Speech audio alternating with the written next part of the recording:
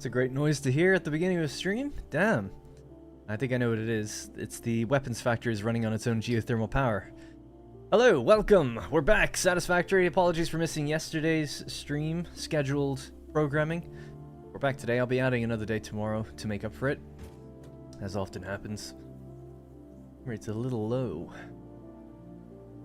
Yeah, so you're gonna go up north and we'll sort that out. Just hop straight in. Always press the wrong button. Hello, hello, hello. Good to see you guys. Hope everyone's doing well. So we're building the weapons factory up here. And the power just died. So yeah, there's a few little jobs to do with it if I recall correctly, which is like getting... Okay. I think I'm holding Alt, but I'm not. There we go. Such as getting, yeah, self-sufficient power, or at least some power up and running. Maybe we'll just connect it to the grid, I'm not sure. There was a few things to do with biomass I could maybe improve. If you want to have a steady influx of biomass, potentially. And let it just back up that one machine. So, and then we have to do all the kind of awesome syncs and get all the drones up and running. I think that's what I was doing. I was in the middle of hooking up the various drones. I'm gonna head up there now, and we'll just sort out some extra power for the place. Just keep it running, and then we'll go back and figure out which one, where we need to do drone ports, basically. Alright, let's turn this music down. It's super loud. Alrighty. Hope everybody's doing good. Hey, Khalid, Chris, as well as Ammonite, Verathor, Evan, Justin, Jamichael, anyone else I may have missed. Things are good. Yes, thank you for asking. In good spirits, in good mood. For once. Just being really, really, really busy. I'm like always so busy. I don't know how anyone gets anything done. Stuff I have to do all the time. But I guess it's good to be busy. I yearn for, like, I need a holiday. I yearn for just like 2 weeks just to play a bunch of games or something on my own. I'd love that. Talk to nobody. That'd be nice. But I mean, it's all good. I'm playing a game right now and I enjoy it. Actually, streams do feel like, they don't feel like, quote, work or anything. It's all the other stuff.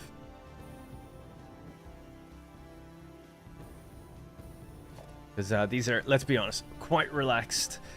Just kind of sit down, play some Satisfactory, and do whatever I want. So I can't really complain about that. Anyways,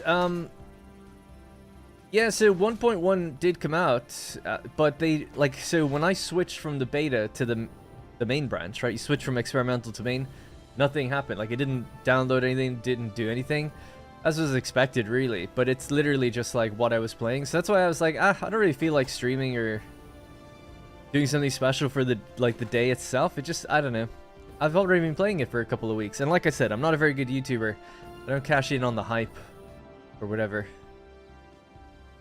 Yeah, anyway. So, to me, yeah, you say, is it stable now? It's as stable as it was last week. So as far as I know, there's still a bunch of bugs still in the game from that were introduced with 1.1. Such as, like, you know, switching to your hover pack will just upload it to the dimensional depot. There's, like, some of those little issues still that are there. They didn't change how anything works or anything, so it's just as it was. You could have mods before, but now they won't be updating for a while, so mods will be a bit more stable. So there were mods during the 1.1 experimental. It's just that every time an update was pushed, they would break. And that's still true. You know, if they do another hotfix next week or something, it's going to break them again. That's not going to change. But yeah, more and more mods are coming out now. In fact, I do have SkyUI active again. So, or I say coming out. They're getting updated, so that's good to see. No update or patches after switching back. Evening before they released the patch feels smoother.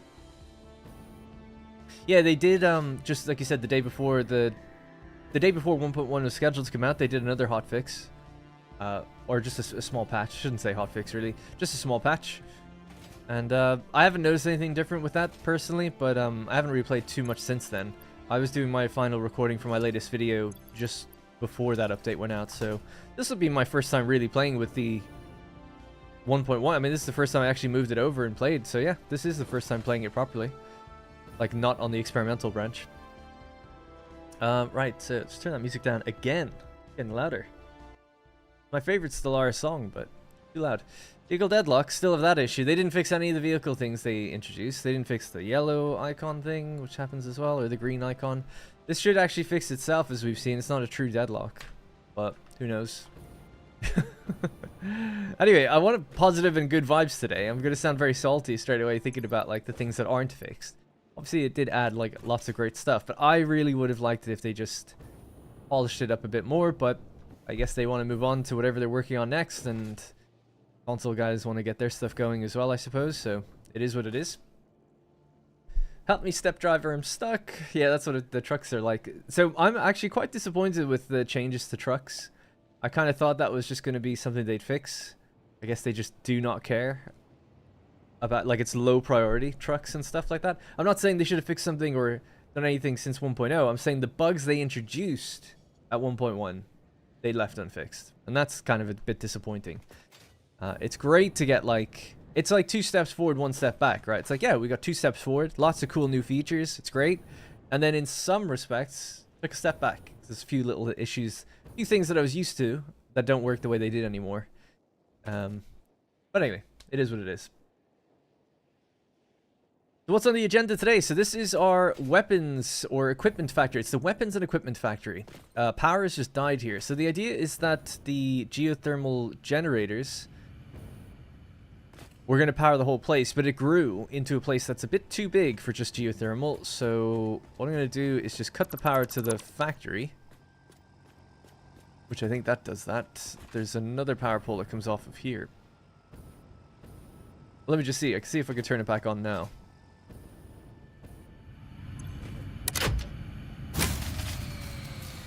No, I guess not. Or maybe, but it's probably just a bit too much hooked up to it. I'm just trying to remember where the power poles actually go. There's power that travels underneath here. Oh yeah, I have my shiny mod on. I forgot about that.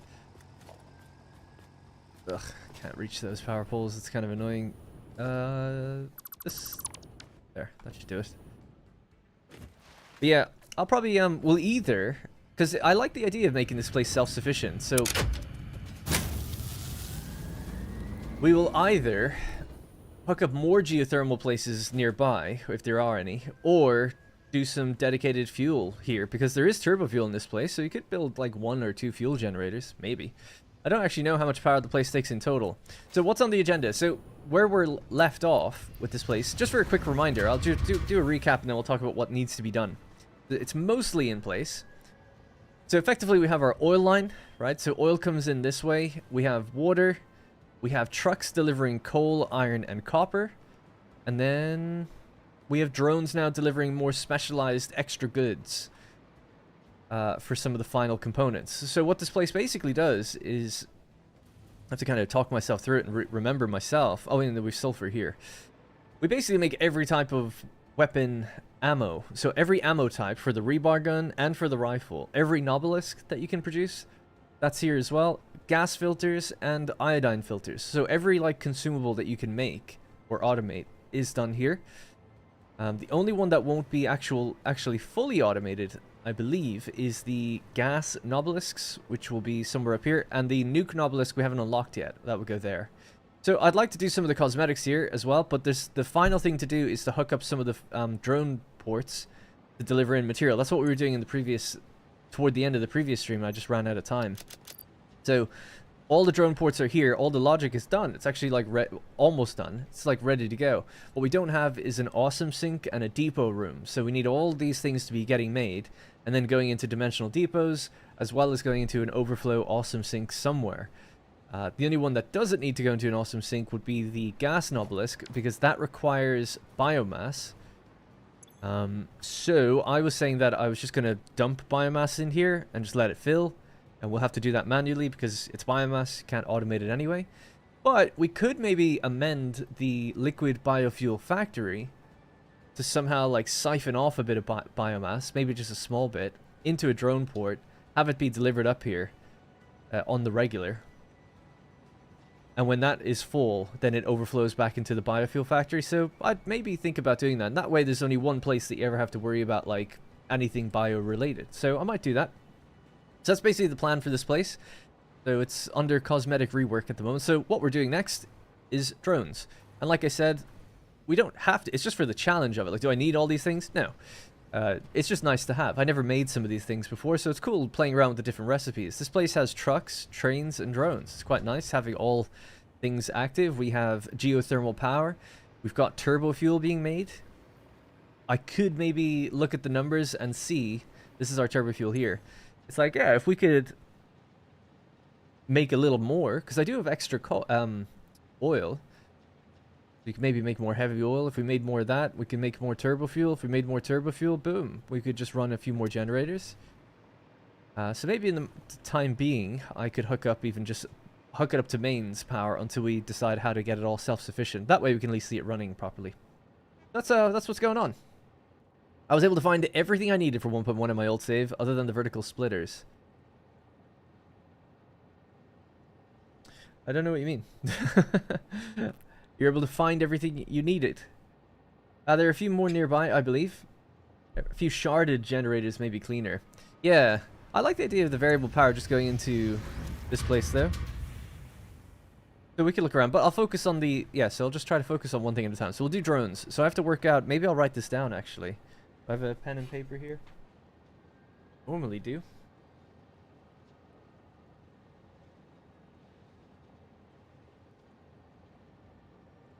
And just keep track of which factories have drones on them or not. So, oh yeah, the other thing we could do to show this place in all its glory is open up the planning document. Oh yeah, that's something else. That's actually, just for people who are interested, this, Project 13, is, I'm like designing a game. It's mostly for fun, but I'd like to see it through one day and actually do it. I often talk about it, and this is just where I'm doing the design for it. It's a kind of a grand strategy game, like a Roman grand strategy game. Anyways, that's not it. We're looking at equipment. Right, here's the factory. This just grew organically over time. Like I said, I was initially going to build this factory just to get iodine filters and homing ammo, but then we were like, well, why not make everything? So that's what we did. And it has been fun. One of the most eclectic factories I've ever made because it makes so many different things. And it uses like every type of machine. We've got blenders, refineries, constructors, assemblers, foundries. No smelters, actually, thinking about it. Anyway, or actually, no, there is smelters. Yeah, it's got everything. It literally has everything. Manufacturers, it's got everything. Except for like the quantum stuff or, you know, the really late game machines. Anyways, so what I wanted to look at here was just what comes in to each different thing. So this is high-speed connectors. So we could go do that one next. High-speed connectors. Need to see which ones I've hooked up already, I guess. That will give me a good indication. So the AI limiter imports, that's not done yet either. That won't, I shouldn't say never, but encased uranium cell, that's not going to be for a long time. High-speed connectors could be done. And then rocket fuel, so the fuel has been fed to all the drone ports here, so we're good on that. Quickwire. Aluminum ingots, so we did the aluminum. Quartz crystal, god, there's so many. So we're going to be busy hooking up drone ports to all the existing factories. We don't make crystal oscillators. So crystal oscillators and encased uranium cells, those will be the two that aren't ready. But everything else could be hooked up. So yeah, the easiest one actually would be high-speed connectors. So let's go do that next. Just get out of here. The nice thing is they're ready to go, like with drones and stuff, right? So they need power though. So yeah, let's just hook this place up to power just temporarily, and then eventually we'll cut the power and try to make it self-sufficient. A little secret weapons base, kind of. So this has power. I can go there and. This could, oh, we could attach this back in over here now. And then we'll do some cosmetics. Put some walls on it, try to make it look good, some lights and things like that. That would be nice. Alright, so it's all part of the one network now. Cool. And good morning, Josh. I like siphoning off some biomass for the bioplant. Cleaner setup. Yeah, I agree. Rather than having to manually dump it there. It's actually, like, it's I guess you could argue it's cleaner just to have a container that has it, and when it runs out, it runs out. In some ways. I guess it depends on definition of clean. Automated being clean, I guess it's not. In the biofuel plant, what's going to happen is a lot of rearranging would need to be done there. Have a separate drone that deals with just biomass only. But part of the challenge, right? Part of the fun. Let's make it work. AI limiters can be made on site because you have everything. I'd rather just take it in from the factory. I don't want to really scale up production of things that I have, even if I have them there kind of already. I'd rather fly them in. I mean, AI limiters are what? It's Quickwire and copper sheet or something, isn't it? Something like that. So I'd have to fly. I'll be flying the Quickwire in anyway. I'm flying the Quickwire in from a place that has AI limiters, so they're gonna just have 2 drone ports. Am I wrong with how that's produced? Plastic, I guess, is another way, isn't it? A limiter. Yeah. Plastic and Quickwire. So either way, the Quickwire is coming in from abroad or afar. There's no plastic here. It would be the existing copper sheet. So in order to do it here, I'd have to increase the amount of copper sheet. We only need 3 AI limiters per minute.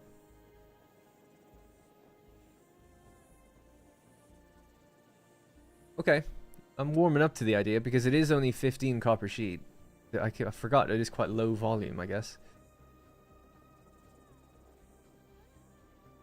So an additional 15 per minute copper sheet. And then 60 Quickwire. The Quickwire is not a problem, but the copper sheet, so an additional 15 will bring that up to 60. I just don't want to do it without having to build any additional refineries because there's no space. So I'll go back and just quickly have a look.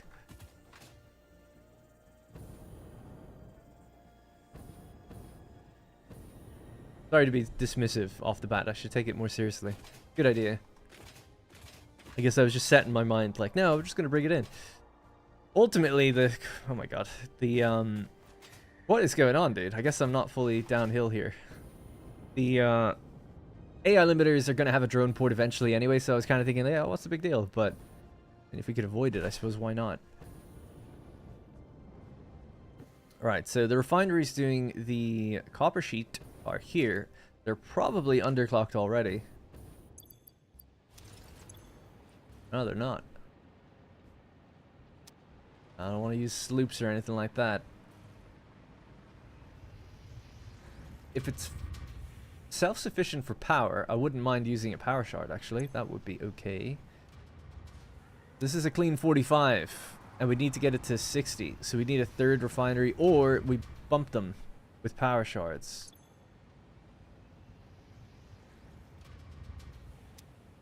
Which means you need 60 ingots.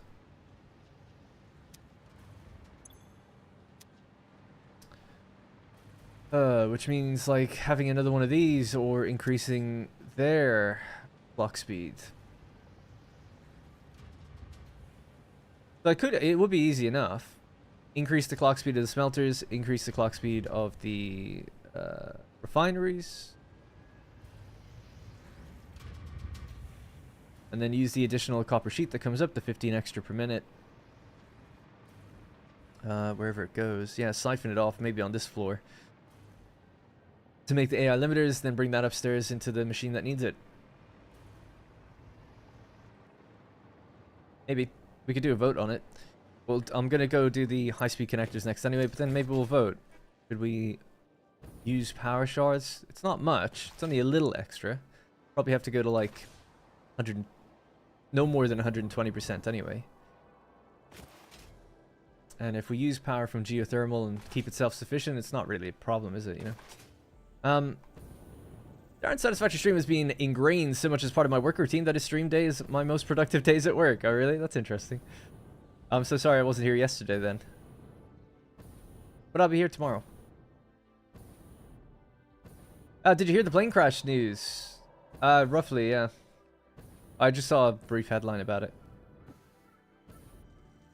I don't know anything about it, but obviously sad. I heard it was inbound for Gatwick. That was the news. I live next to Gatwick. I'm 15 minutes away from it. So, I don't know. That it's like my very, very, very extremely loose connection. I was thinking about this today.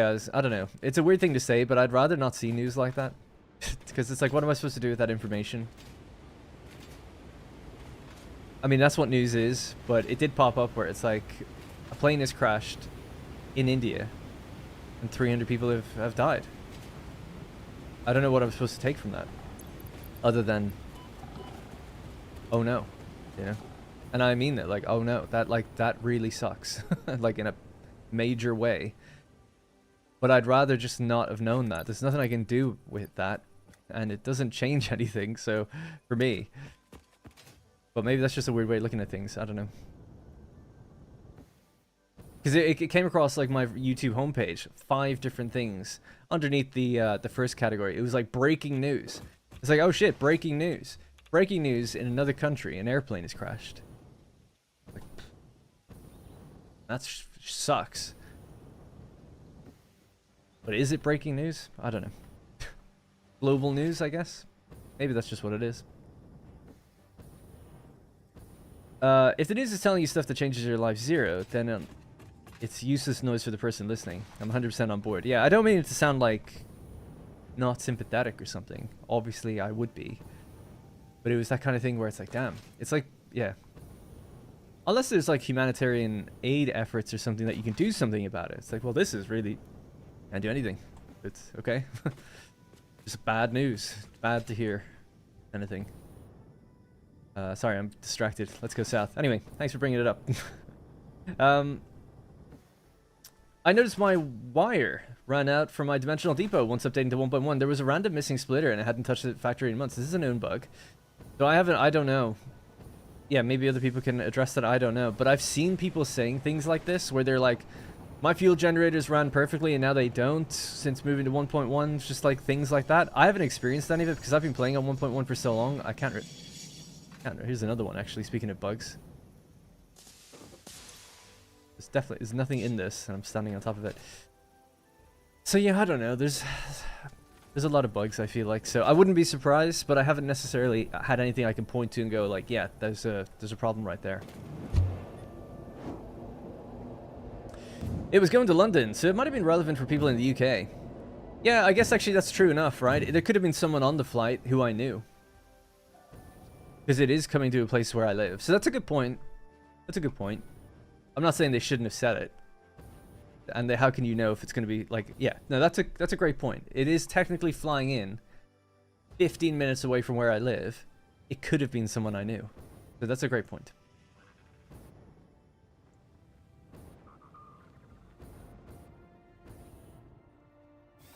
Right, so this is our drones for this factory. Are going to go in a line here. So the high-speed connectors are made... I want to say on this floor, I think.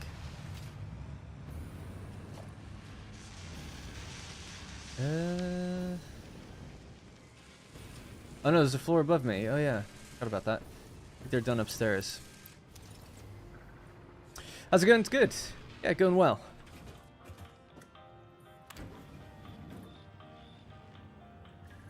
Satisfactory game calculator and darn stream open on each monitor. Worth it. Nice.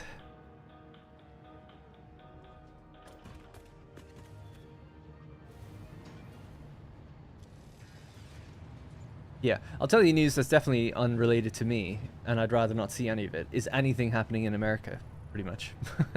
But, you know, get inundated with, like, political news all the time. Right, so our high-speed connectors are made here. Ah, yes, I remember now. This is good, actually. They go this way, they go forwards. And then they go into one of these containers as overflow. There we are. So I guess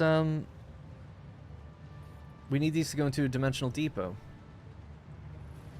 Not a dimensional depot, one of these. So a drone port. I might just go... I'm just trying to think how the best way to do that is. So they break off. They go in there. We want to break off before that. And then overflow into here, right? That would be the way to do it. So somewhere like there. Which is right on top of the thing. Have to be a smart splitter. And that's going to be going into the drone port. Can that just go in? Yeah. Alright, cool. So now this can go wherever we need it to. So I might just go straight downstairs, follow the roof. And they go out to one of the drone ports.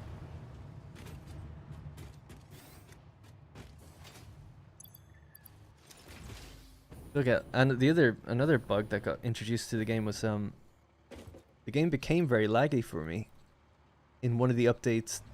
So 1.1 came out into experimental, things were fine, and then one of the updates during 1.1 actually made it so that I get really big lag spikes when looking at my copper factory. I don't know why. Obviously there's a lot going on in there, but something obviously changed. Sorry that I'm rubbing my eye. I have allergies. Hay fever. And it can be really annoying. Anyway, yeah, so that whatever that optimization was, or the lack of, hasn't been fixed either. But it is only with that factory. I don't have it in my other save files or anything, so I don't know. Can't really blame him too much. But something changed. Radio control units, right? We gotta make some of those.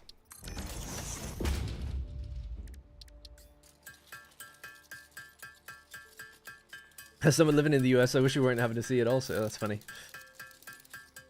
I'm tired of our own news as well. I'm in the US already too plugged into the news. I'm tired of it. Yeah. Like, it's good to be aware, obviously. But it's a bit much. It doesn't need to be 24 hours. Like, constantly hitting you. Everywhere you look, all the time. And everyone has to have an opinion on it all the time. So, it just gets a little tiring. That's why I like to, I just, you know, don't mention any of that stuff. Keep all that stuff out of my streams. Shouldn't be giving my opinion on any of this stuff. It doesn't matter. And it's like, yeah, we just, you know, disconnect for a couple of hours, play some games, chat about entertainment, things we enjoy. That's the idea, you know? Take a break from it all. Not to bury our heads and ignore it, but take a break from it. Flooding the zone is a strategy. I feel like you could have already built radio control units factory as many times as you've had to manage. No, definitely not. Definitely not. No more than maybe literally sitting here for 10 minutes have we seen me like manually crafting. Like, imagine how many you can make in just sitting here for 10 minutes, 10 full minutes, 20 even. But a radio, I know you're joking kind of, but like a radio control unit factory would take a very long time. But that is what's coming up next. We're going to be doing supercomputers and radio control units because we have the aluminum now. That's what we needed for it. So we built an aluminum factory, and then just after that I started making this weapons factory. Now I don't know what else is going to come out of this place, but I was thinking maybe you could even move this. I'd like to keep them in a line. I just think it looks better that way, so we'll keep them in a line. I'd like to make this place look a little nicer too, if possible. Maybe a little concrete section or something.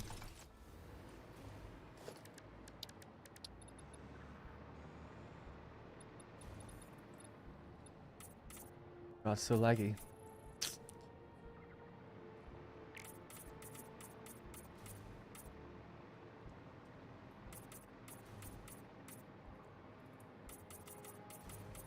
Jesus Christ, man. 7 FPS.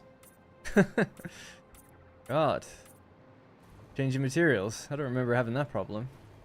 Not since Update 8 first came out, actually. I think I had a problem like that when they switched to Unreal 5. But it got resolved pretty quick. Just a material change. It also happens with, I want to say Mark 4 belts, but not Mark 5. So I feel like there's some texture or material in the game that's like doing this to me. Alright, it's just for a little added aesthetics, just to give this its own little section like we gave a damn.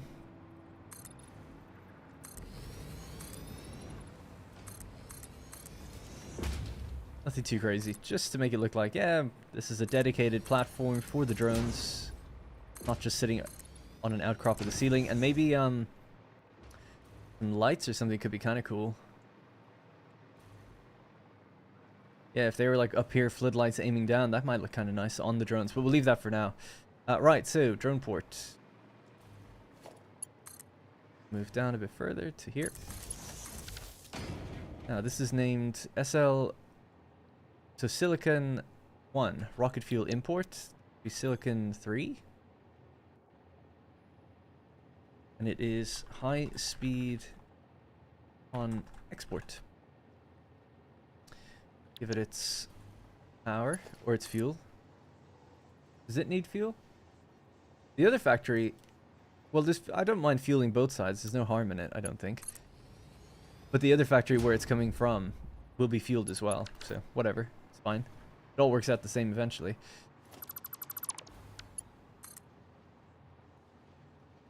Let's see.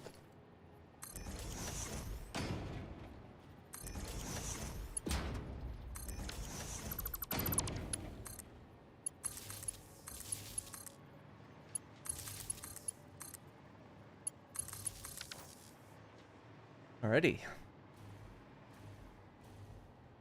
How do you change materials? Press X, open the customizer, and it opens materials. Actually, I think X just opens the customizer, yeah? So then you go to materials, and then you just select the material, and you paint it, or you click it. You have to unlock them in the Awesome Shop. So you go to Special, Awesome Shop. If you don't have that, it's a milestone in the hub that you'll get eventually. That lets you do more customization stuff.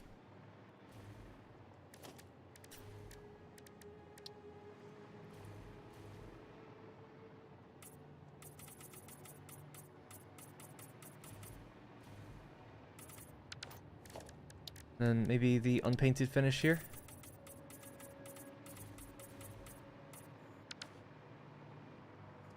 Cool. That's our little walkway.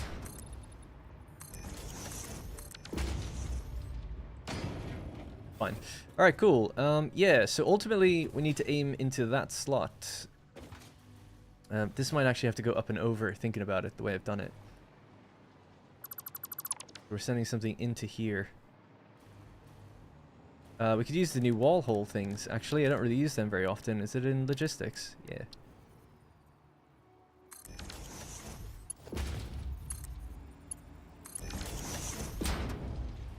Okay. So this could just come over.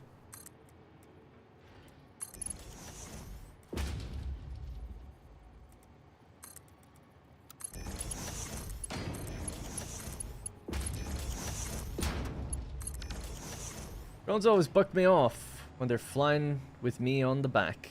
Yeah, you can't really hold on to them. It'd be nice if you could.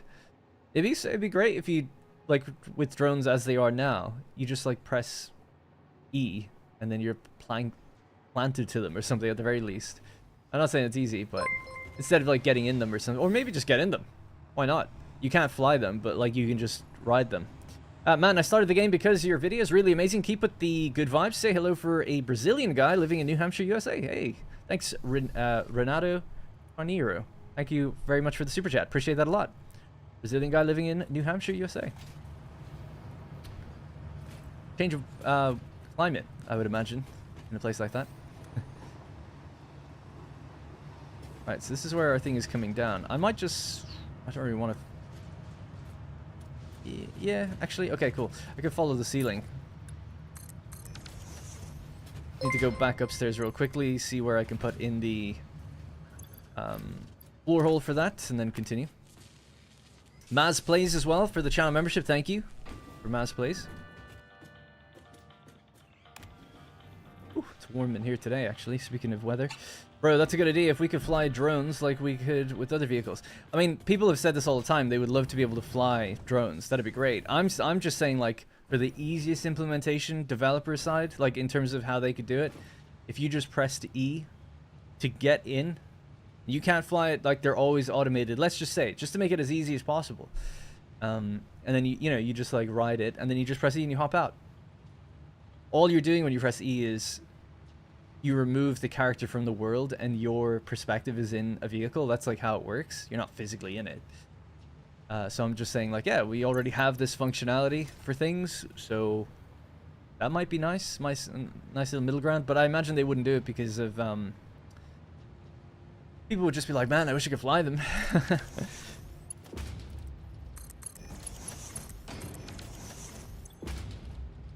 Alright, so the high-speed connectors are now going to roll out to the right, and they're going to go into our drone port. I'm going to pull that down, and we'll go back and navigate along the walls.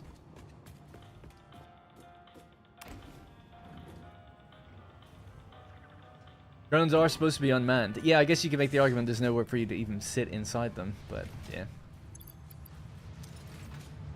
Trying to give the people what they want. find a solution.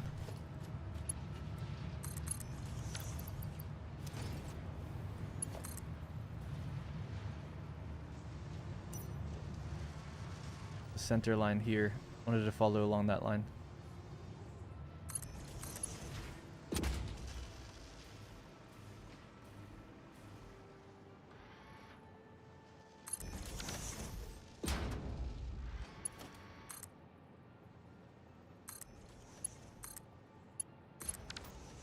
Alright, there we go. High-speed connectors.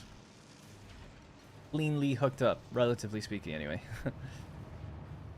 Alright, with that in place now, we can tell the other drone port to come to this one to pick up its stuff. And you know what? Actually, just one last thing. I'll just go through here real quick.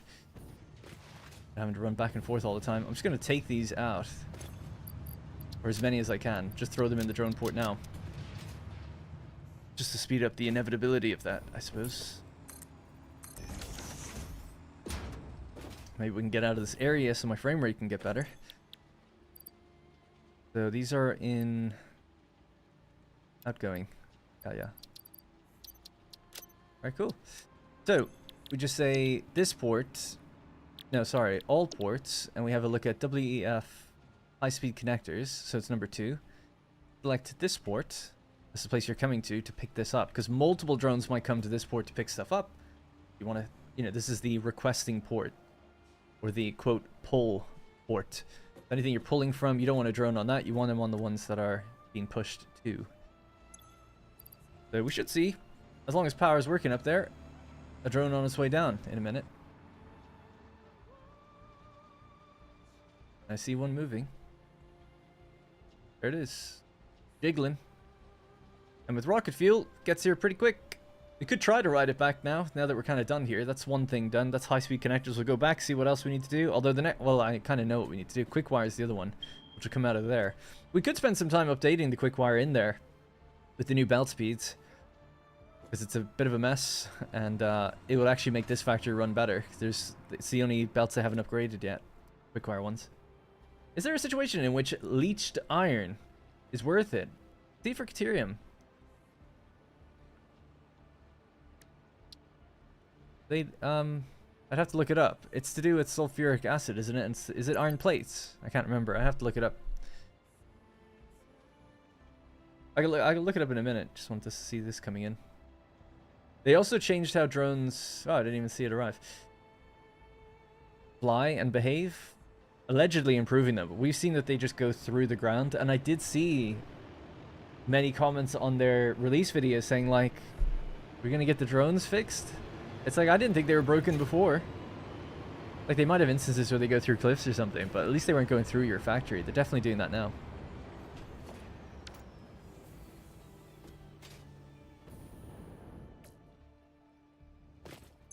Damn. Difficult to move with on the frame rates like janky. It just takes too much sulfur. Do you have sulfur free? I was able to finish the... Oh, you're asking that person, yeah. I think it was just to have the option consistent with the other ones. You need to sink sulfuric acid as a byproduct from encased uranium cells. Leach recipes could be good. Yeah.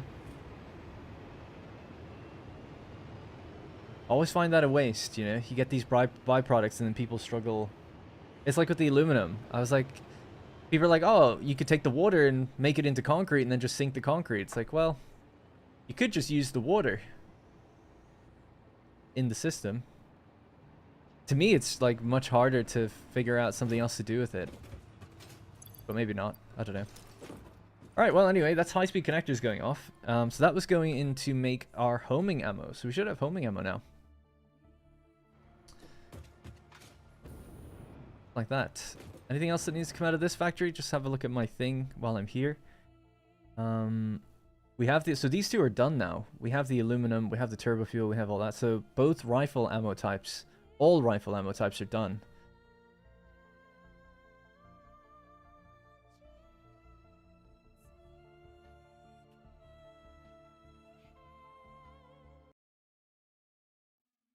I'm trying to... Oh, that's Quickwire. Yeah, I was trying to remember what that was. 50 Quickwire per minute.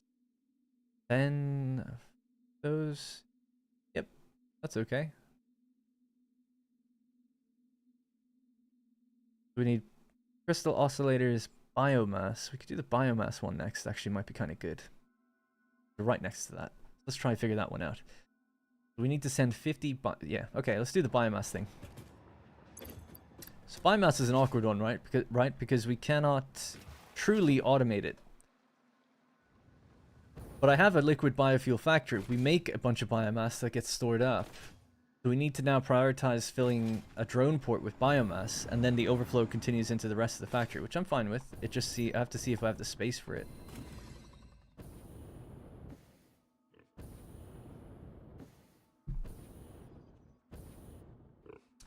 Well, I was going to get the AI limiters from the big copper caterium factory, but it was suggested by Martin.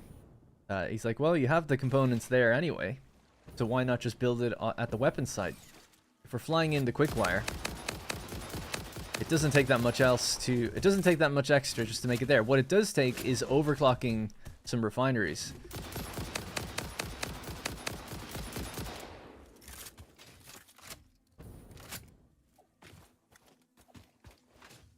So it's like, yeah, you could put 4 power shards in, or you could build a drone port that takes the AI limiters away. It's one or the other. Suppose it's probably better to save on the rocket fuel long term, to just use the power shards, and this is in a separate network for power anyway, so it doesn't really affect the world grid, as it were. Power shards are infinite now, so I think he has a point. I think he has a good point. Right, let's head downstairs to this liquid biofuel factory and see can we do something here. So the idea would be that there's going to be another drone port for biomass specifically.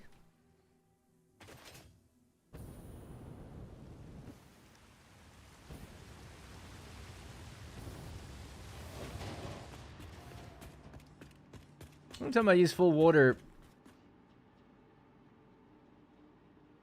The only time I use full water pipes when making aluminum is the first couple of refineries. The rest is supplied from byproduct water. Yes, exactly, yeah. Yeah, so that's what for people who've seen my videos, right? The last 3 videos I've been building an aluminum factory in my desert series. I've got 2 series, one for live streams, one for videos. In the video series, we're doing an aluminum factory. I'm doing like what I think is the easiest implementation of aluminum. People are often really worried about it, where things get backed up and it breaks down and the water gets clogged, they don't know how to sink it or what to do with it. And people, like we said, suggest sending it to a different factory to do something with it there, or sinking it in some way, packaging it, whatever it might be. But I made a system anyway that I'm really happy with, which is to... yeah, we can make that shiny. Which basically just makes it recycle without ever having a chance of getting clogged. It can never get backed up. And it works. But I've seen people jumping the gun, right? Because the video is not done. The next video will show me turning it on. And they've been building it themselves, and they're like, this doesn't work, it gets clogged. Now, I don't know what people are doing. But it's not, like, it's actually not possible to get clogged. Because the recycled systems are kept separate to the main one. Completely separate. So I don't know what's going wrong for people, but I've tested it, and it works. So, maybe, I don't know what they're doing wrong. But you do have to get the clock speeds right, you know? Okay, so I'm just trying to work out, so in here... oh, that was temporary, yeah. I've got too many containers full of, like, animal remains and stuff, and wood. So I just added another one really quickly.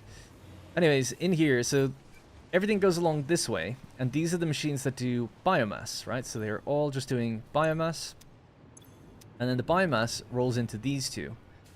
So, and you can see it's all backed up. So somewhere, maybe even just here, I could go straight up or take it upstairs or something. Or just move it out of the way and send it back over to the original area. It makes the place look a lot messier, but I might just have to do it. Could send it out this way, maybe. Straight forward along here and then around.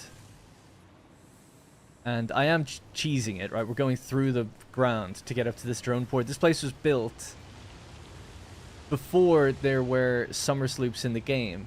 And before I ever had the notion of, like, using the biofuel automatically in trucks. So we're, you know, this is the only factory in the world where I'm just like, yeah, I'm going to clip through the floor of the cave just to get it upstairs. I try to do it neatly. So I'll go upstairs. I'm going to add a drone port. We'll pull down a lift just to see where it ends up. It could be somewhere like here. The other option would be maybe doing it over here. So I'll just go upstairs first and see where we're aiming.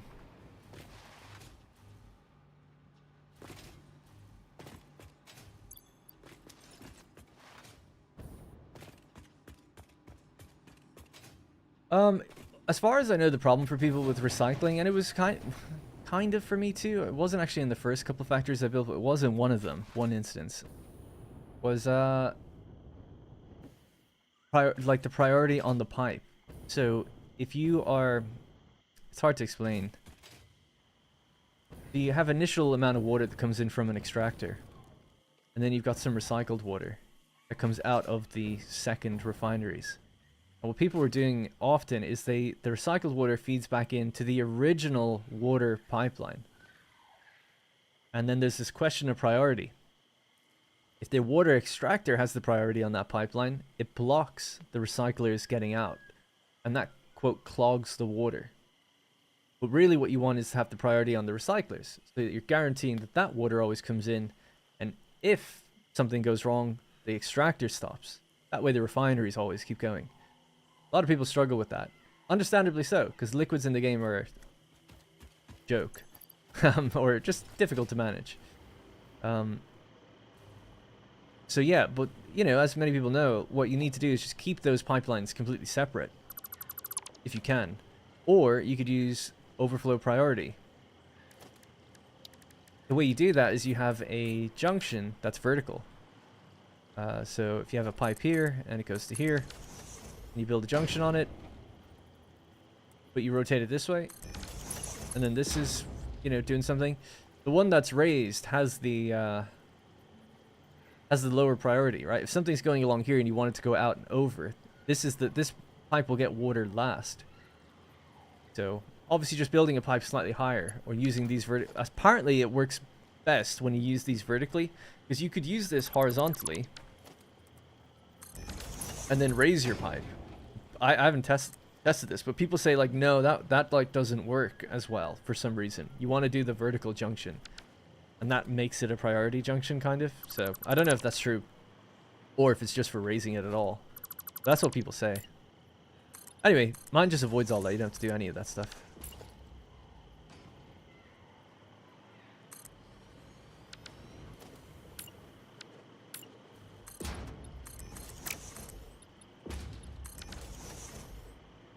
Okay. So this is going to be taking in biomass. That's taking in biofuel, but why is it...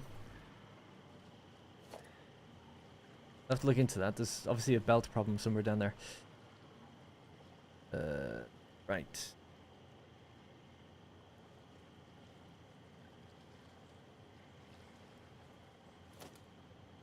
Oh yeah, they're fake.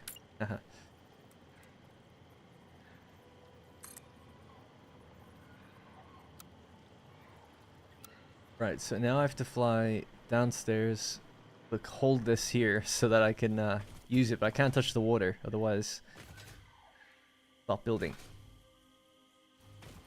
It's too easy to get so much power. Yeah, Rocketfuel kind of destroyed that notion of getting power, but I think they probably did it on purpose. They know that maybe people just don't want to be building power plants all the time, so they just give you a lot. I don't know.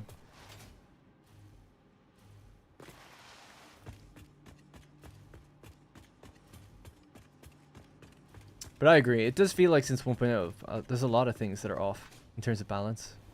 That's why I was saying before, it's like I'd be very tempted to make some sort of mod myself that just rebalances the milestones in the game and when you get certain things. And then I was looking through mods today, and there's so many interesting ones.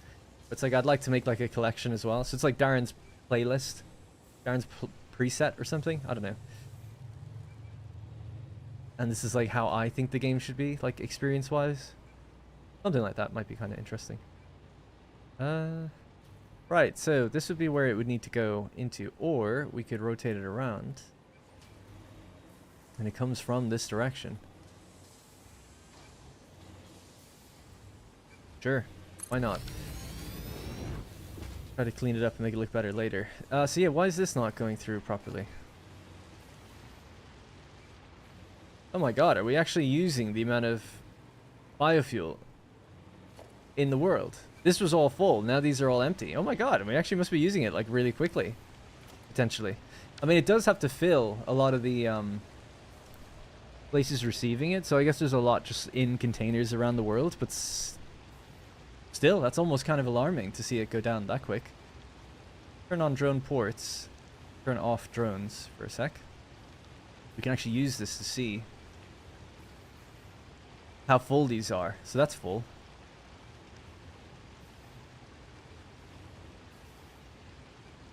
These don't have biofuel, I don't think, do they? No, they run on coal.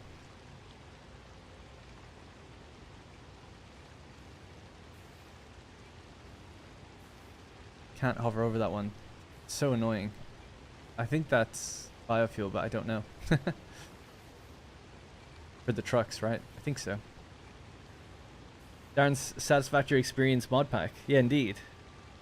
Because it would be just a collection of other people's mods, and then a rebalancing of, like, some things myself. So I'm just checking. I'm waiting on a call from my solicitor today. Checking if I got an email from him.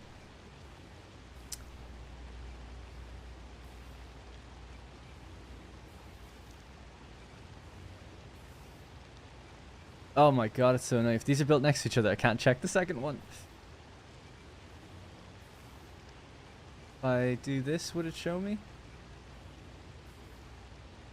Well, I can actually count these, I suppose. So clicking that.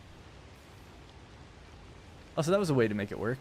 You can make one appear above the other if you hover over it. Okay.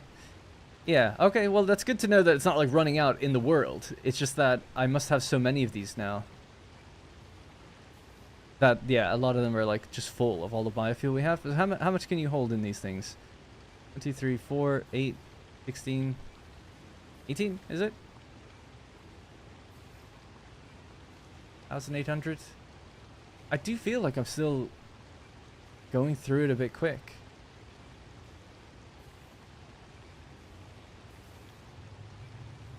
Let me count how many there are. 1, 2, 3, 4. Is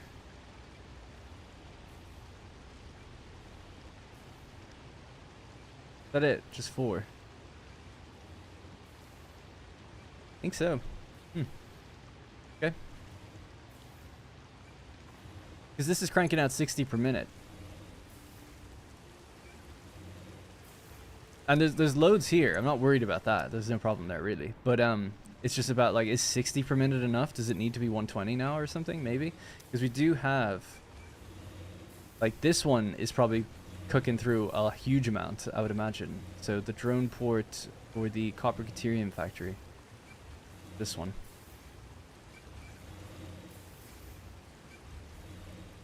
Anyway, sorry. A bit distracted. Just learned one person on the India plane survived the crash. That's crazy. Don't you hate when your boss comes to your desk when you're watching a good live stream? Condensed coal is cheap so you can sink the byproduct. I think they added it because of how difficult nuclear is. Tier 9 needs so much power. Well, it depends though. I beat the game at 90,000 megawatts of power. And I didn't do rocket fuel or ionized fuel. I did one nuclear power plant though for 50,000. A drone port takes more power than overclocking the refinery. That's... Actually, sorry, I didn't see that, Martin. That's a really great, what's the word, like, reason to do it then, isn't it?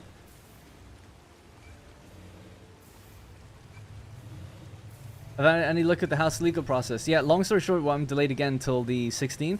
I've actually just paid a huge amount of money today, this morning. So I think things are finally, like, it's definitely going to be the 16th. It seems that way. I've paid like the deposit and then even more, so I still have a little bit of more money to pay, and then there's the legal fees. But the fact that money is exchanging now, I think we're almost there.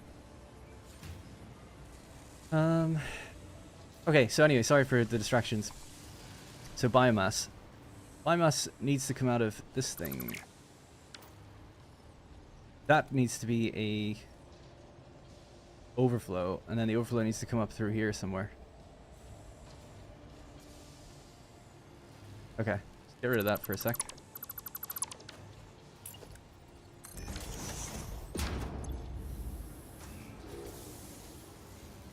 I would actually say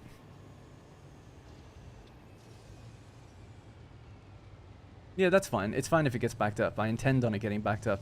And I want the biomass to have less priority going to drones rather than going to this factory. The trucks should have the priority, really. This is full of, like, just stuff. There's so much stuff in here. It's crazy. And then it's the same with the actual materials themselves. Like, I've got, like, so many animal remains and all sorts of stuff. So we should be good for a long time. I was just working that out. I'm a tiny bit concerned that these have all emptied out. Because this can hold 4,800. 1, 2, 3, 4, 5, 6, 7, 8, 9, 10. So 50,000. I haven't built enough ports to hold that 50,000. So how the hell have I burned through? I feel like I've burned through it really quickly somehow. But I guess we'll see. Guess we'll see. It's not a big deal. It just means like adding another packager. But it's like, damn, really? More than 60 per minute with just 4? I mean, I do have a decent amount of trucks in the world. I still didn't think it was more than 60 per minute. Yet. That's a fun problem, though. Or not even a problem, but like a fun thing to see. How far can we push this? Okay. Because they were originally running off a coal deposit. And the coal was only like 40 coal per minute or something that it was using. And I was like, oh, let's switch it to... let's switch it to biofuel.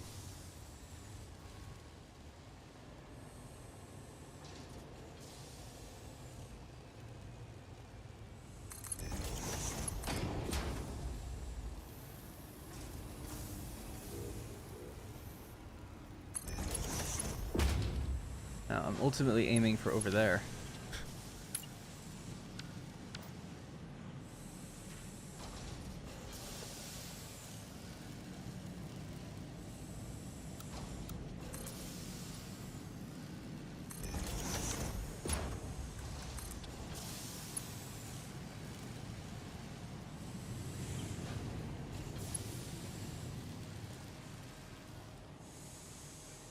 Of course, I was 1 meter off what it needed to be.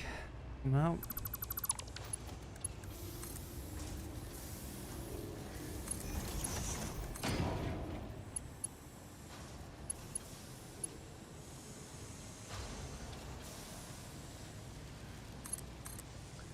needs to go around and then come into this.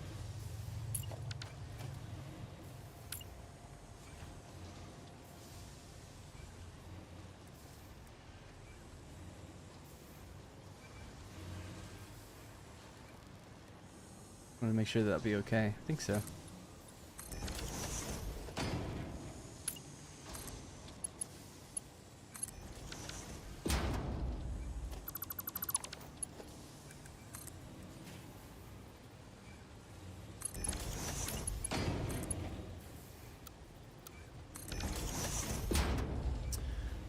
Okay, so there is now extra biomass when it's too much goes off that way.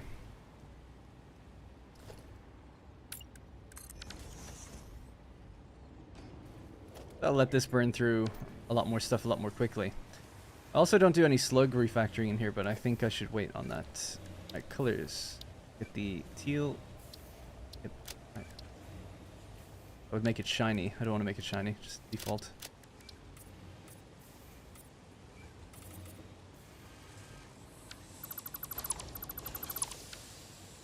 It's kind of nice with the additional lighting here, actually, to brighten up the biomass as it moves past.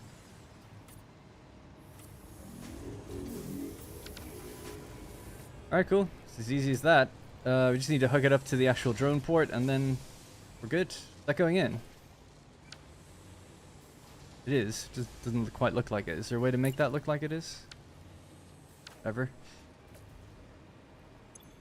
How are we doing? We're still full up on all the material going in. Okay. Alright. Biofuel is for the vehicles, yeah. So you don't have to do this, and like I said, I'm probably pushing the limit of how much I can even sustain, but yeah, I just thought, like, I use a lot of trucks. Let's make biofuel can't go into drones. It can go into fuel generators, but I just thought, yeah, we'll send it into trucks, and I very rarely have to come down there and actually add anything to it. Now I don't even have to go down there at all. The drones will take my material wherever I am in the world and just feed the factory. So it's fine. But, if they're burning that much, if it's more than 60 per minute that I'm burning, then I'd probably revert the copper Caterium factories trucks back to coal, because that's what they're running on anyway. I'm not doing anything else with that coal. It'd probably just be a bit too much. But then for other places that only have a couple of trucks that only run every now and then, it's perfect. It's the copper Caterium factory has trucks that are constantly running back and forth. They never stop. The ones that like other factories typically go get their thing, go back, and then they wait for like 10 minutes or something. They're burning very little fuel per minute by comparison. So there's that would be the difference there.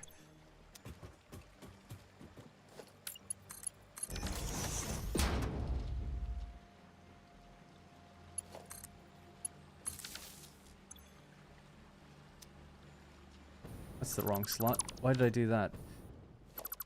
Damn, that's annoying. It's supposed to go in here. I'm sorry if someone caught me up on that earlier.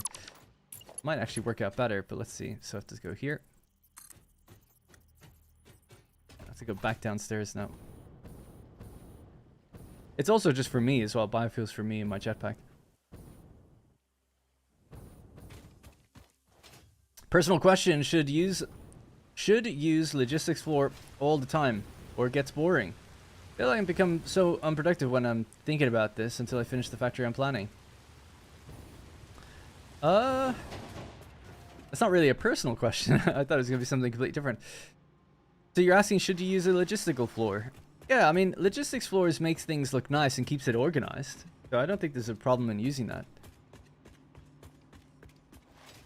But yeah, if it, it's a tough one to answer because I feel like it shouldn't cost you time. This doesn't come down any lower anymore. It should save you time, really.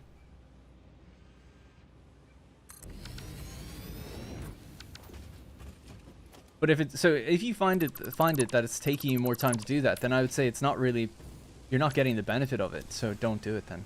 The benefit of a logistics floor is that it should save you time, because it keeps things neat. I mean, one thing for keeping things neat is to look good or whatever. That's fine. But the other reason really for a logistics floor is like, well, there's so much logistics typically that I need to keep it on its own floor so that I can organize it and give it the space it needs to move things around properly, that kind of thing. At least that's how I think about it.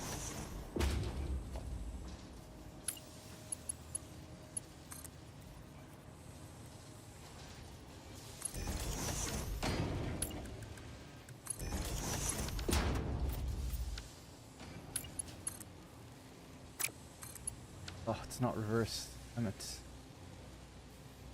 feel like it was reversed. And then when I upgraded it, I think it changed.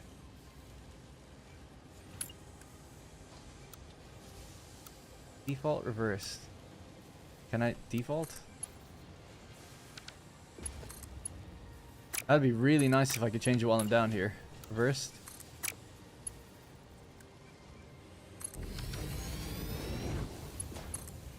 Oh my god, I can. Nice. So I want it to be Mark III but reversed. Good. Oh, but that doesn't work. Why?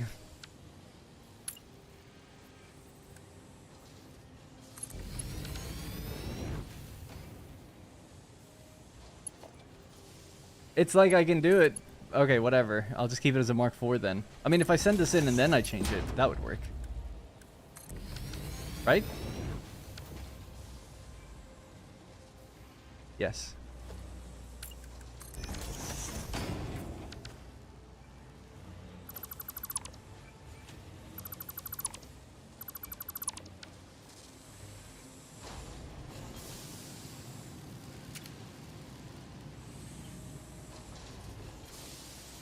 Needs to be a straight belt.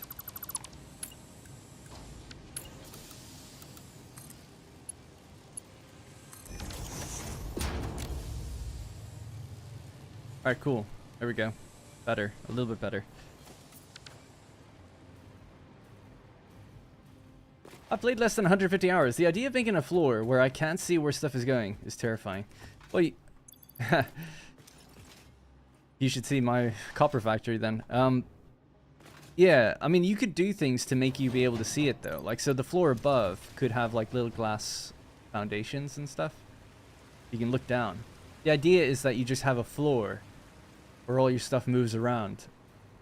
Or a lot of it does. Not everything, but a lot of it does. Because maybe you're at the point of the game where you've got like, I don't know, like 8 different types of belts. So it's like it becomes a mess to see anything. So it's like, look, I'll have a whole floor dedicated to it then. That's the reason. You don't just do it for like 1 or 2 belts to hide them away, really.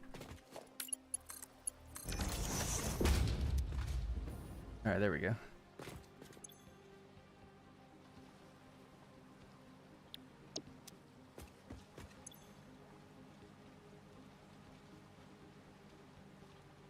So it's a biomass export.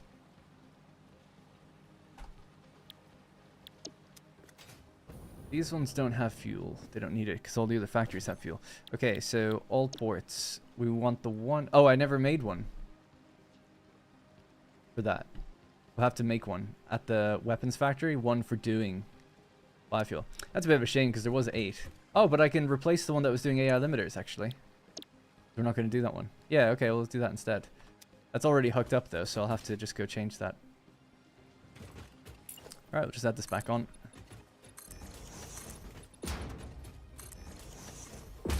Yeah, maybe while I'm here, I think maybe I should build a second packager. I just feel like it's probably needed. No harm in it. So ultimately, I will still be using all the same stuff we have, but it's like maybe I need to increase the speed. I heard you could go clip through the ceiling of that quartz cave in the northwest desert. I suppose it's the same idea? Yeah. You can run lifts through that ceiling? Well, the game has something called soft collision. You can run belts or whatever through anything. It doesn't matter. Like if I just push that in there. I mean, that says surface 2 uneven because it's got nothing to sit on. But you know what I mean? Like, if there was a connection point on the other side, it can go through anything. So I never really do that. I try to always have things make sense where they can.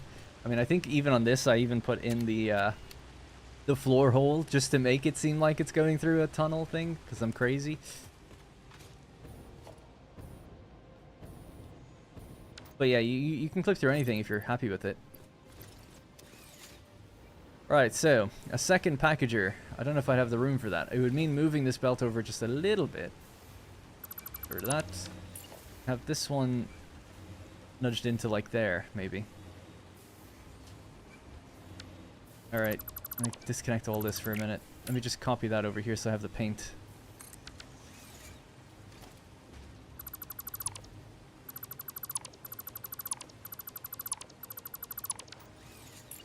Here.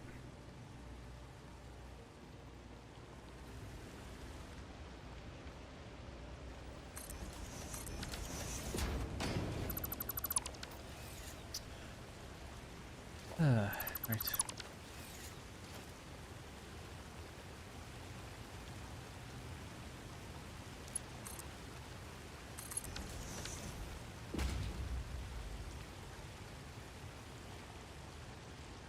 This is so unnecessarily complicated. I just want to see what does it look like?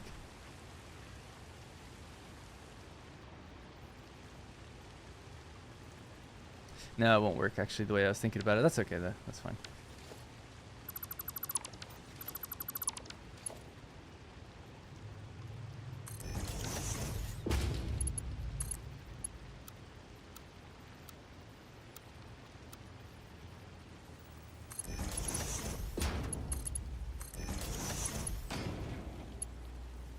That's not in the center. If we put that in the center properly, it should make it look the same for both, I guess. So it's not in the center of that though. Okay, so that needs to be there, and this needs to be nudged over a little bit more to the right. I'm gonna clip through that belt, but we'll fix the belt. Straight mode. Your problem. Invalid pipe shape. Works. Alright.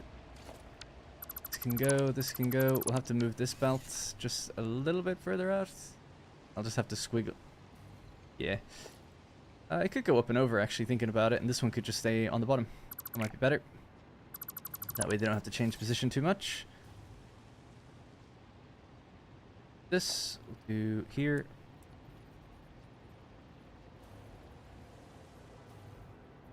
Oh my god, sorry. Mark 3 out of its mind. Go that way. Clear this building just about.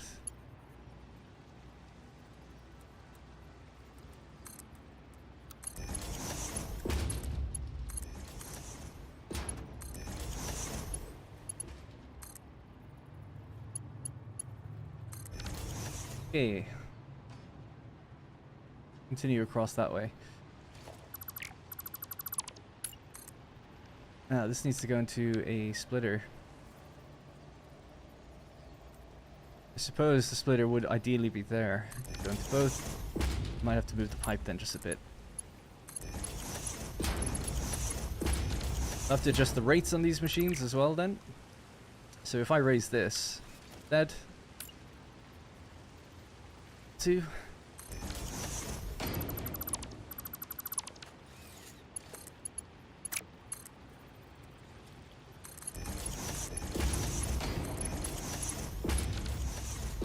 Okay. Let's give these guys power.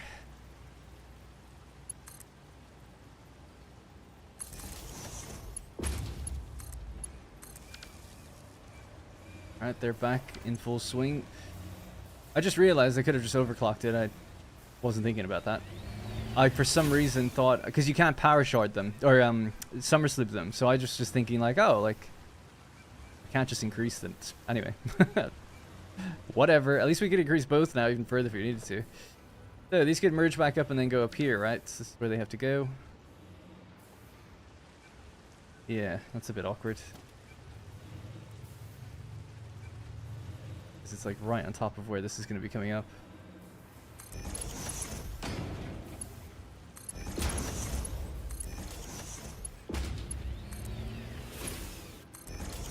That's 120 per minute now, going up.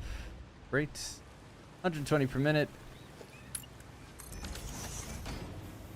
Great, making twice as much now. I have to adjust some of the other rates though. Good morning, Genome Cup. Found a cave entrance straight into the void out near the southern swamp nitrogen node. Super awesome area.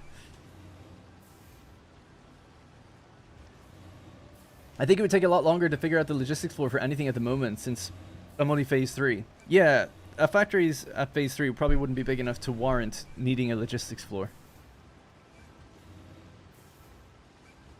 Holy cow, that was cool. Oh no. Mark 3 bug? Yeah, for the reversed input. I don't know what the deal is with that.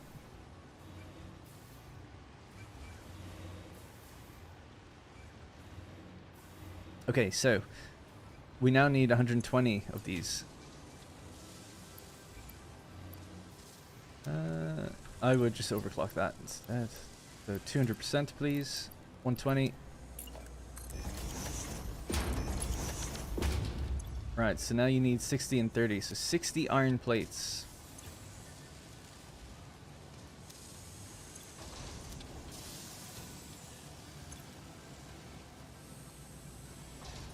Will have to be overclocked as well a little bit.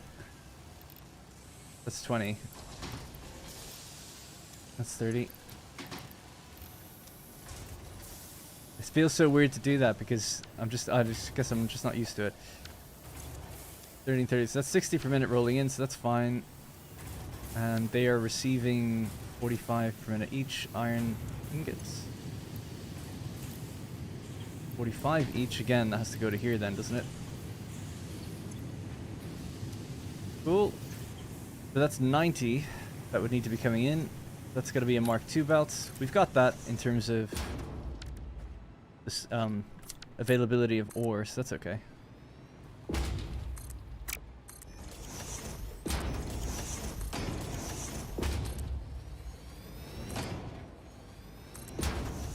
And then we have to do something to copper as well, I guess.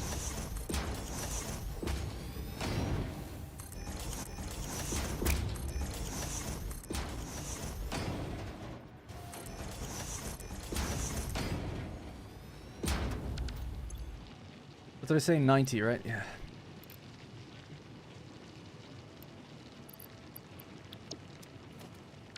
Alright, cool. Just finished the Iron Factory complex on my game. So much work. I might need holidays.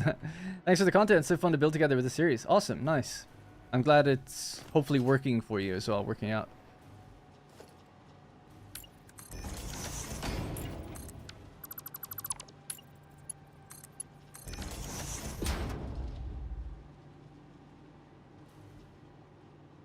Better. If we see any gaps again, we know there's a Mark 1 left around somewhere.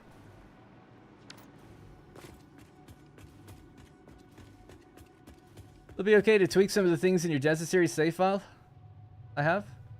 It'll be okay. I mean, it's your save file now. So yeah, obviously. You can tweak as much as you want. Won't be able to improve it though. It's perfect. But no, yeah, no, it'd be cool. I love seeing when people actually tweak things and they post it in my Discord and stuff and they're like, oh, I did this, but I changed the aesthetics. Like, it looks a lot better now, basically. And it's like, oh, that's great. It's really cool. It's good to see different ideas. Give me ideas as well.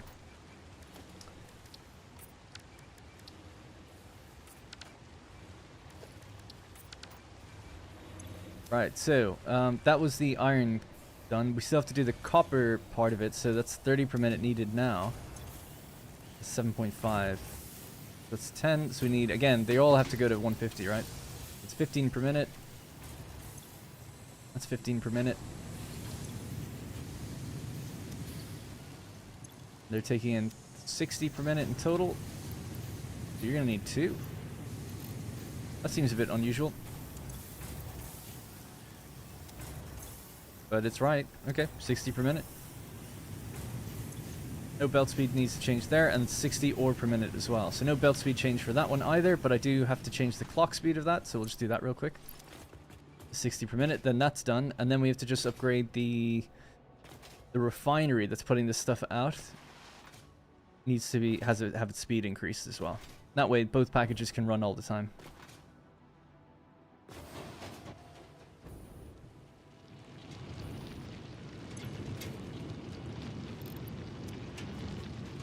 Alright, easy as that. Your channel name, What Darren Perfects. Never puts out a video. Can't perfect anything. It's all good on the IFC. I got a little burnt out by the end, so syncing overflow is a big spaghetti mess. But it's all working, so that's what matters. Nice, yeah, I would have hoped with a build like that, it's actually pretty easy to build. Relatively speaking, like using my blueprints and the spacings laid out for you. You're surprised to know, like, or intrigued to know what was hard about that. Now, I know I'm like an advanced player by this stage, but just out of curiosity, you know, so I can know what could be done easier in future, that kind of thing. Because that makes me feel like the aluminum factory is probably going to be very hard. If that one's considered like somewhat difficult, aluminum factory might be a bit rough. This makes 240 per minute biofuel? That's not right.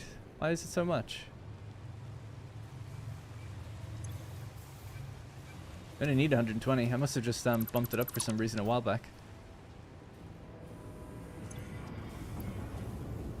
Cool, no problem there then. 120, done.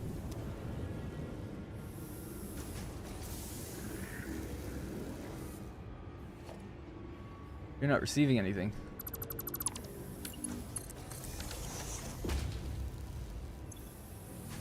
Oh, right, that's why. Not that it matters, we've got a container full of this stuff anyway. But yep, cool. Alright, so that's upgraded now. So now we're burning through... Well, we're capable of making twice as much packaged liquid biofuel. Yeah, that's it. Just delete that. Pop that in there, why not? Get rid of this. Actually, that's just going to block that anyway, so I might as well just dump it in here instead, if I was going to dump it anywhere. Clear my inventory of stuff that we don't want. That's good, that's good. And some of this stuff can just go back in as base ingredients to any container that will have it. I don't know what happens if you put biomass in. Oh, actually, one thing I didn't fix was the belt here. Alien remains have to go this way.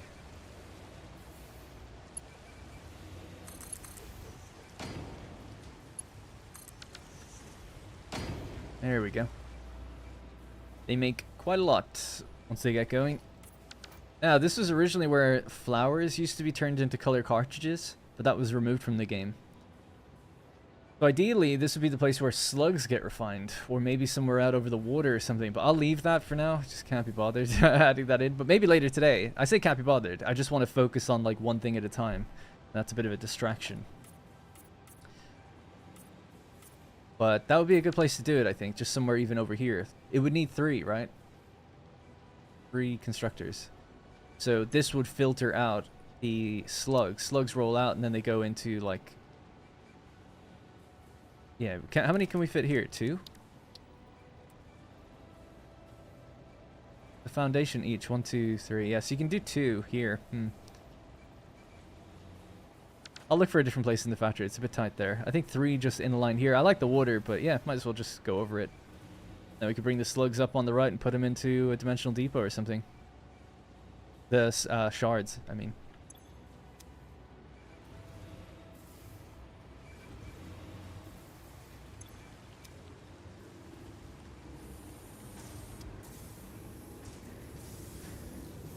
Yeah, this is just going to be backed up for ages now. 3,000 biomass per minute. We'll be fine for quite a while. With all our new weapons, it'll be easier than ever to go out and harvest even more, should we wish. This is ideally a temporary container as well. Which is the one that feeds... So this is the one that actually gets it from the drone port. Yeah.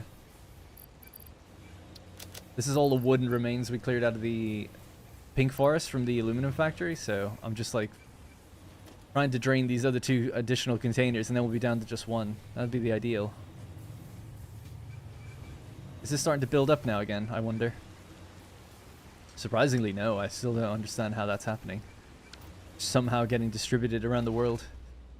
Alright, anyway, just messing with you. No worries. That's okay.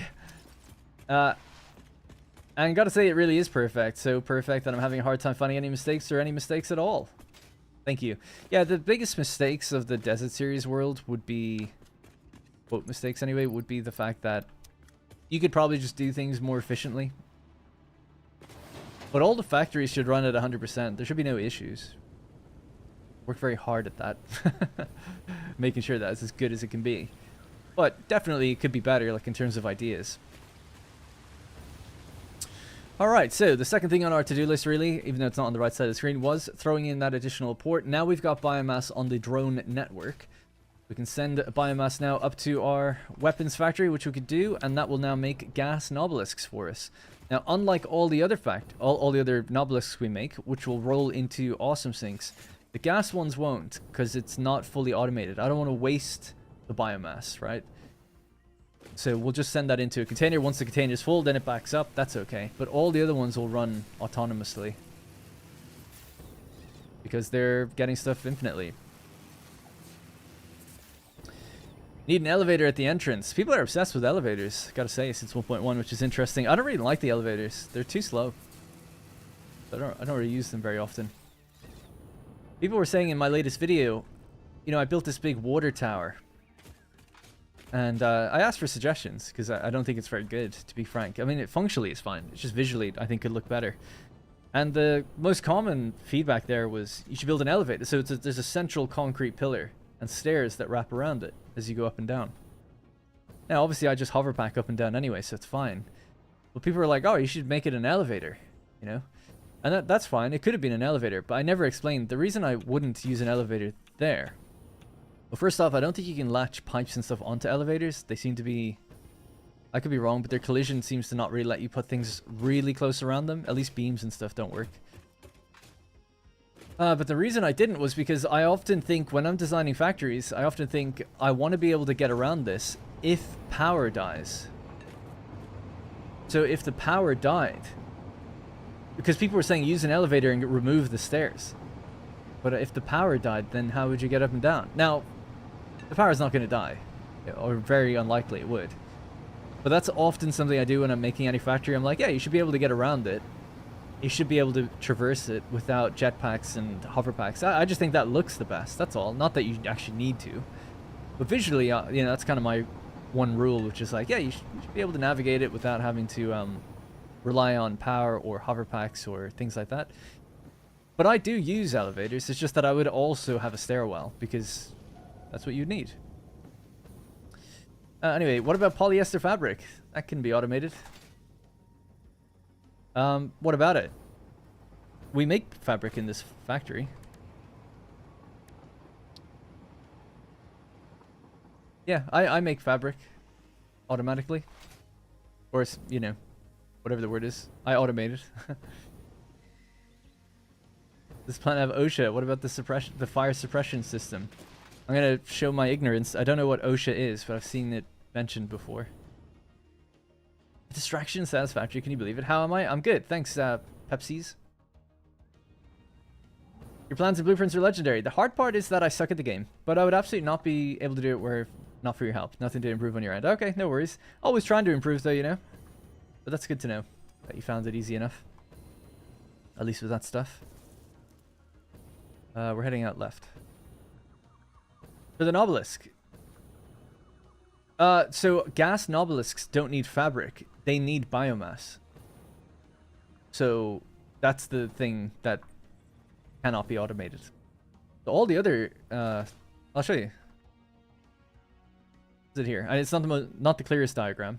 But these are all the different types of Nobilisk you can make. You have the standard one, right? So standard one's my yellow color here. So this is the base ingredient that goes into all of these four. Okay. So for the cluster, you need smokeless powder. For the nuke, you need AI limiters, uranium, smokeless powder. Those three. For the gas, you need biomass. There's no like taking in fabric. For the pulse, you need crystal oscillators. So those are the ones. OSHA is the Occupational Health and Safety Administration, essentially the rule makers for industrial settings. Oh, right, okay. This world definitely doesn't have that then. No, for the gas filter. For the gas filter.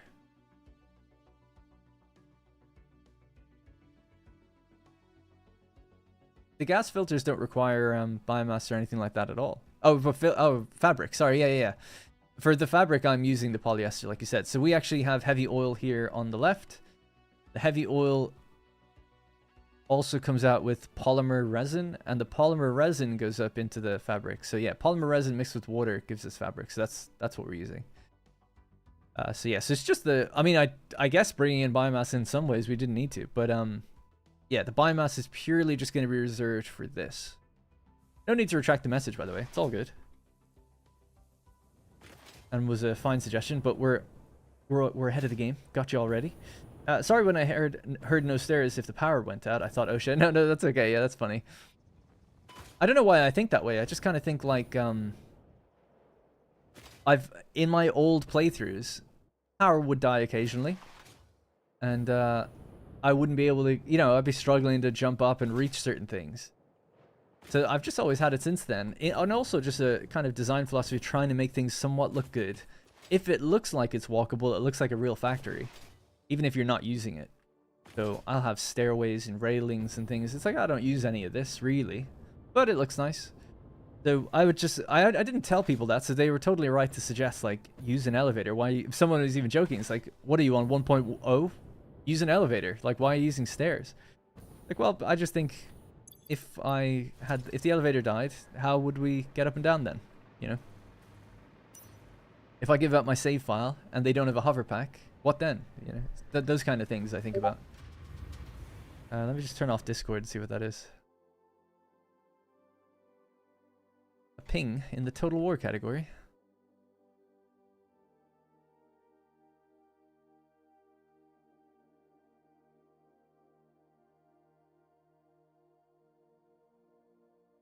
Oh, that's funny. I was pinged. I'm in one of the employee photos for Creative Assembly for Total War. I guess it was posted here. 25th anniversary for Total War. So I used to work at Creative Assembly, for those who don't know. And I guess they posted employee photos and people were trying to see if I was in it. I am in it. 2016. The launch of Total War Warhammer. I'm right there. In the middle.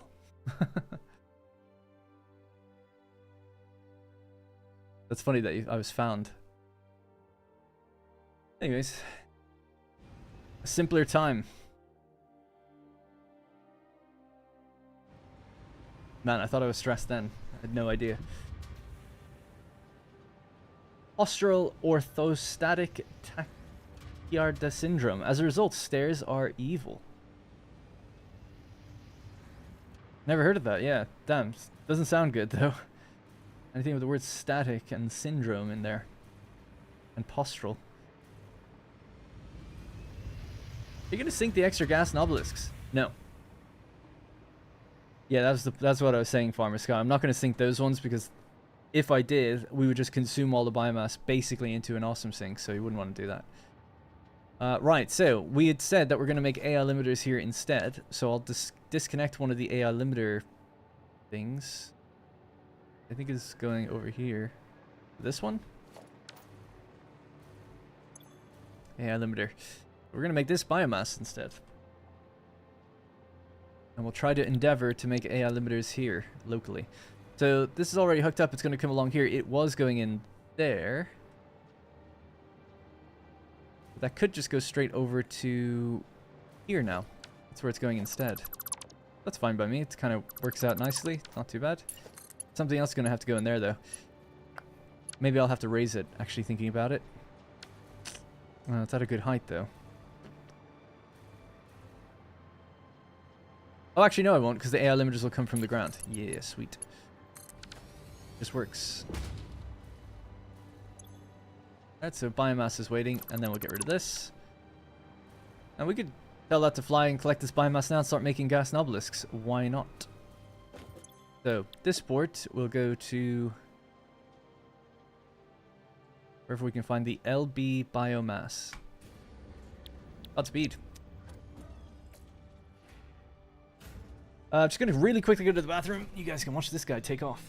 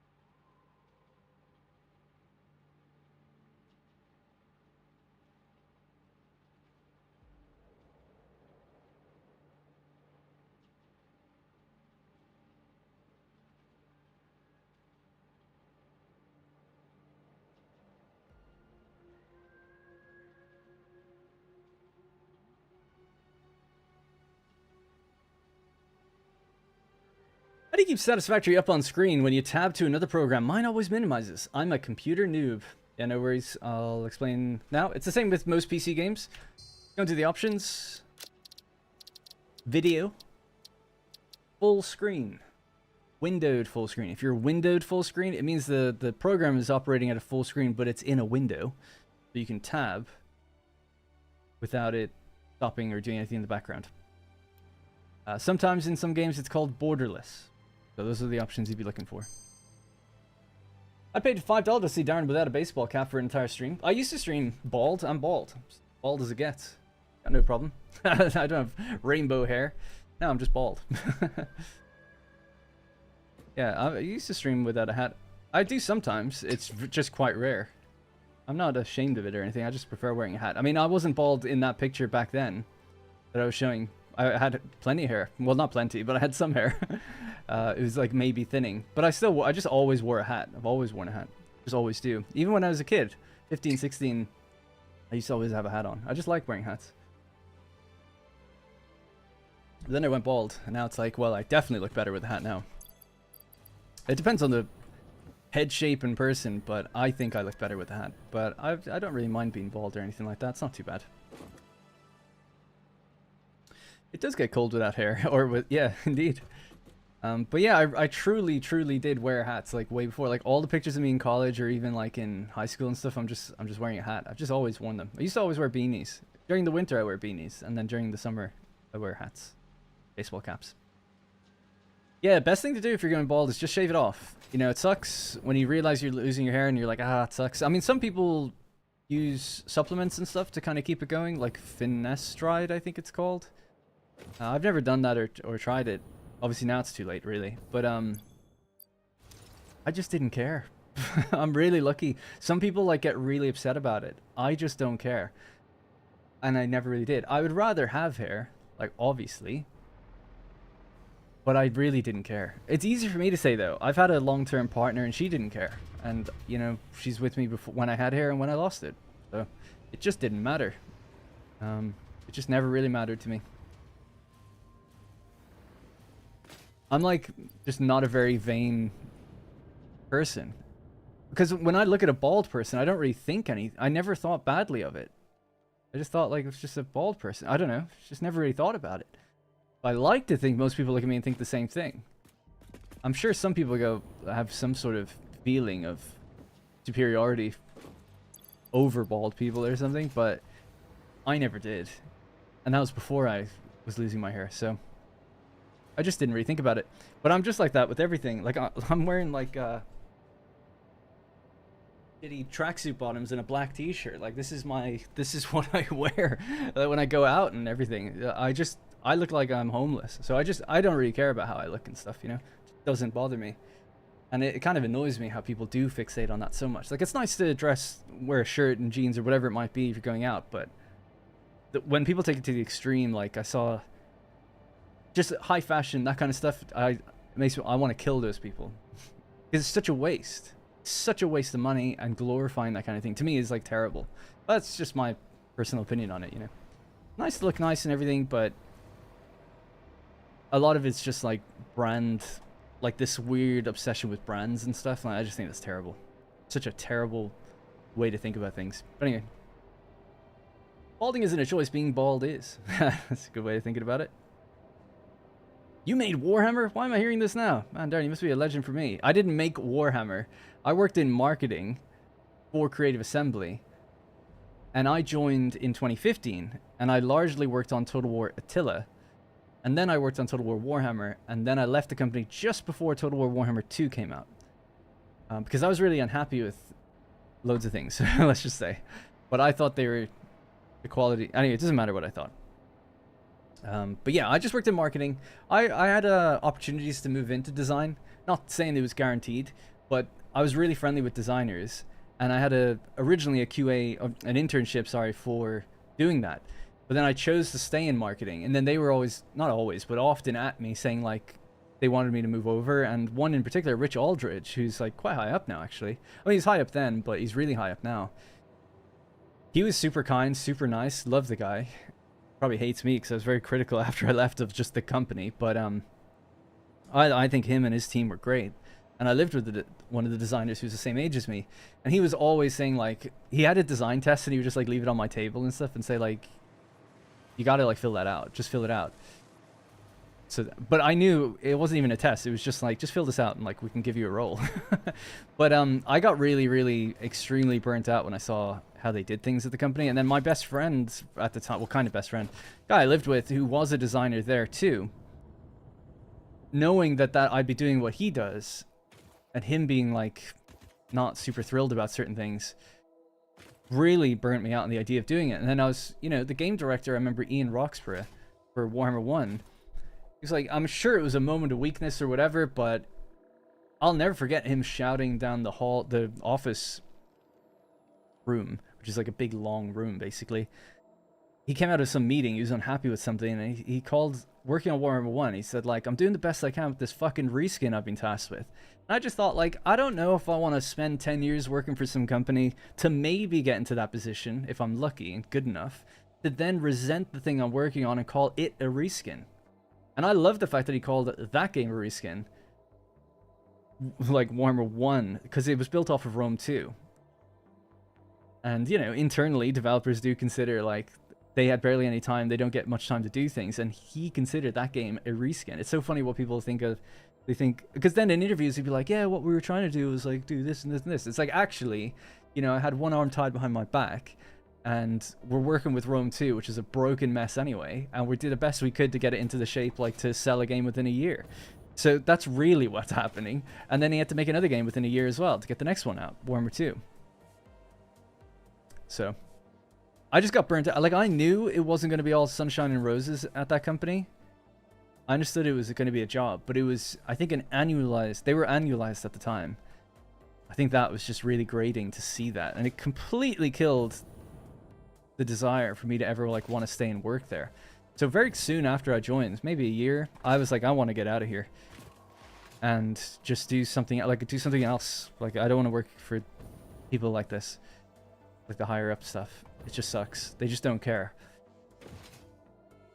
And a lot of people at the company didn't care too, even the people in the trenches. Like, they might care about their work, but they don't care about the game, and that sucked. They're out for themselves. They want to bounce out of the company and get onto their next, the place they really want to be at in a year or two. And I think that's always going to be the case, but that sucked, seeing people not give a damn. because it's like the company I always wanted to work at, and I was very, well, I was part lucky and part hard work to get into that company at so young. But anyway, so that was that. Right, I have to, just in case people are wondering what I'm doing, we need to build another drone station, this time for Quickwire or for... Oh yeah, I didn't look at the gas Nobilisks. Oh well, we know they're coming in. Quickwire from the Copper Caterium factory. So we have to head south, get to that factory, and then set that up with a new drone port as well.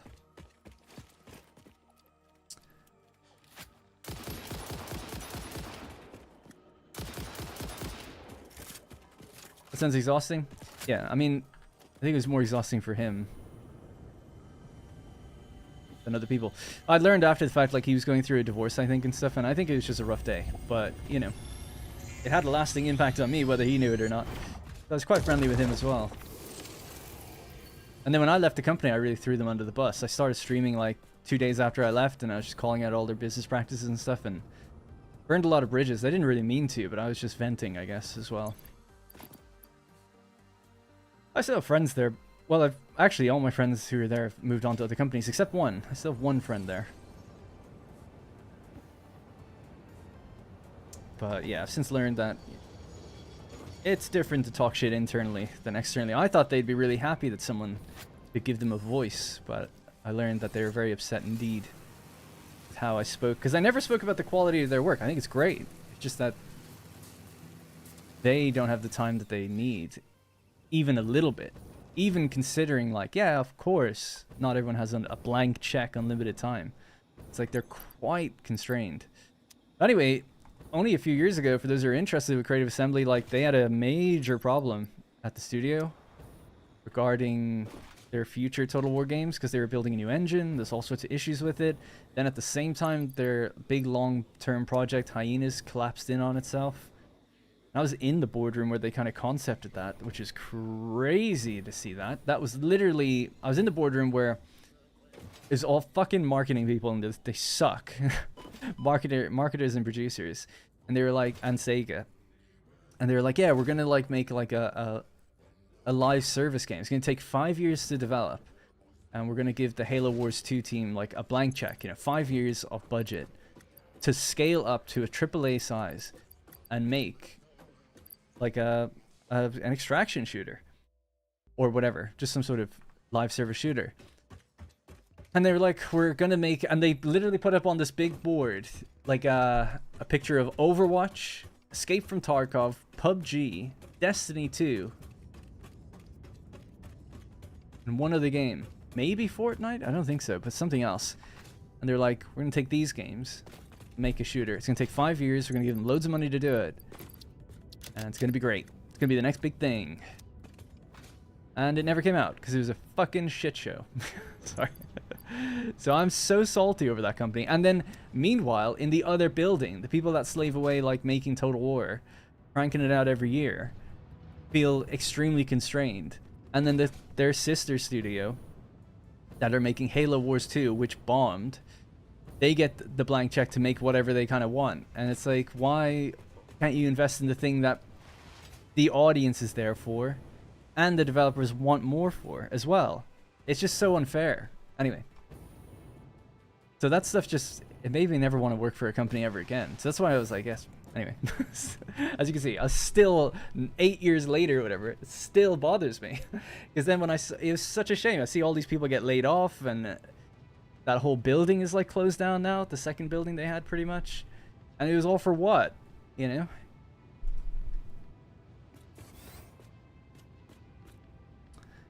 Alright, Quickwire. Let's focus back on this.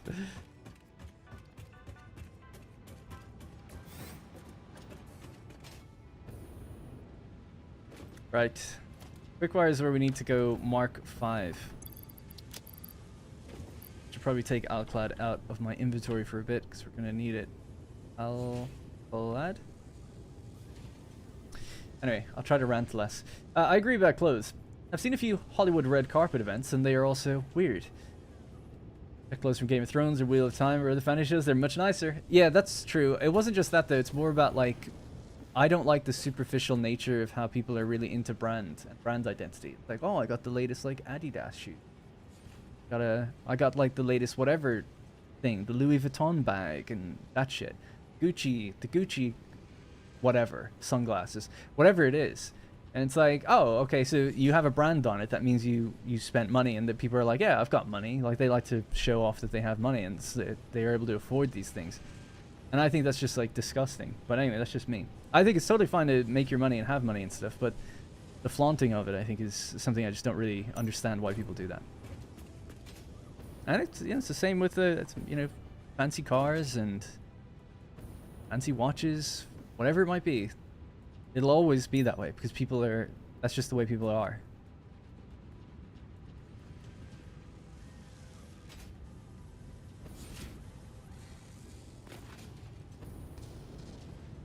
I have no desire to make money other than to put it to use, to make things.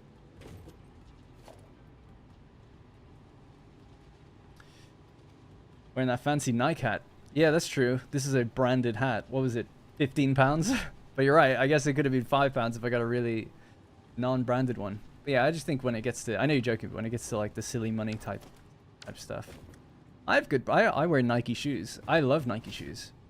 But that's just because I like how they feel, like the fit. I wear the same shoes every year. I buy the same pair of shoes every year. And they keep getting really expensive. They're really popular now. It's the Nike Air Force or Air Max, whatever they're called. And they're really popular. But Rosie will tell you, I wore them before anyone. I have kind of wide feet, apparently. And they were just the most comfy shoe. Just ever since I was in... Yeah, my mom bought them for me, actually. I guess so. Because I was in school. And I'm like, yeah, just get these. Oh, they're a bit worn now? Just get another one. Once they, like, wear down. So I just have stacks of them. But anyway, it is, yeah, ultimately it's all about you. If you can buy those things as they make you happy, that's okay. That's cool. It's the kind of more flaunting it type thing that I think I'm trying to complain about. Yeah, that's interesting, June dog. That's no worries, Avish. No worries. Yeah, airing the dirty laundry publicly, even if it's all the same being said internally, hits different. Yeah, I just didn't know. I wasn't mature enough to really understand that. There's like a camaraderie and in being in the trenches with these issues and problems and stuff, then coming out the door and then saying like, this could all be, yeah. So I get it. I do get it now, but it really did take me like, maybe I'm like slightly autistic or just not socially apt that way, or just not very mature, where it's like, yeah, I just didn't, I thought I was just telling people outside stuff that you couldn't tell them, that you would have liked to. But it's like, no, they, especially in British culture, it's like, no, this is, people like kind of bond over complaining about things like that. And he probably didn't mean it when he said it, but I didn't know any better at the time. Looking at this, I'm just a bit confused. Some of them have been upgraded to Mark 5. All right, I'll try to focus up. I'm just going to upgrade all these belts. I'll do all on the inside and then all on the outside. Those are done. So it's the top two are Mark 5. Okay, it's just the bottom one. Well, I say that, you know, that'd be a massive distraction to do that. I could just break off one of these belts, feed it into a drone port. Yeah, let's do that instead. I'll stay on topic. We'll find out where should the drone ports go. Because this place does need to be cleaned up, and maybe soon we'll do that. Especially if these components are needed for the supercomputers or the radio control units. Because then it's like, okay, let's finally like decide where the last components of this place need to go. As you can see, it's somewhat organized, but then it's just a little like not fully thought out. So upstairs is going to be where the drone ports ultimately will go. I think I'll just decide where they should go and then figure out how to get the stuff there.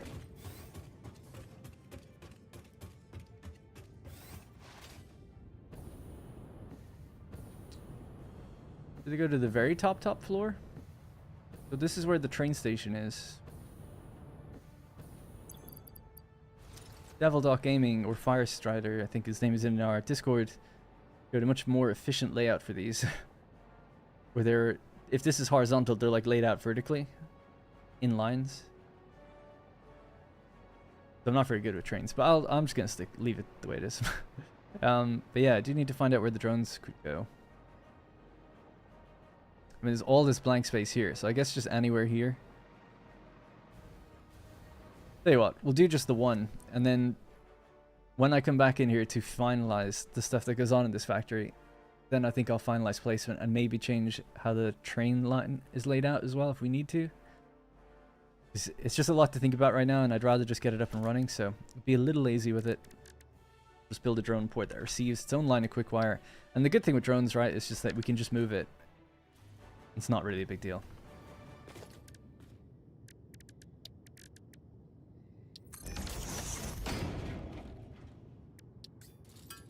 I don't really like taking half measures, because we did say we want to, like, do everything properly in this world. But it's in order so that we can do everything properly back at the weapons factory, I guess. What have I missed? Just some ranting and raving, but I've got it out of my system now, sorry. I can't help it sometimes. I said I was going to be positive today. Or try to be more positive. I am in a good mood and everything. Everything's good, but I should just focus up on what I'm doing.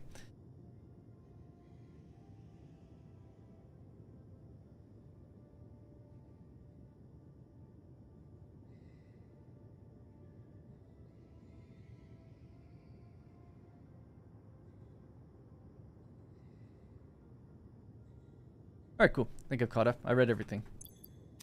At least that's on the screen right now.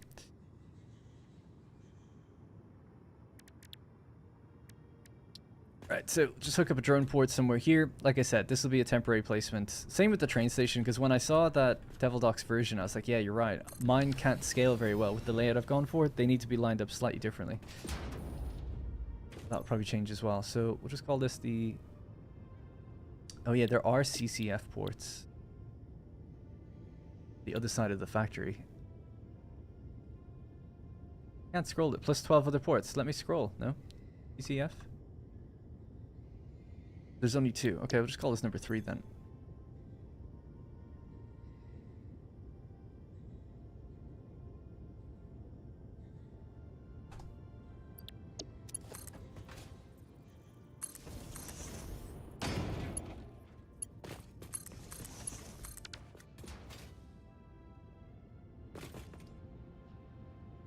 This doesn't need fuel either. It's sending stuff out.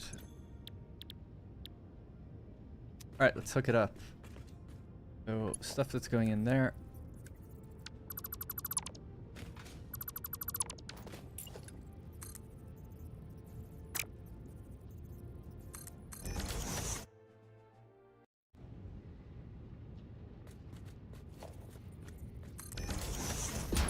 You know, I imagine you guys watch other Satisfactory streamers from time to time. Do they go off on random tangents, much as me? Or at all? Or are they laser focused? No, we're not going to do the AI limiters. We've decided that we're going to make them on site instead. As per Martin's suggestion. Which is a good one. Nope, only watch me. Keep it that way. I wish I could remember what any of these do. Like, why is that not moving? Tempting just to pull off from that one, but I guess we'll just grab it to our own line.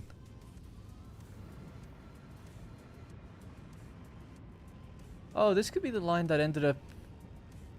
there was recipe changes in the game.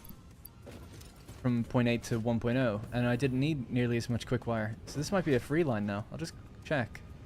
See where this goes.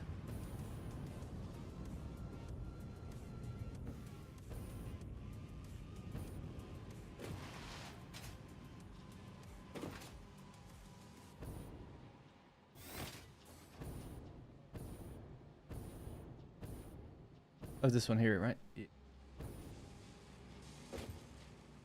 Yeah, I think it's not used. Oh, nice. That's good. So we used to have a big, long line of machines here. That into pretty much the about to there. All of these. But with recipe changes to existing things, we didn't need nearly as much. So it worked out great. That means I can use that line then. Without fear of it going into anything else.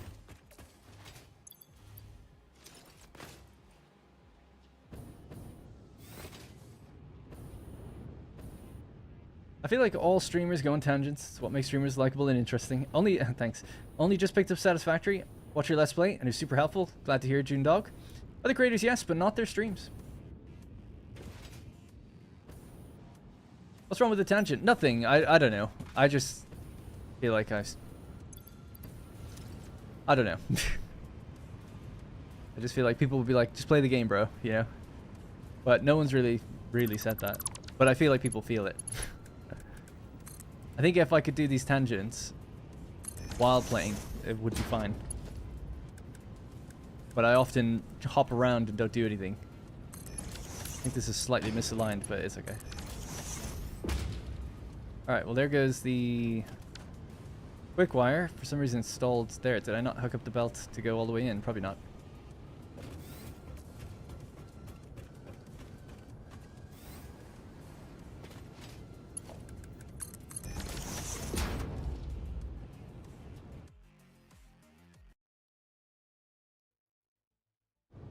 Cool. Alright, we've got the Quickwire. Now we send from this port. Nope, we go to all ports. We go to Quickwire import at the weapons factory, so slot number 8. Come to this one, please. It'll just do its thing. I do like drones. They're very nice. I gotta say, it's quite easy once you get them set up. Others just nod their heads after reading the message and move on. So heartless. Searched for a long time to find a good content creator. Found you. Thank you. Thanks, Martin. Yeah, I'm looking forward to NA117 also. Or 11.7 as I say and frustrate people to no end. I love saying 11.7. It just sounds fun. But I know saying it's not like right. But I kind of, and I'm not an antagonistic guy, but I kind of just want to keep saying it that way because I know it bothers people. But also I like it. 11.7. There's no faster way to say it, in my opinion. People are like, it's 170 or it's yeah, 117 or 117. It's like, but 11.7. Yeah, it's funny because I did a YouTube short and I just called it 11.7 in that, and I knew as soon as I said it, like I knew people were gonna be like, why are you saying it that way? And almost all the comments of that short are saying like, what's wrong with you? Like it's 117. Like why would you say it that way? This isn't a 7-Eleven kind of store or something. Ride the rails back up. Quick. Can't remember what's needed after this. Oh, the quartz crystal one could be actually the one after this. I guess we could just go straight over to that instead. Yeah, ride the rails until we jump off at the turning point. Anyways, Tommy, sorry for a while to get back to you there. Had Satisfactory for a while, just properly got into it. Found myself spending ages in each tier, fluttering around with the new stuff I just got. Nice. Watched a few generally find the extreme energy levels they project to be exhausting. You have a nice laid-back style. You should try to worry less. I know. I have no confidence. I'm like, full of self-doubt. Trying to get better with it, but I just... The bigger my channel gets, the worse I become actually with that. I used to be very... I used to have a much bigger head years ago. NOCXVII. That's the way it really... That's the way we should all say it. Yeah, I actually, Evan, to be honest, it's the only time I've ever done it, but it was a YouTube short, and I was thinking, like, this is like, do you ever see in YouTube shorts where, or just in Reels or whatever, text comes up on screen, it's like the subtitles of what the person's saying, and it's like, not what they're saying, or it's spelled wrong, you know? Or like it's like a word comes up, but they're saying a different word, but it sounds similar, so it's like the AI or whatever got it wrong, whatever it might be. And I've often thought, like, do people just do that on purpose? Like, or did they not watch back the thing they made? Or what's the deal with that? And I just thought, like, they probably just do it and think, like, so what? You know, if it's wrong, it's wrong. People might say it. They get it. They overall will understand what's going on. And I kind of thought the same with this. The reason I said 117 or 11.7 initially was because I used to say 117. And I felt like that took a while to say. And in a short, I was trying to shorten it down. So I said, oh, 11.7. Perfect. And I was like, I know people are probably going to comment on that, but so what?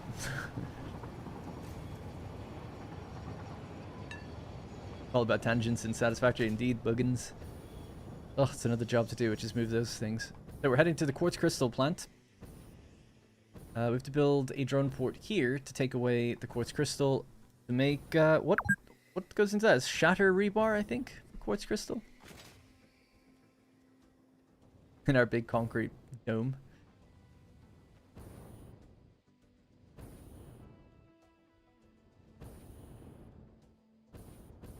Right, so, I don't know... Could we do a drone port on the top of this thing? Would that be weird? Or cool? So, the quartz crystal flows along this way and goes down and out into here. It could go up here first. I just don't know if that would ruin the aesthetic.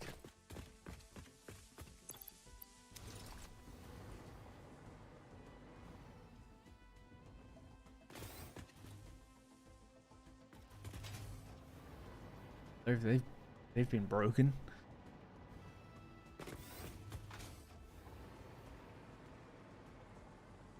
Call it the block. We need more radios. Having an ego shrink over time is an admirable quality, to be honest. Comes with age and experience.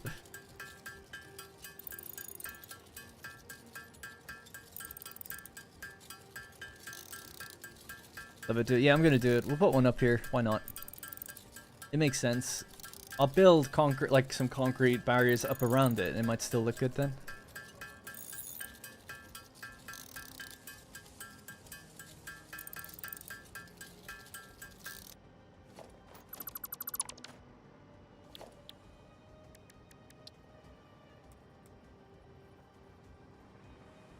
Suppose we could aim it out any direction we want. We could aim over the edge. Thinking about it.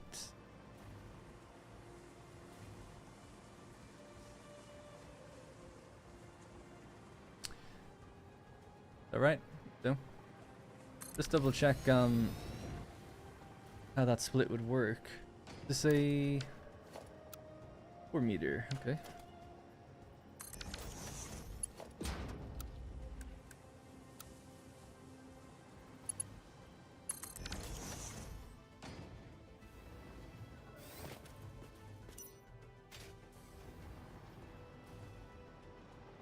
These aren't neither of these are being used at the moment. Let's just get rid of this, whatever the problem is. Trying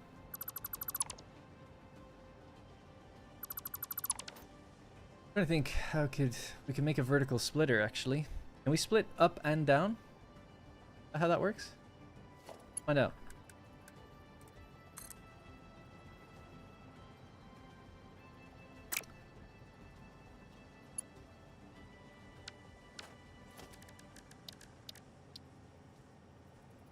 Alright, there we go. So, that's the line here. Just want to test something as an example. Send that to wherever. Just temporary, because the way you build these is like this. That's a splitter. Oh. It has to receive from the bottom or the top in order to work. You can't just go in and then split both ways. That sucks. That's such a shame. They're so close. Anyway. Would have been nice. Yeah, just feed right in there, you send it down, you send it up. Not a big deal, I mean.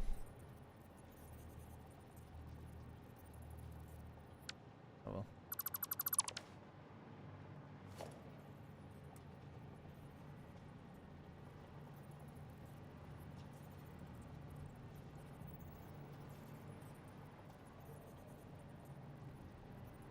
Kind of is a big deal.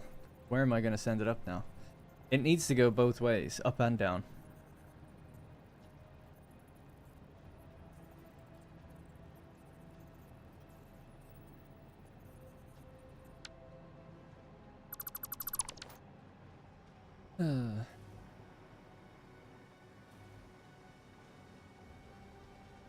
Shenanigans incoming, yeah.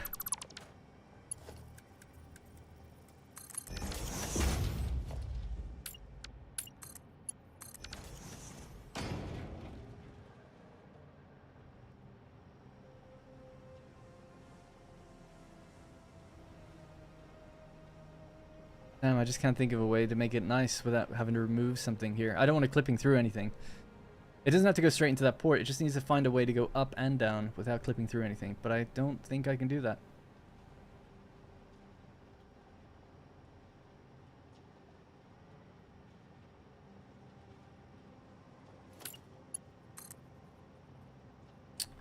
No, I just don't know. Any ideas? Anybody? We ultimately have to go into a splitter somewhere. It doesn't have to be here, but like even if it was there.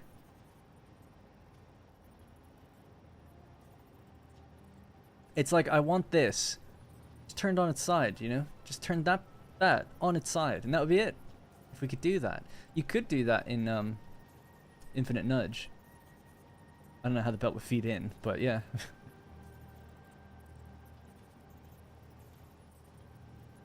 Vertical splitter doesn't work. We just said that. Or we tried that first, I should say. I don't like it, but you could just attach the merger to the top of the lift, split out the side. Merger to the top of the lift. Nah. Input to the front and output to the side and back. A bit confused about that. So I'll just show you, like, here's a way that it can work, right? So we just go wherever we were before, whatever, about there. This just continues back down to here, so that's as it was. And now this would go up into there, right? So that would pretty much do what we need, right? Basically. It had to be nudged over a little bit, but that would basically be it. It just means that, like, oh yeah, I have to get rid of this and just make it a smaller walkway. Fine. I just didn't want to have to do that, but I guess I'll just do that. It's the easiest way to do it. Grab this thing. This a 2-meter catwalk ramp. Actually, 2 meters is even too much. Needs to be 1. There's no 1-meter catwalk.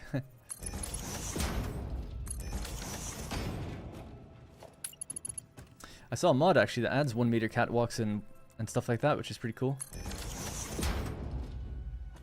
But yeah, it is what it is. That's the way I would have to do it, really. That was the initial way I was thinking. I just thought like, it's not exactly how I want it. So you. Oh well, if you could send something in and it goes up and down vertically, that would be such a nice. I'd love that. That's come up a few times.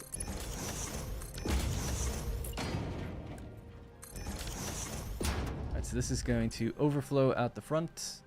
Anything out the right.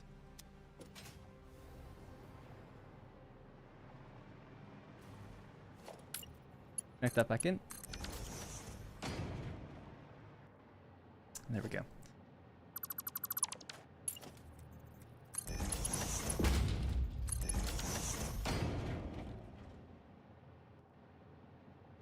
Catwalks are not dynamic, no, they're just pieces that you can put together. So in this category, these are all the catwalk pieces. So it's either 4 meters or 2 meters. That's why I tell people only ever build your factories with 2-meter increments or 4-meter. Because there's not as many components that work with 1 meter. In fact, there's only one ramp that does 1 meter, and it's a big foundation. Well, sorry, I guess there's the corner bits too, but I mean like in terms of walkability, it's these ones. So that's what I had there. But that's just a flaw in my own design, fortunately. But yeah, so there's no other option for this really. I think what I've done in the past is you can get beams, and they kind of act as like steps sometimes. So even that won't work really. There's like a whole way to do it. The whole fact that you have to do anything like this is a bit silly, but let's say we do that. Right, so this allows you to go off the grid. Right. This doesn't, but this component does very specifically, and they just never change that. You have to bring it down pretty much as low as it can go. Bring that across, I think. I think that's it. Get one that's like slightly higher and go across there. I can't remember, whatever it is, there's a way to make it where it's just high enough that you will step up. I can't step up right now. Probably have to look at the outside of it. Yeah, that's, I think, the trick.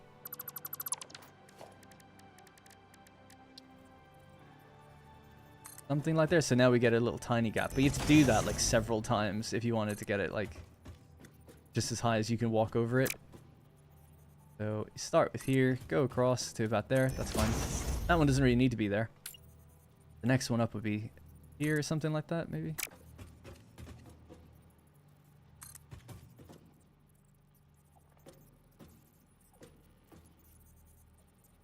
Something like that, anyway. Damn, it's just slightly bit too high. I'd like to just do it because now I've committed to the time to do it. So, there? Let's see, is that good enough? We could rotate it. Oh no, you can't. You can normally. Oh, so close. I can go up to 1.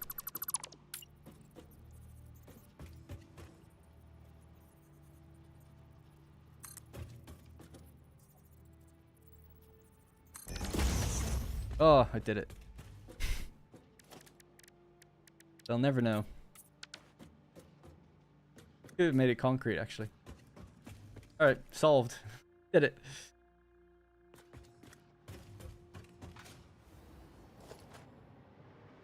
Anyway, we don't have a way of getting up there other than going out here.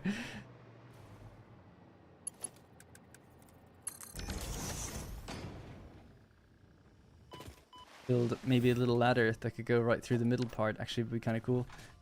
I've tried doing this before, like having a ladder that continues down from this. Doesn't have a latch point, but if you go like that, it won't even let me build onto it at all, actually. There we go. Now we bring this down to whatever height, and then we put in like a gap. Doesn't... I don't know where it is. I'll just continue that down. Something like...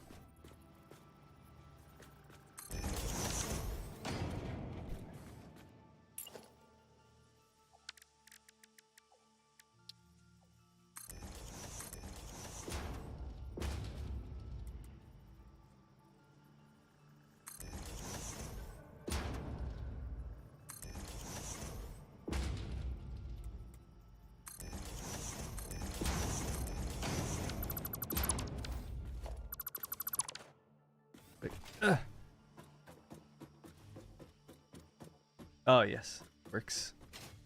Cool. Alright. Getting somewhere. Kind of.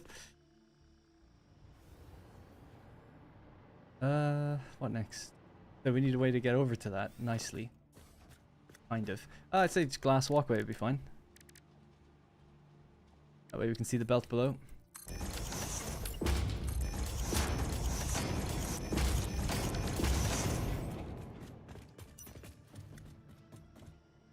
Can't really see that one anymore, I guess, but kind of still see what's going on. And yeah, let me just carry our wayward up there.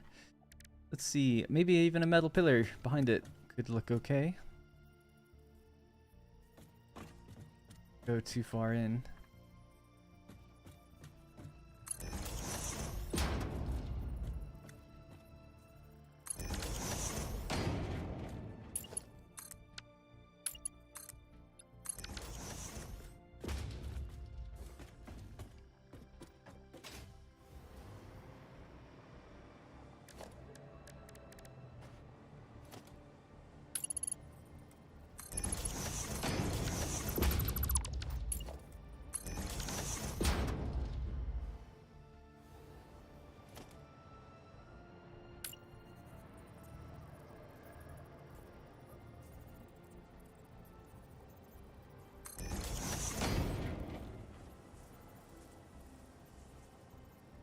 That's not needed.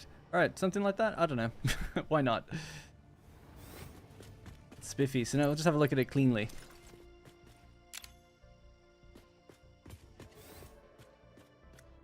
Have to paint that belt maybe. But yeah.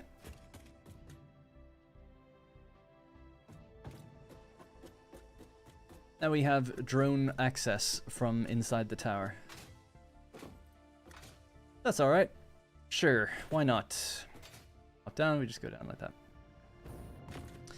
So this was painted using the quartz pink with the accent of dark grey.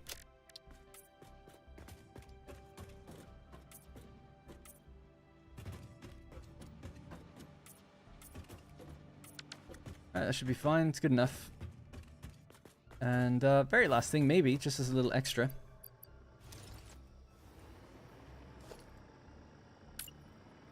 Grab the lights and maybe pop that in around the trim here. Maybe at the top would be better.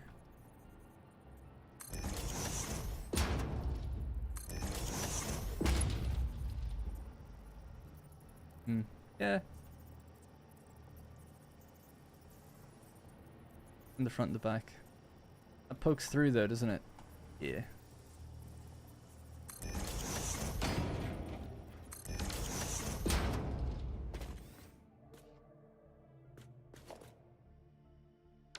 That's fine. Actually, yeah. Just leave it like that. Why not? There we go. Alright, anyways. All that just to put the drone port down. But now we're feeding it. It has quartz crystal. It doesn't need power. Other things will have power that go get it. So that's fine.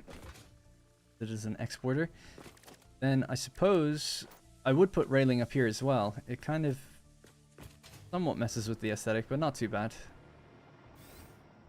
I think safety first, you know.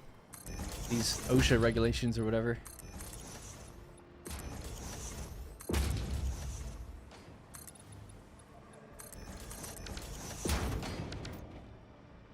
Something like that. And it needs power.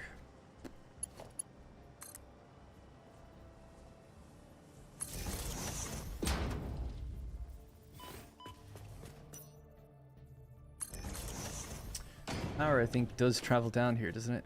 Yeah.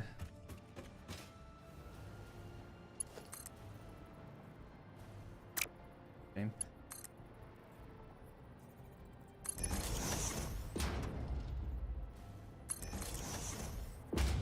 Power's probably the thing I'm worst at placing. I always leave it to last, never really consider where things can go. But whatever, it's good enough. But that's it. Drone port, accessible inside the tower, placed on top, has its quartz crystal now. Surprisingly, it only has 150. How's that even possible? I feel like, oh, because we weren't giving it power. I was like, what? Been there for a while now.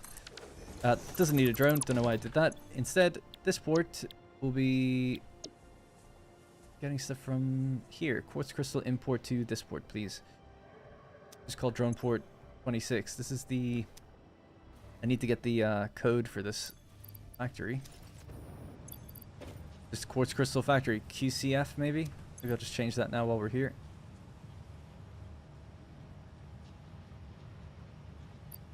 It's the QCF drone port. A concrete barrier wall, like a scalloped top of a castle tower. Oh, like that, yeah, the crenellations? That would look kind of cool, maybe.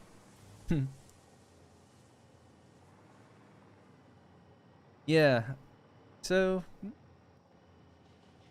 here I did these little walls, like little small ones here. You could do that the whole way around, really.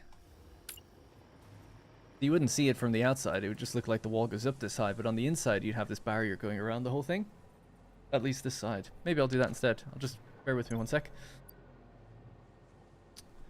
QCF.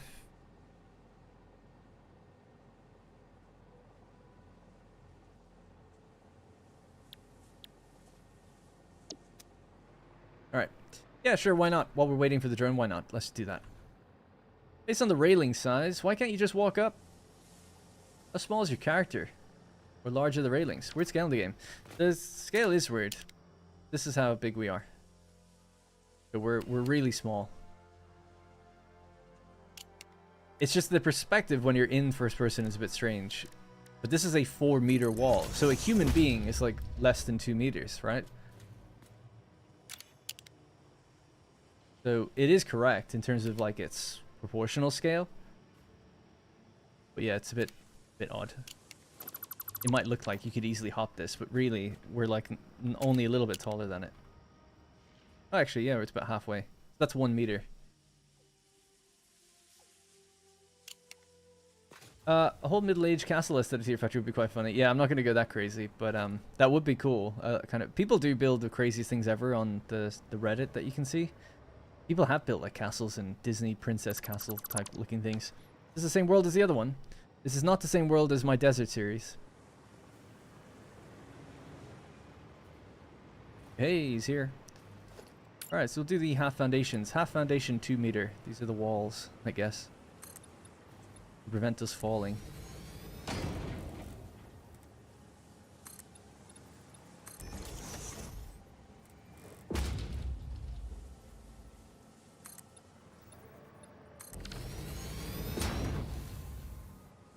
So, I mean, it matches the aesthetic of everything else, but it's a bit weird. It's just a big block. But that was the idea. The idea of this factory was like brutalism, just blocks, concrete, nothing really to it other than just some lighting every now and then, but that was kind of it for the whole build. So it does match that now, I guess.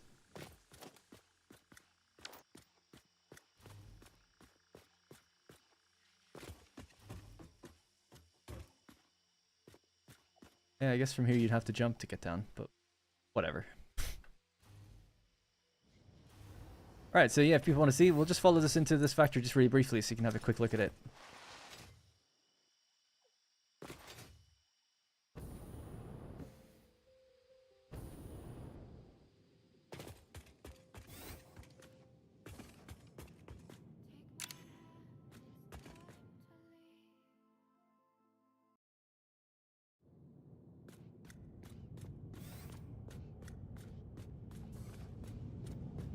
I built my desert factory as a golden pyramid. That's pretty cool.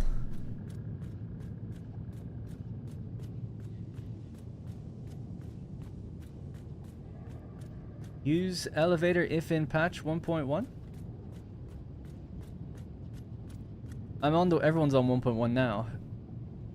Yeah, I'm not really a big fan of elevators. I use them sometimes, but I have this whole thing. I was saying it earlier. I don't want to dwell on it, but to me, you should use both, like a staircase and an elevator. I mean, you shouldn't use both really as a player. But when I design a factory, I kind of look at it thinking, what if power were to die? Your elevator wouldn't work. So if you want to get up and down somewhere, you should have a way to do it.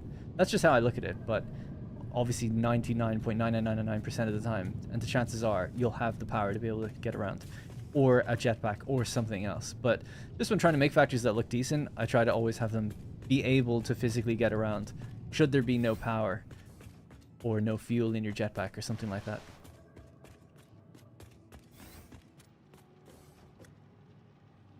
I did get an email from my... So just bear with me 1 sec.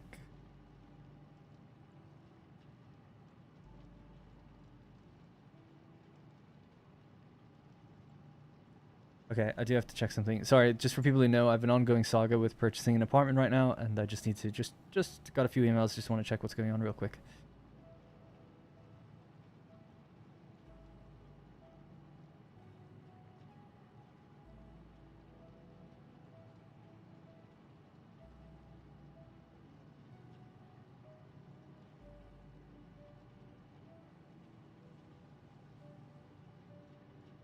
Okay.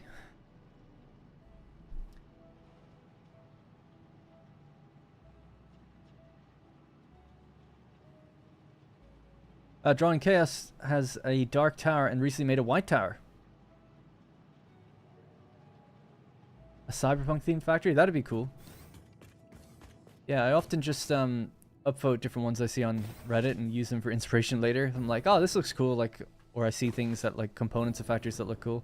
This was, I got the idea for this. I mean, it's just really basic, really, from a YouTube video. There's like a channel that just plays like ambient music. And I don't know, they're probably just AI generated futuristic looking factories or something, or worlds. But I can find it really quickly. I think it's called, the channel is called Obsidian. Obsidian Ambience. Yeah, there we go. So it's just things that look like this. And I was like, oh, that's kind of cool. Like these minimalist looking factories. Or whatever they are. I don't even know what they are. All it is an hour long music. Just very basic. And yeah, they only started like a year ago. So I built this factory literally when they're... somehow this got recommended to me very early. This is the one here. So, you know, I built this factory less than a year ago, probably. Or just over a year ago. November 24th, 2023. Yeah, so this must have been fairly fresh when it came out. And when I saw it, I was like, oh, this is an interesting looking design. Very simple. Could probably do that in Satisfactory. And so I did. Or at least I tried to. That's where I came from, or got the idea from. So this would be the angle here, I think. Something like that, yeah, roughly. I know I'm blocking a part of it.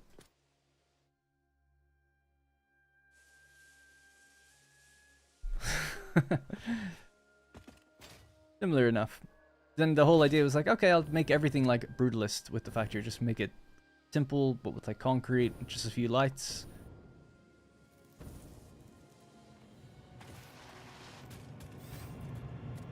Oh, and that's actually where I first designed my clean ceiling light or whatever, in the blueprint as well.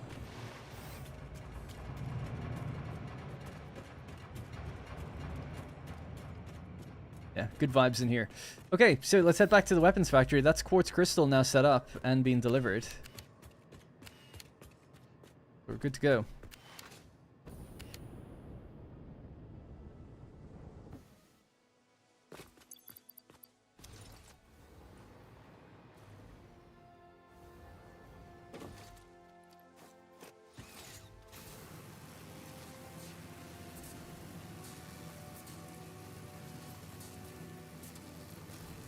I saw a clip from Gaming with Doc. Man, his shorts just go like viral real quick, I feel like, or something. Because it was something to do with 1.1 is out now. And it had like 100,000 views. Like in a day. So I just thought it was real funny. I'm like, man, he's so on it. And then he mentioned in the clip that he has an editor. I'm like, what the hell? I don't even have an editor. Good for him, though. But that explained how he does those so quickly, I guess, in some regards. I just always picture hearing the trees slapping off me, brushing against my face.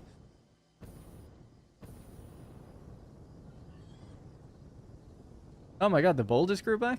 Weird.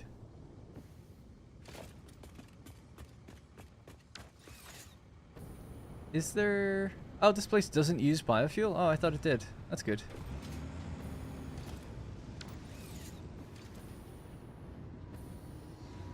How are we looking now? Is power stable? Actually, a little fluctuation on the line. Actually, a lot of fluctuation on the line, really. I wonder, is it here or is it the coal plant? Let's check the last few of these generators and see if everything's okay.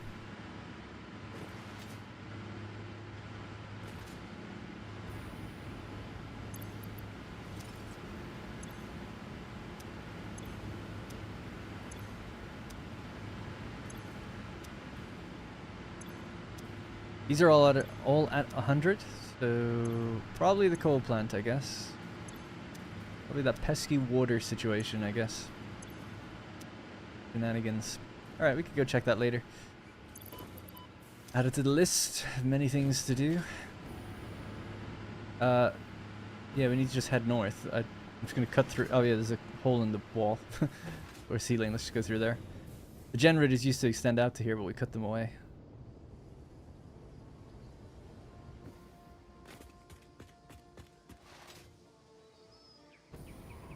If your power lines on your power poles are straight, you don't need to jump off and reconnect. Just follow the wire. I do know that the... Yeah, thank you. Will you be able to discuss how to make a control and power room for the mid to high tier factory sometime in the future? I try to make it work, but it just jumbles afterwards. I don't know. Like, so I've obviously done a really big control room for my copper factory, but the way I did it was just... I laid out 5 beams. And I just dragged 5 power lines along the beams. That was really it. Wasn't really much more to it. In terms of keeping, like, otherwise it's just, you just scale that up. So it's like, okay, this is the 1 power line going to machine group A. This is the group going to B. This is the group going to C. That's all you can do, isn't it? Just try to keep it neat. So I kept it neat on cable runners, I think is what I called the blueprint at the time. I was thinking of doing a control room for the aluminum factory. Not that I would need it, though. That's the thing, like, it doesn't really need it. There's nothing that would ever have to turn on or off. It was kind of needed for the copper refinery because that place grew in scale. And I built it to a belt speed I hadn't actually retrieved yet. Or, yeah, I hadn't actually got yet. So refineries often need their water before ore. So in that case, it was like, yeah, this kind of makes sense why you'd need a separate sort of system for it. Switch it on and off. Like if it got clogged or something went wrong, it's like, okay, I can turn off the ore and I can turn on the water and leave the water on. Well, I'm not sure I would need that for anything else. I know it's kind of cool to have though, but really you don't really need control rooms for anything other than Maybe a room to turn on and off the lights or something? I don't know. Yeah, I can. It is funny how the game is like a chore list. I mean, it's a little job simulator. That's what this game basically is, right? It's a creative builder slash job simulator kind of thing. And ironically for me, it is partly my job, so.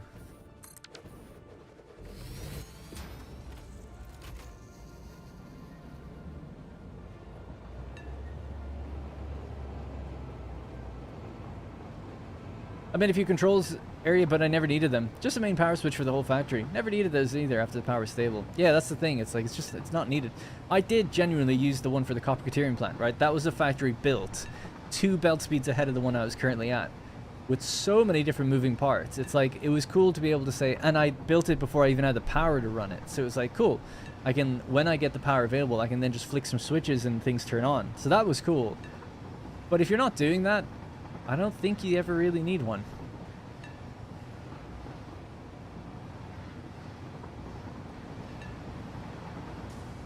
Hey, Octaconta. Oh yeah, I just remembered something. I'll talk about it in a second when I pull in here.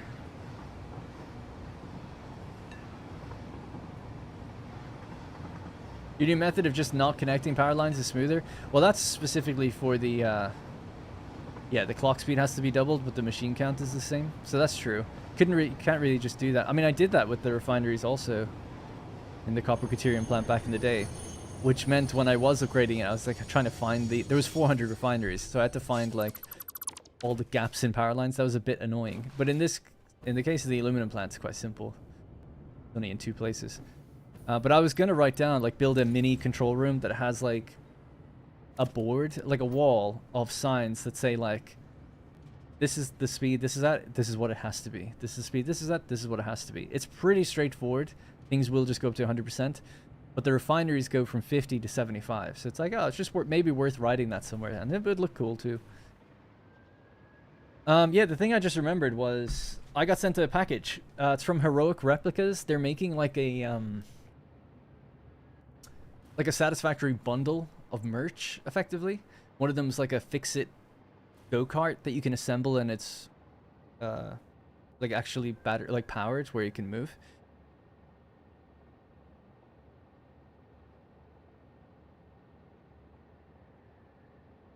It's in here. Haven't opened it yet.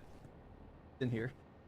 I think Snut, the old community manager for Coffee Stain, got one too, because I saw him tweet about it. I didn't actually see him do it, but he said he was unboxing it on stream.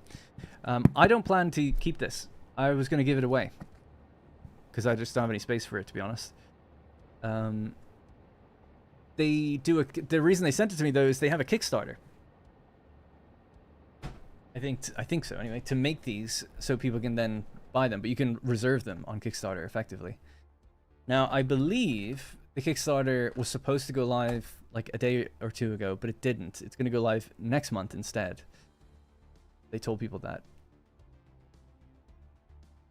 So let me just see if I can find it, just so everyone has the information about it. But yeah, as to how I'm going to give it away, I'm not sure. It would probably be for members only. But then we'll just run some sort of random little raffle. Maybe, if not tomorrow. That's what I'm wondering, should I wait until the Kickstarter goes live? But that's not for like a month. Or should I just send this sooner than that? I'm not sure. I feel like it'd be good for them, at least, if I did it when the Kickstarter goes live. Just bear with me while I'm looking through my email here to see this thing. But yeah, shout out to Heroic Replicas. It was really nice of them to send it to me. And it actually got like kind of lost in the mail originally, because I'm moving house. My addresses are weird at the moment, or at least I gave them the address of the place I'm moving to. But then post got totally messed up. I put the wrong postcode on it. They didn't. They actually had the right one. I could see it, but the FedEx did. Anyway, the whole thing. It was a bit of a pain, and they were very nice about it all, and made sure it got to me.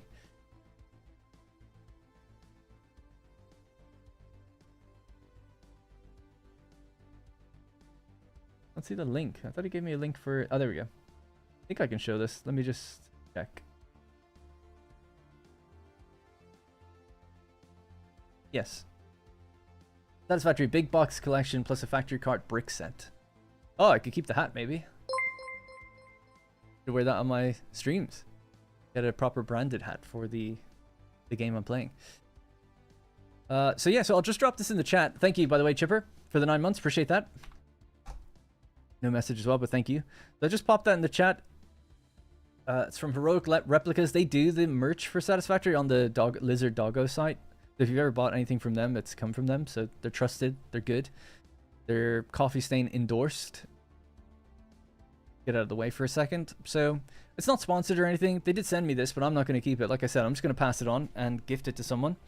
But I just thought, if you're interested in this kind of thing, you should check it out and back it. But it isn't going to launch until... I don't know if they have a specific date, but I was told like early July. They were actually sending it out in order to have it ready to go now, but then I don't know why, but they delayed the launch for a certain reason. Not sure why. So it includes a PC-style big box, 1/18 scale vinyl figures, and a cloth map, waypoint magnets. So you can like have the map and you can like put magnets on it if you wanted to, or just like display the map somewhere. I think the map is probably like my favorite thing actually in the whole thing. Maybe the hat. The big box is like the box for the game, as it were. Ball cap, postcards, embroidered patch, sticker pack, pioneer orientation guide. That would be interesting to see what's even in that. Planetary information guide, cloth poster, your choice of mouse pad or desktop mat.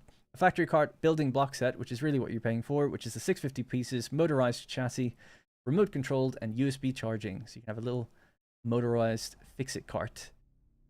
So yep, you can sign up to be notified for launch. It's got 1,000 followers at the moment. There you go. So that's what's in the box. As far as I know, that's what's in the box. I don't know if they give me anything extra. But I was planning on just shipping the box on to someone else, whoever wins like a giveaway of mine. So I don't know the details. I haven't thought about it yet, but I'll probably just give it away. I'd probably say at least you have to be a member. And maybe build up to it. Either... I don't think it'll be tomorrow. It'll be a bit too soon. I'd like to mention it in a video. And then maybe do it from there. So yeah, shout out to them for sending it my way. Appreciate it. I bought a Satisfactory mug from Lizard Doggo. Yeah, I heard mixed things about the mug. Some people say they really like it. I thought I'd heard that it... For some reason in my head, I had seen on the Satisfactory Reddit that people didn't like the mug. But then I'd seen comments just recently that where people were like, no, the mug's great. So I don't know. Isn't it like metal? Are they also giving the game? I actually don't know. It just says big box. I assume the game wouldn't be in it, but I don't know. You'd think that they could just easily add a key if they wanted to. Thanks, Spanish Lefty, by the way.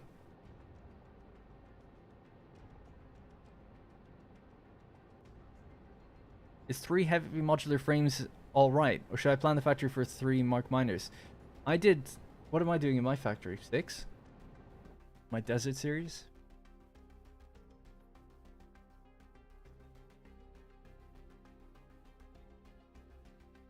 I am making 6. I send 2 into my copper electric factory. So 6 isn't that much, it's quite low, like generally speaking. But 6 will carry you for quite a long time. It's enough to build with for ages, all the machines that require you to use them. You can use it to make adaptive control units, like as part of that build, fairly easily, right? So in here I use, this it makes adaptive control units. Right. And I send in 2 heavy modular frames per minute to go straight into it. Yeah, I was just making sure that's where it goes. So yeah. So it's not a huge amount, but for where you are in the game, if that's your first heavy modular frame factory, I think that's like 4 is totally fine. 6 is where I settled, but 4 is totally fine. But eventually you may want to go for double that. I mean, I'll probably be going even higher than that if I can later, but yeah.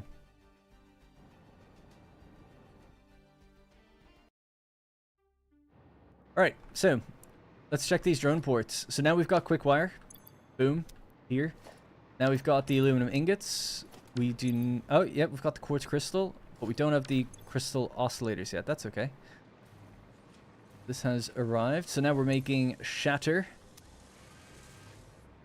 Next thing would be... Yep, the Rocketfuel's there. The high-speed connectors are here. So that's our homing ammo now.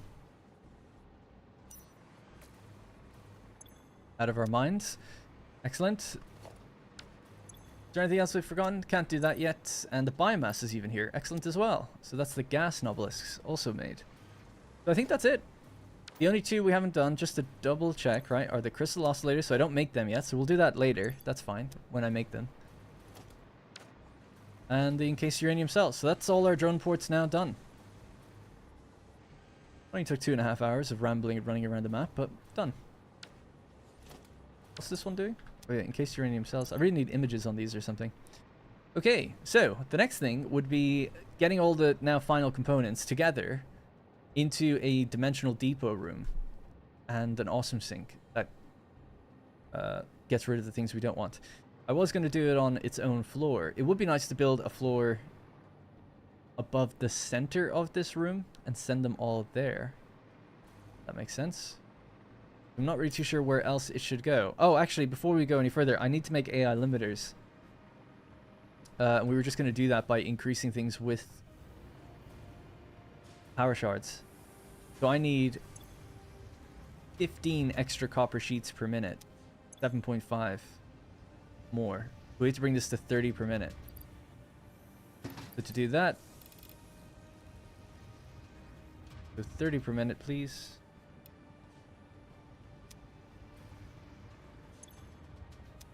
30 and 30. So that's going to increase this amount to 30. So is it just 1-to-1? That was 1-to-1, right? So we just need 15 more. So again, 7.5 extra out of this. 28.75.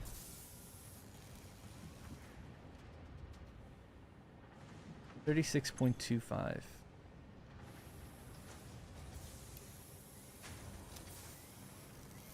Now, the amount of ore that is 36.25 times 2. 72.5. So just going to upgrade the copper into that. Did you beat the game in this save? Not in this one. I did in a... So it's complicated. When 1.0 came out, I started a new live stream series. So it was a brand new world, fresh live streams, 1.0, and then we did eventually beat the game in that world. Then people said like, oh, you should go play one of your older series, but bring it up to the latest updates. So that's what I did. I got my update 8 series, which was previously video series, and then made it into a streaming series. So this is like the update 8 world. That's now, yeah, the current live stream. So the long story short is there are 2 ongoing series: the Desert Oasis video series and the live stream series that I'm doing right now. This world is called Enlightenment. The backstory to the world is it's from update 8.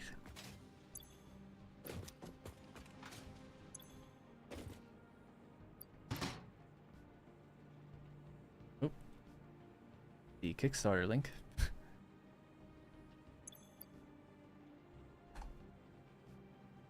That's not right. 72.5. Let me just enter that in. For some reason that didn't work. 72.5. Cool. Alright, I'll sort that out. So when the depot room gets up and running, all this stuff can run without getting backed up. At least that's the idea. Yeah, the water is next as well. Thank you. Since heavy modular frames will feed both the fused modular frame factory and ACUs, I think 10-ish is good enough. Yeah, in total forever. What did I do? Just out of curiosity, you know, in the world where I did beat the game, we could see... That was called Pandora. How much did I make? Heavy modular frames.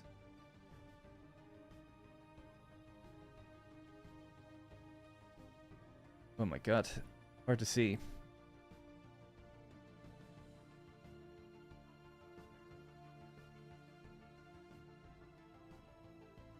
I can't see them at all. Am I totally... I mean, it's hard to see, but maybe I'm just blind. Nope. Like HMFs or heavy modular frame? I don't know if I wrote it out. Aster system.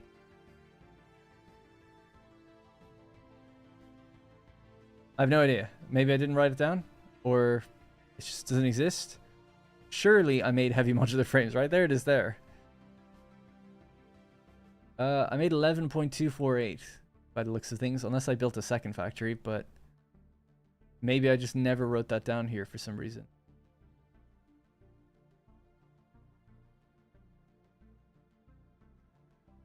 What are they used in? Fused frames? Did I ever write down fused frames, for instance? There. If that's when I was doing fused frames, the heavy should be here somewhere. I don't know. Maybe I just didn't. Okay, well, whatever.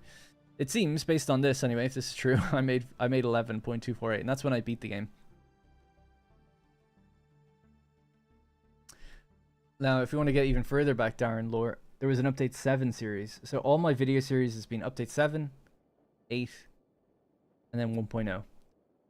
The 3. And then stream series, there was 1.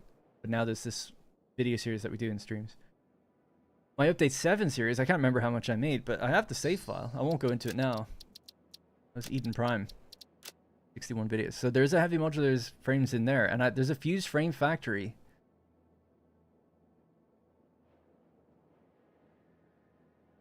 I remember. I do 16 fused frames per minute and 20 heavy modular frames per minute in the one factory. It's a really big one. Very tall. It was the last factory I made. Yeah.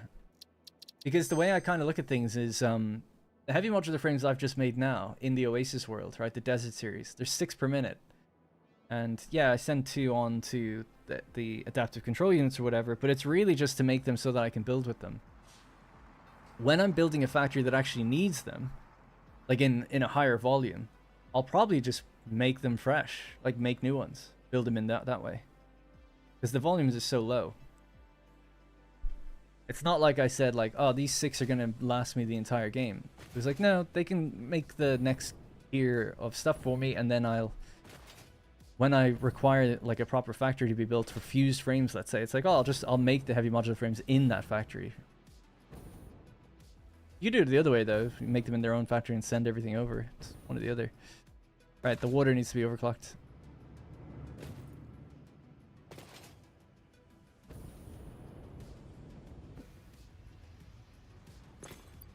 We're now up to... So it's the same amount. 15 extra water per minute, please. Dun.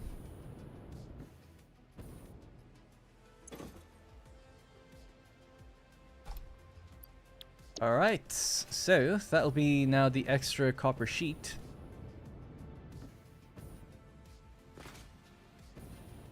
And we can splinter it off here. So the idea is that we want to make AI limiters. Da-da-da-da-da. Love the noise.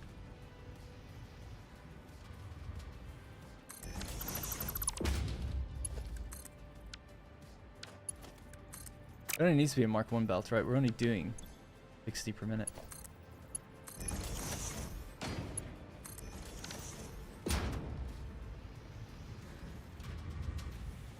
Want to take my time designing factories this time around? Yeah, that's what I've been doing with my Desert series. Like, I spend a lot of time with it. I've also... Something that I think is a great help is doing something like this, right? So, I have this... I'll just hide myself for a second. You could see in that previous stream world, right? I was trying to just keep a log of everything in a big thing, but it obviously became very large. And this is everything that you make per minute and then everything you had in surplus. But now I'm actually taking the time to actually say, okay, I'm going to list each one of these as a factory, right? So we have the steel foundry, and this is what it does. Okay. I know it's a bit bright, but something like that, right? It's very simple, very modest little steel foundry, first factory for it. But here I say, like, here's what we make per minute, and here's what I have in surplus. So now I'm actually drawing lines between the factories to show where things go. And I think that will help me keep track of where things are much more easily in the future. So in order to make the copper electric factory, we're pulling in steel pipe, wire, plastic, and rubber. I don't have to second guess like where things are going and how much and all of that kind of stuff. It's much more straightforward. And now I know that this makes automated wiring, computers, adaptive control units, cable, and copper sheet. I can send that on or whatever if I need to. But yeah, that's the plan for me in the future. So aluminum is next. And we're going to be making 2,700 aluminum ingots per minute. So these are going to be going all over the place, I'm sure. Casing and all that kind of stuff. So I think that'll be a great help in the future for keeping things organized. Yeah, Satisfactory Modeler is what people use to plan out their factories. So I recommend... I haven't used it, but everyone seems to recommend it, so do I.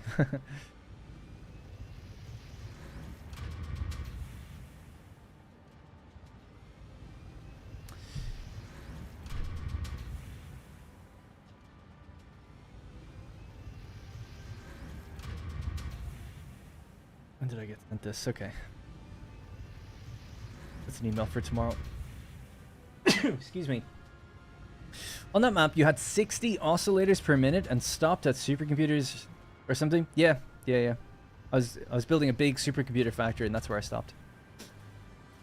Alright, AI limbs. So we need 3 AI limiters per minute, I think.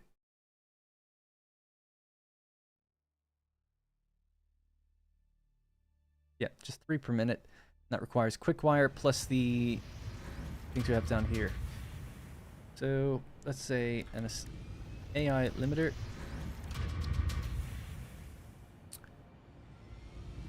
Our target is just 3 per minute. We need 15 copper sheet and 60 Quickwire. Perfect. So just take a little 60 belt out.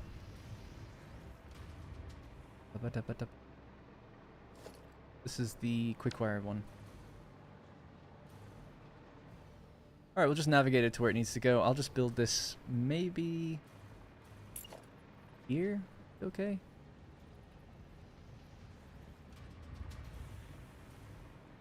Actually, to be honest, even there might be good. If I could squeeze it in. And because it has to ultimately just go somewhere like over here. Just for a second, let me see where that floor hole is going to come through. So we're aiming for this manufacturer and we're aiming for this port. You know, it'd be nice with the floor hole if it said floor hole 1 meter and then you press E and then it goes to 2 and then E it goes to 4. Just like the foundations. That'd be nice. I know I'm like the only one with this problem because I build double-sided foundations. But it would be nice. So I don't have to do that.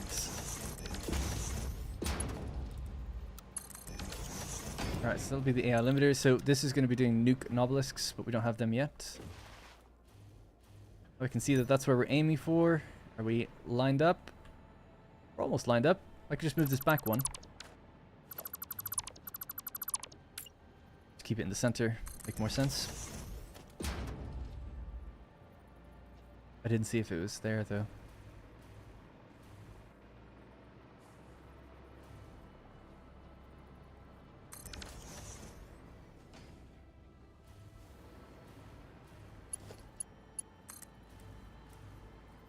Ah, son of a bitch.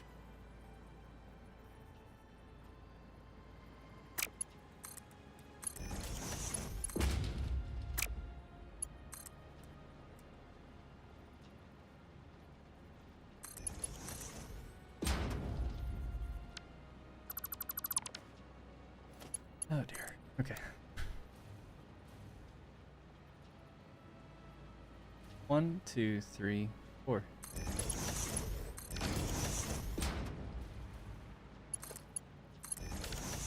So that's the copper sheet. This is going to do AI limbs.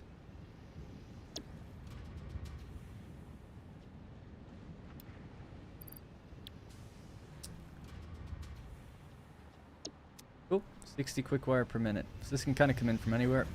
We just bring it along to that point.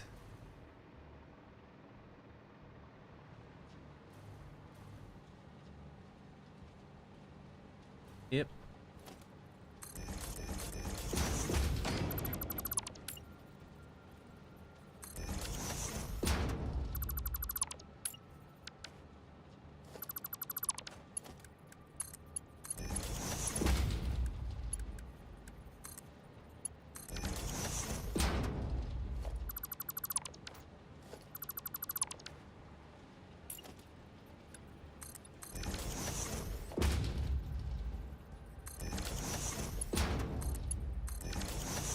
Okay, that'll be the Quickwire. And then we just bring that along the roof or something. Or wherever we want to bring it, I guess. So here, but I want to avoid that. We're aiming for over there. Okay.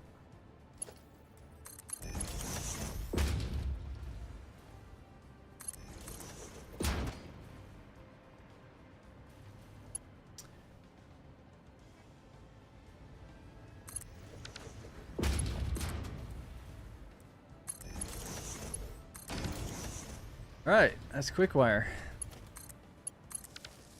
There we go. AI limiters are now being made.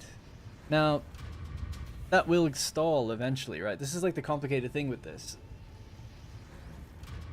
Is setting up an overflow so that everything can run even considering that some of the stuff like we can't make yet, like the ones that receive crystal oscillators, which we don't have yet. This one, crystal oscillators. The pulse Nobilisks we can't automate just yet. So it's like we need to provide 5 less Nobilisks than we do already. So the wind back effect for that is really annoying. I mean, that goes into an overflow sync thing already, so that's okay. Alright, well anyways, drones are done. Everything is now coming in. Next thing is just doing... Let's get rid of this now. Let's just say that that was drones. So the next thing is going to be depots. Depot room.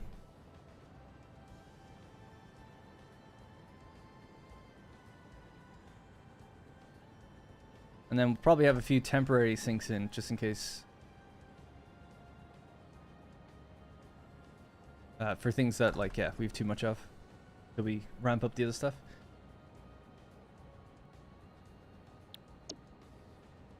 Excuse me again, sorry. Darren repeatedly saying, it wouldn't it be nice rather right after Brian Wilson dies? I never heard of Brian Wilson. That's what you're dealing with.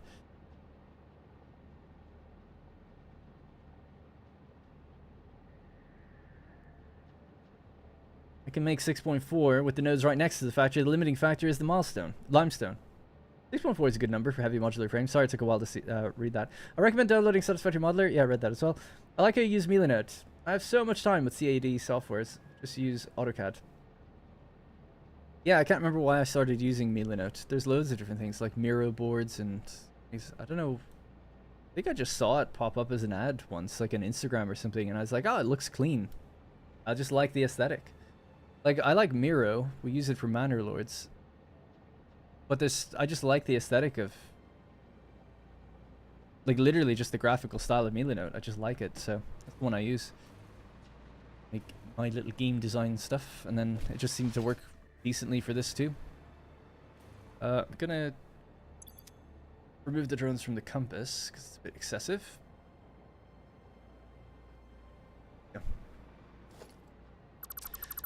Alright, so a depot room. So we have to get all the little components together and send them into depots. We could have a line of depots out here. This actually might be the best place for it. I was thinking of going up a floor above, but this seems like it would make more sense.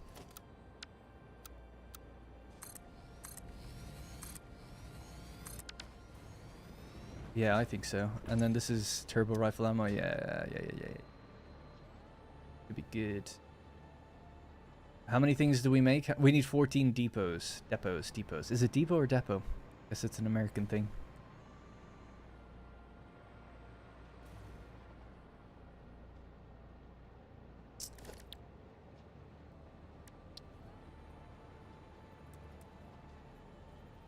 Alright, maybe.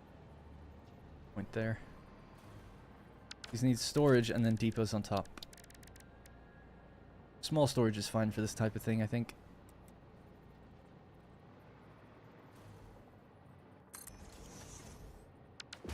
Yeah, I'll color these depending on what they are.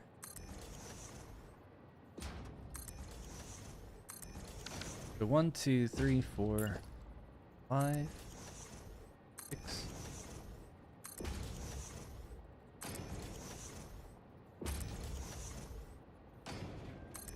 That's 10. Going further out this way.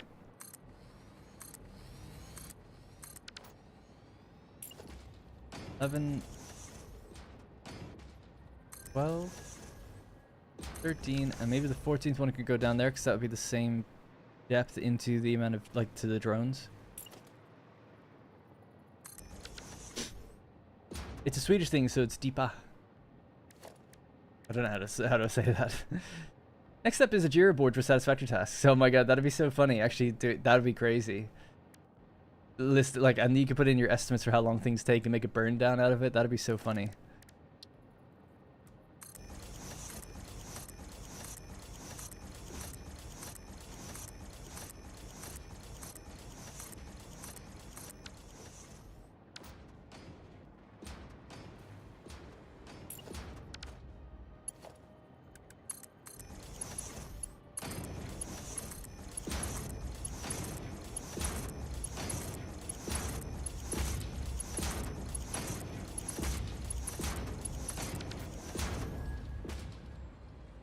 Okay, now we need smart splitters.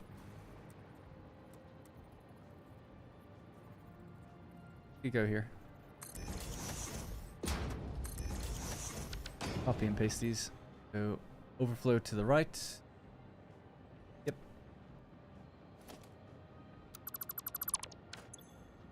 Don't forget morning stand-ups to discuss. That's so funny. I'd love to see that just even as a meme video.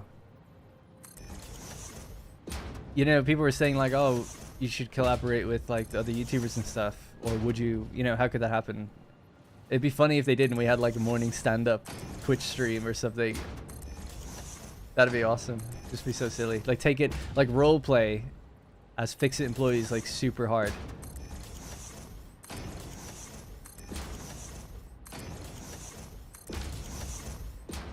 All right. Oh.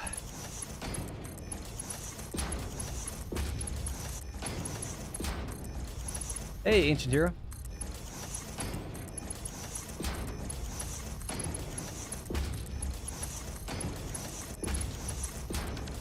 Alright, all of those. Now the overflow is going to go straight down the middle into mergers.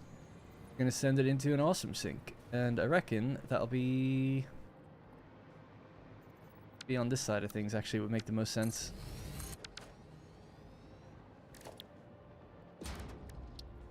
This will be the main awesome sink.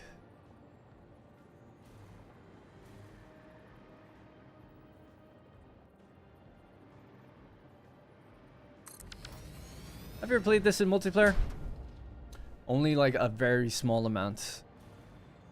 Back in Update 8. I ran a multiplayer server for a while, so I was playing around on that.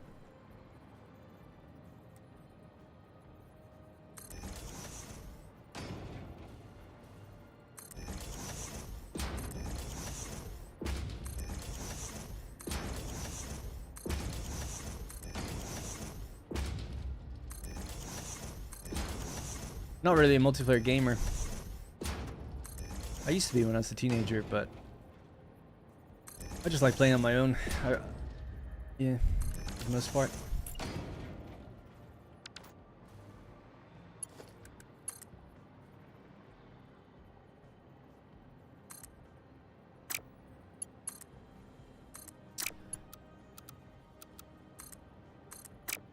God.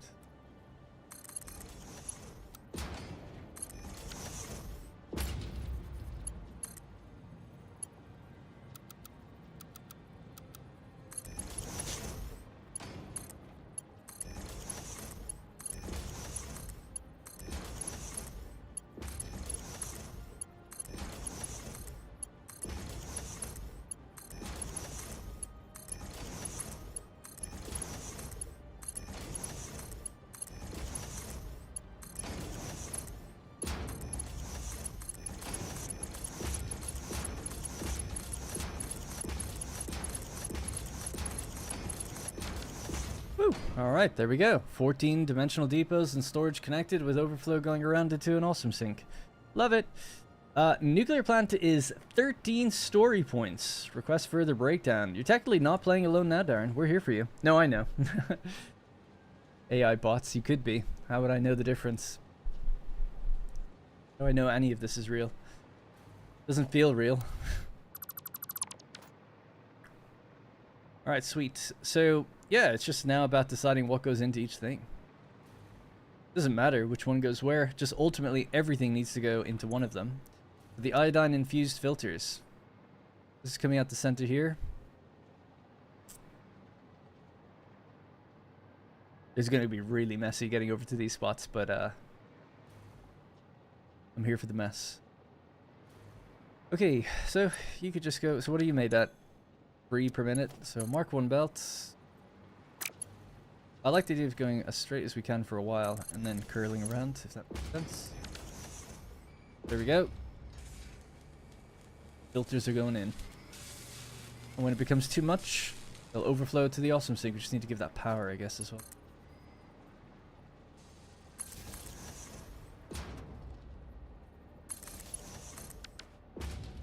Yeah, we'll have a big fat sushi belt here at the end. Loads of things once it all fills. Yeah, the smart splitter settings copy everything. Copies when you copy things. That's great. Clock speeds, recipes, all that stuff. Paint. All right, that's one done. Next one.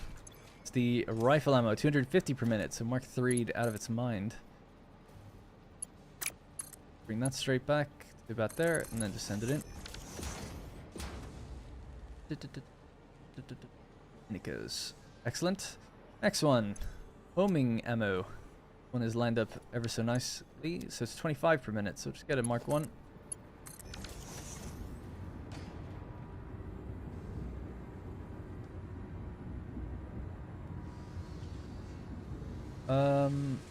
Okay, so that's those 3 done. The next ones are awkward because they're facing different directions, but oh well. Shatter rebar. Stun rebar. We could pop them onto a sushi belt and then have a filter that breaks them into whatever groups they need to go into.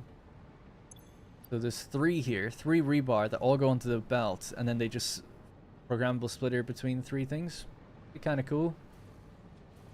Let's do it. Because the volumes are so low, I don't think there'd be an issue.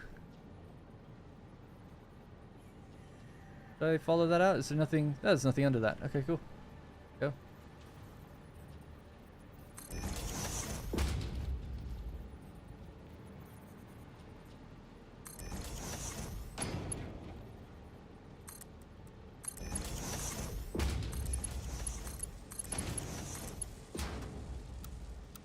No way. Why? Because of how far forward you are. Sucks. You can fix that, I think. I'll check that in just one sec. Peacekeeper. 18 months. To the sushi belt you're about to cook. Thank you. Do you cook sushi?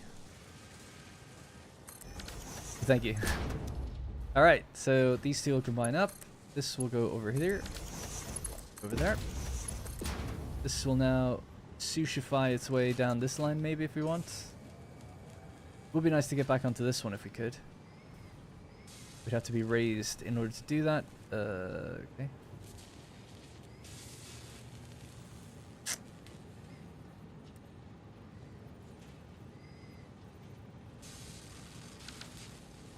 I guess I'll just try to keep it simple. Go here. Power pole will probably move. Gonna clear that one. 1, 2.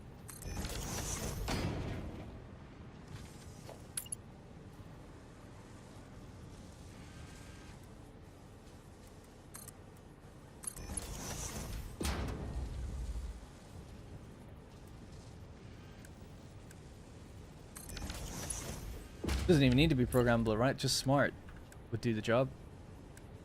There's only 3 things. So explosive, shatter, and stun.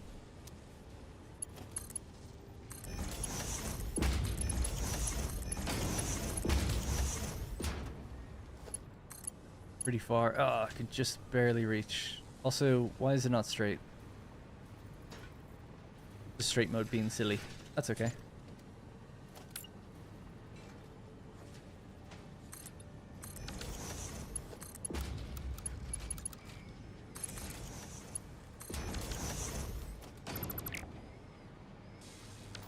Bad.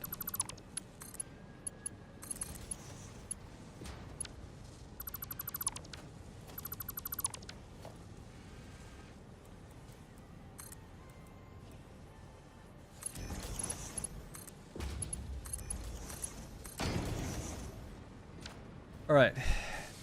Already a little sushi. Just a little bit. So I'll have to move that pole. And power will probably be redone later when we put a roof on this thing. Anyway, in this game you do. Nice. This isn't the series, is it? It's not the desert series now. I really keep forgetting to mention it, but in my next video, I'll definitely mention that I stream on Wednesdays and Thursdays. And that it's a different series. You're not missing anything. Just optional extra content if you want. In many ways, I use this as a prototype for things I do in the video series. Do you use all the ammo types? Yes, this place makes all the ammo types. Do it for the last 3. It'll be easy. Well, I was going to use rebar in that one. Or just something else. But yeah, maybe. I'll think about it if I need to move it. Let's just see. You're right, actually. There's no room underneath, so that's a good point. Let's do that instead. I should have kept that. Oh well, my bad.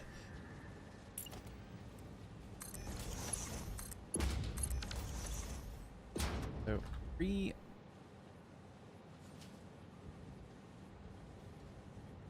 I don't think it'll matter which way I did it, but I think this is the same way anyway. Maybe. Because they should have all just gone to the depot. Yeah, there's nothing in any of these. That's fine. They've already gone to the cloud.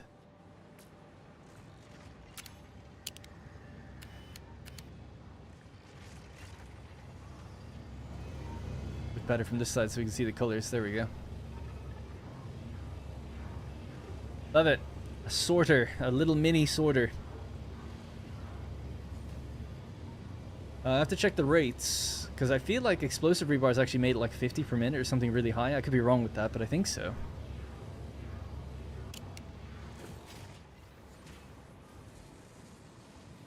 So this is... No, it's only 5. Okay, cool. 5, 5, and 10. So obviously totally fine on a Mark 1 belt then. They're just going to empty out for a while, and then they'll be a bit gappy. Belt itself. Like I said, we'll move some of the power poles later. Right, so there's a gap on this one. We need to give the regular rebar away. Send that somewhere. How many have we hooked up already? That's 3, 4, 5, 6 things have been hooked up so far out of 14. So these are Nobilisks, right? Our cluster Nobilisks are here. So that's 2.5. This will be nuke Nobilisks. We don't have that yet. Gas, and this will be pulse. Now,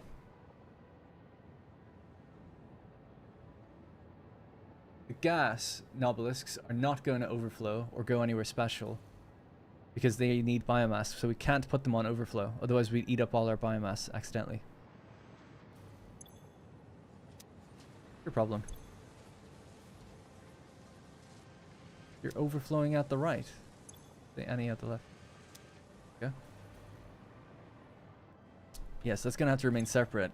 So this can't go on a sushi belt. The others could, though. This one will stay on its own. Alright. Merge these ones up then. Which way do I want it to go? A sushi belt out this way. I guess we should aim for these 3 inputs here. So straight along this foundation line. Be a good spot for it.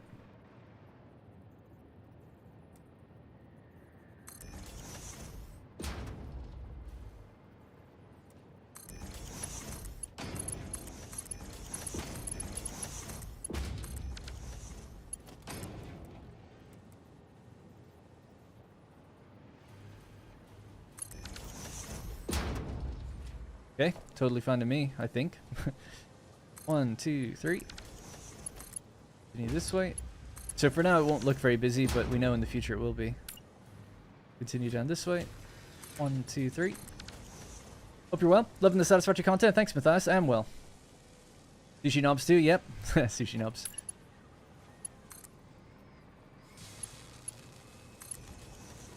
Yeah, cool. This works out really nicely. Alright, so we'll grab another smart splitter here. In the center, I guess. So, it's going to be cluster. Nuke Nobilisk, so we don't have that yet. And... gas? No, not gas. Pulse.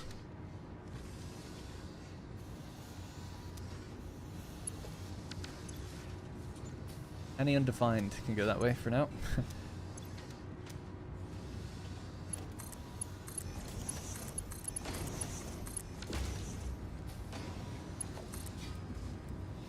One, two. Go. Yeah, so without more crystal oscillators or delivering that in via drone, which we don't do yet, I can't make pulse Nobilisks. So that just is what it is. We have overflow here to say that this is actually supposed to go into one of these. This one's empty, so that's kind of good. Let's use that one. Why not? fact, we can say overflow at the front as well. Alright, so you're gonna go this way.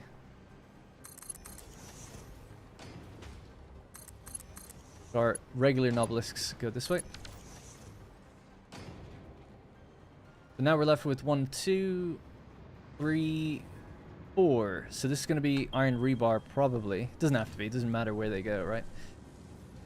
Not really. Don't know what that's going to be yet. Think about it. You could sushi belt the gas knobs, but just overflow on the smart splitter for it. I could be wrong, but I don't think so, because... No, because it would block the sushi belt. The belt would get backed up. Wouldn't it? I'd have to do some other stuff with it if we wanted to do that. Let me think about it. So, the whole point with gas Nobilisks, right, is that we don't have infinite biomass, so we don't want to sink these, right? So, okay, let's just say we start throwing them onto this. It rolls along with the other stuff, which is fine.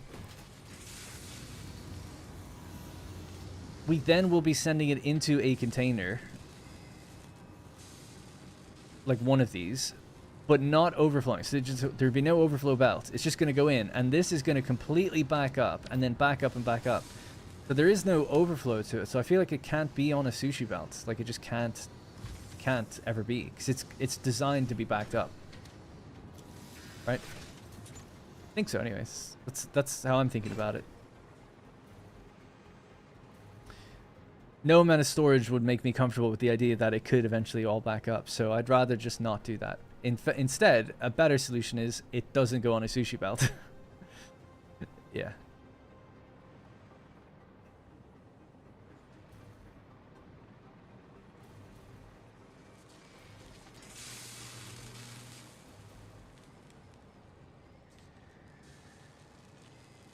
Just trying to think what I'm missing. What am I not considering? Let's see. So these have all been taken care of. Well, yeah, except that one. That's fine. These have all been taken care of. So we haven't done this. We haven't done... What else? The regular rifle ammo. Oh, and the regular filters. That's the other one. Yeah, yeah. Okay. And yeah, you could run things along the ceiling down below, but below is pretty busy too with like lots of different belts. I saw that as well, Lavish. So there's space, but not fully determined just yet. So let's see. The regular ammo, the rebar, comes up here. And we left one. This is the bit that's left over. So that needs to go up and go into one of these. This one. Okay. I'll just drill through that, why not? And yeah, stick in a floor hole here. Move it kind of back. Alright, so this regular rebar we're aiming for. This floor will come out as well. Let's do that later though. So this just comes straight down.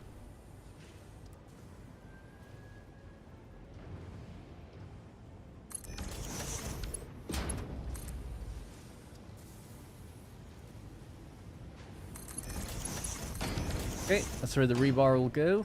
The standard rebar on its way in now. We're now completely done on all of these, so this one's empty. Maybe standard rifle ammo. We have the explosive ammo, we have the homing ammo, so standard rifle would be nice to place it there. Try the same thing here then.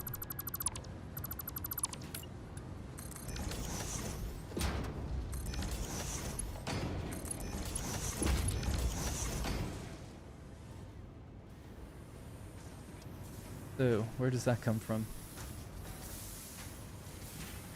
All the way over here.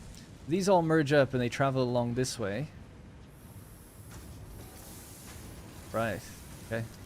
Yeah, we just need like some sort of... So where's it going? It's over there.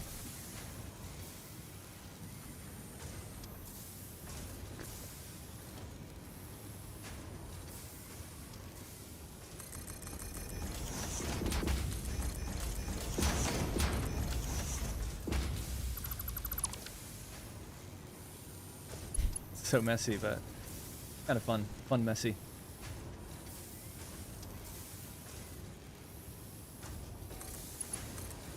Could that possibly work? My god, I can't believe I got the height right. Nice. Good job. Oh, I didn't. Oh, it was so close. Let's do this real quick.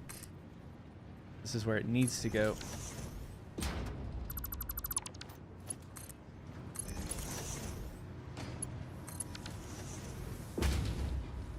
Alright, cool. There we are.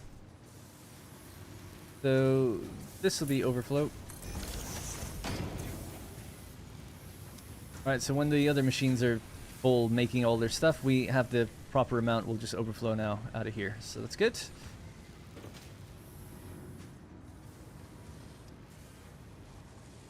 Yep. You're trying to get ahead of me, Avish. Don't worry, I know. I know. If I walk away from something, you guys can catch me up on it, though, because that means I definitely have forgotten. But I just place down Mark 1 belts and standard splitters until I figure out things after the fact. One thing I didn't check, though, was the rate of those. I don't know. Let me just see on this document thing. So we make 225. 125 goes into the turbo rifle ammo. 50 goes into that, so that's 175. That leaves us with 50. But Mark 1 belt is okay. Alright, next one.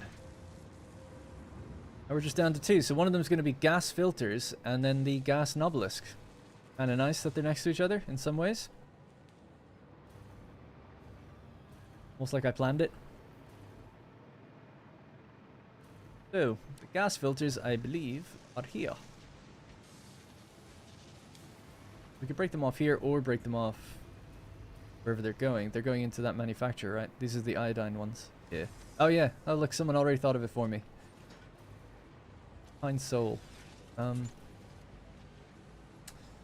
Quickwire is kind of in the way if we want to go up and over at that height. Ron, appreciate the... Oh, cool. Little thing that says, how's it going? APR. I said Ron as if that was your name. That was the currency. My bad. That's your first super chat as well. Thank you. I'm sorry I butchered it. But thank you very much. I don't know why it hasn't appeared on the stream. Absolutely robbed of your first live of your super chat for some reason. But I see it in the chat. Obviously, it is there.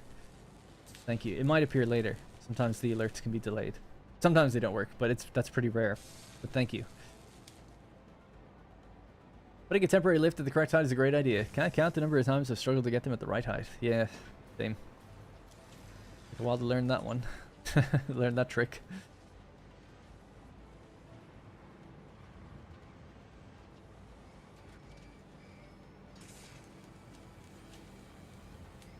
I'm just thinking where the gas Nobilisks are going to go as well. So the gas, let's see.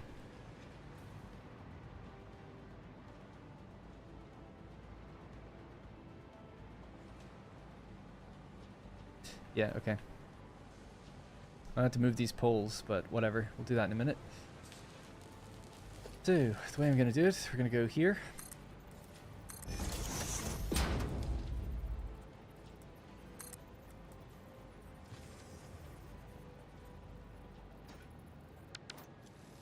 Oh, actually, that's not going to work. Never mind. Maybe I will just go underground to be easier that way. I'll reserve this lane for the gas.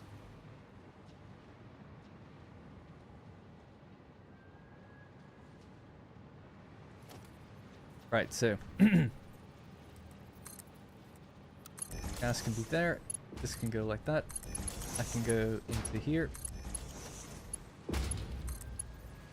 Go straight along. So to be the gas Nobilisks, these will not have an overflow. I'll actually send it to this very last one here on the left. No overflow for you.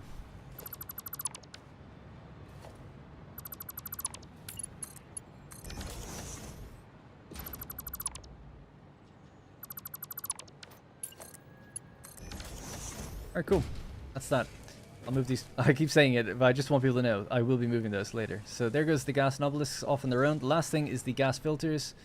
I'm just going to mark the foundation where they need to come up, and then we'll just grab them from that belt. This is where they need to come up.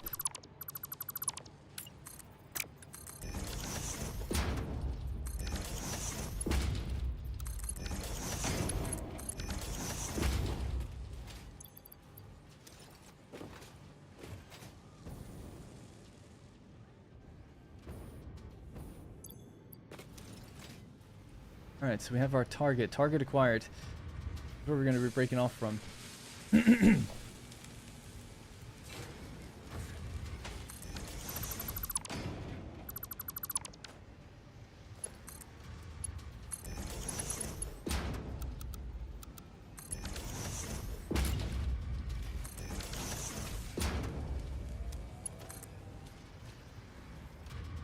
That's ultimately where I'm going. There's a few things in the way, but we'll just obviously navigate over to it. It's not a big deal.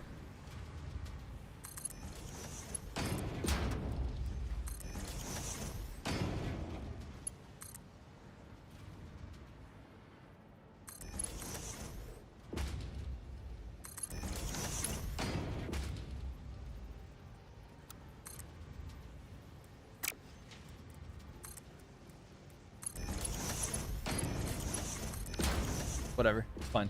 Alright. Go. That's that. That's everything hooked up. All 14 components. There's only 2 that we're not making. And that is the... whatever the crystal oscillator one is, and then the nuke Nobilisk. Is that pulse? So we don't make pulse or nuke Nobilisks, but we make everything else. And we can make those once we get the encased uranium and also the crystal oscillators. That's it. That's the mess that we've created. And down here, and down there, over there, over there. But now, with an awesome sync connected and everything hooked up, we should be able to run all these at 100%. These will be getting backed up because we're not quite using. So now I need to add in like the temporary awesome syncs. So it's like, oh, for those 2 things that we don't currently use, it's going to back up certain material, such as this. So it's like you'll need like an awesome sync to get rid of that. Just for now.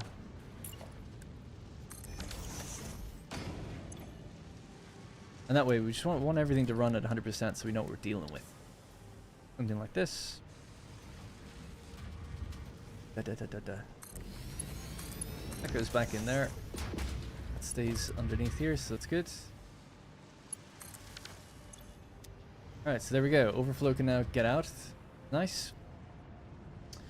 A vertical splitter over there. I don't think that would have done anything. Vertical splitter? Maybe in one of these. Yeah, I don't know. It's all good the way it is, though.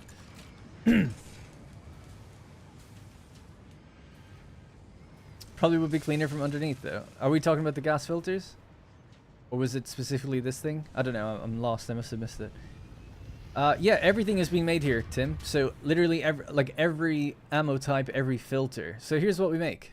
I know it's a confusing thing, but if we just look at the end products, right? The end products are on the right. So we're making iodine in... Well, let's start with the core components. I talked about that before. So the core component would be iron rebar. Another core component is Nobilisk. The core would be rifle ammo, and another core would be filters. So from those core components, we then make...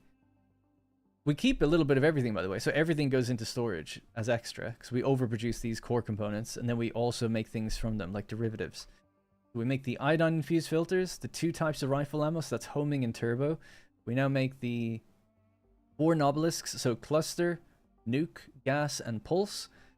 Little asterisk next to the nuke, because we don't have uranium cells yet. I haven't done that yet. And then also the crystal oscillators are not automated. So the infrastructure is there to take them in, but it's just we don't make those 2 things yet. Everything else we do. And then there's the stun rebar, the explosive rebar, the shatter rebar. That's all working well and good. That's it. That's everything it makes.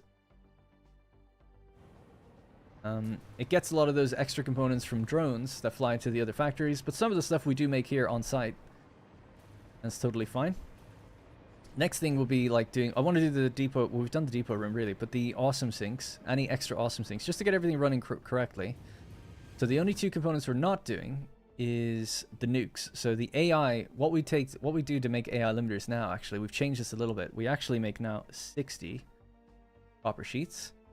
We now provide 60 ingots, which meant doing, I think, 60 water or something like that. I'll just have to check that. I'll pop this on this screen for a second. We just decided to make AI limiters here instead, because with a few power shards, it was easy enough to do. rather than flying in AI limiters, which we have, but I agree with Martin when he said, like, power demands is less than the drones. You save the rocket fuel and all that stuff if you just do it here. The water, that's what I was going to check.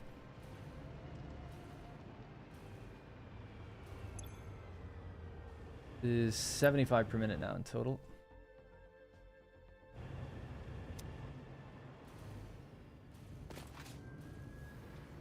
It's 75 water. That's because 15 goes into the fabric. So it is 60 for the copper sheet. Yeah, that's fine.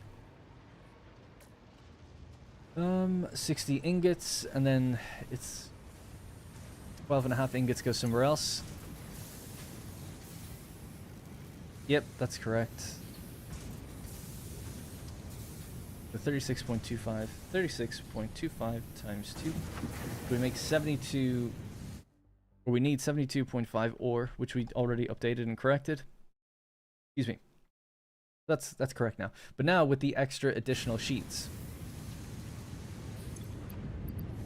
Right, we make a little bit more sheets than was on my document initially. So 15 of these are actually taken away. Like here. 15. And we send them into making AI limiters. There. The AI limiters goes across like that. Something like this anyway. Cleaner.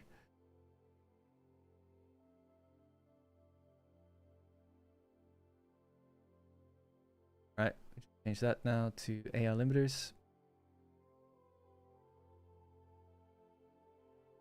Okay, and then the Quickwire that comes in from like being flown in goes into that as well.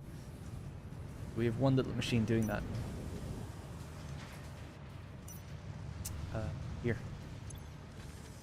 Make it 3 per minute. So it's 60 Quickwire actually that's needed there. So in total, we're now bringing in 60 plus 50. Any other Quickwire? Plus 30.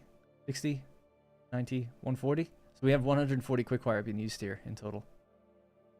Alright, that's everything then.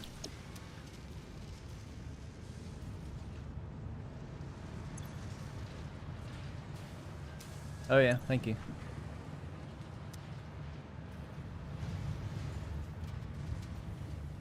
Thanks, Praveen.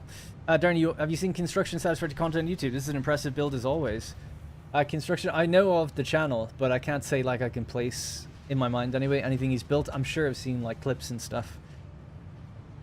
But they're starting to blend together all these different creative. Like I genuinely, I just don't have the time like to watch them. Obviously, I make Satisfactory content, so the last thing I'm going to do is, after spending hours and hours making it, is just go around watching other channels.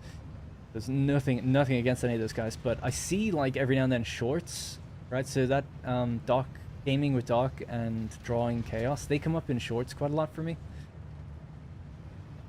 Not sure if I've seen Construction though, specifically. Not a fan of turbo rifle ammo. Yeah, so me neither. Not really. I like the idea of like an SMG type high fire rate ammo, but it takes too long to wind up in my opinion. So most of this stuff I never use. We just thought like, look, if we're going to make an equipment factory, let's go big or go home, right? We'll make everything. And that's what this does. So now, in our dimensional depots, we have everything. Everything. So yeah, we can pin these. I like to pin anything that's automated, so just pin everything automated. Now the other components of this factory was trying to make it self-sufficient, so it runs on geothermal generators partially, but we're going to hook up some extra ones. Is that it? Gas filter and Nobilisk. I don't know why it keeps homing ammo. Cool. Rifle ammo, iron rebar, cluster, stun, explosive, shatter, turbo, iodine, Nobilisk, gas filter, gas Nobilisk, homing rifle ammo. We are well equipped. We're just missing the nuke Nobilisk, which will come later in the tech tree. And we can make pulse. I've made a few, but I don't automate crystal oscillators, so we can't deliver it in automatically, I guess. Right, so we've handled overflow for one of these things, so the additional copper sheet is handled now. That was needed for AI limiters. Although, thinking about it, that's a dumb place to place it. We should place it at the AI limiter.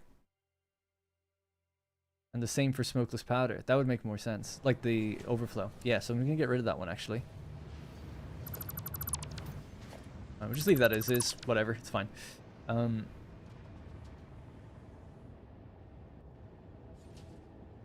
Yeah, so the AI limiters that are being made. So they get made here, and they go upstairs. So this is where you'd want the overflow. And then it's the same for smokeless powder, which is there. So I'll put in a new awesome thing. Maybe I'll just place that again, but in a different... Place it down, and then try to get it lined up.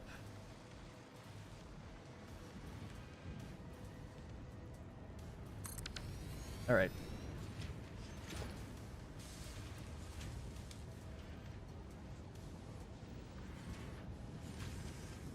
Do it that way.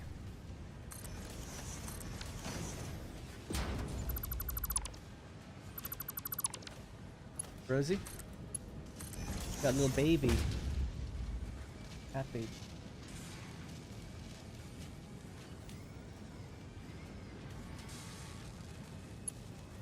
Quite dark actually on my camera thinking about it.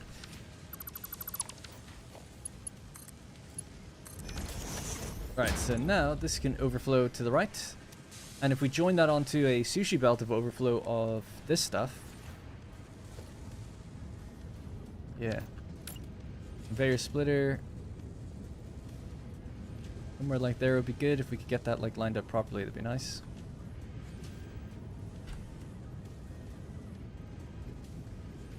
Guess it doesn't have to be there actually. We'll just up back a little bit.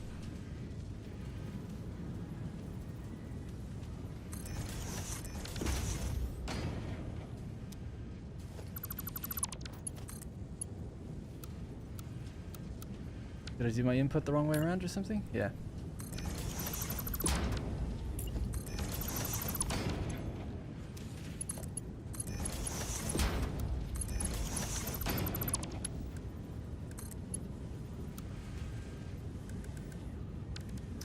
Oh my god. Sorry. Fat fingering the controls. Now, this needs to go into a merger.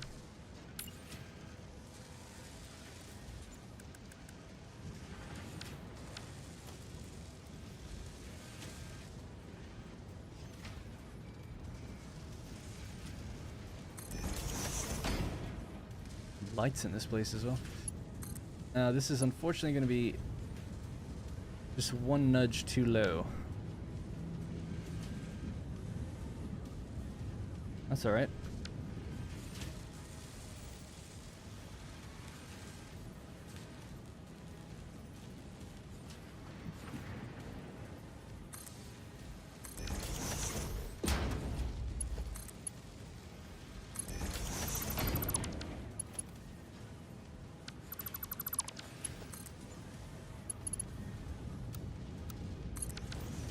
Alright, so now if we make excess smokeless powder, it will overflow out that direction. How much do we make, by the way?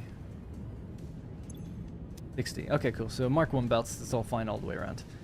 Okay, so that handles the overflow at the source rather than further along the chain. So now, yeah, that goes in here as well.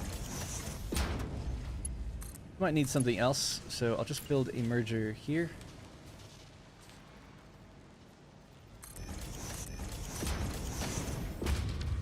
Kind of a shame that that's in the way now. Whatever.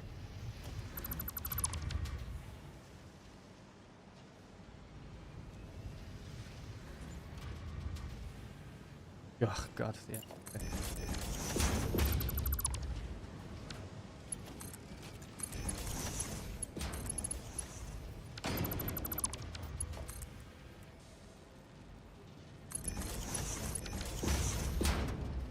All right.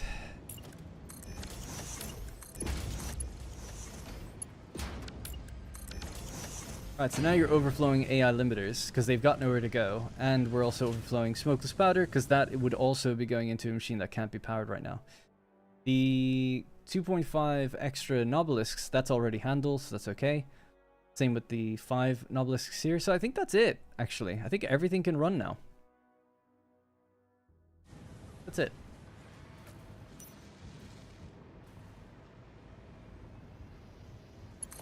Give that power. I'd like to do some cosmetics next. So that's the depots and the extra sink done. And then we can like put some walls and lights on this thing to make it look a bit better. Sorry, you know what? I forgot. I've got a mod. We could just make it daytime, but I do want to obviously add some lights and things as well. Woo! All right. 75.5 copper ore. Did I write that in correctly? Is it 75.5?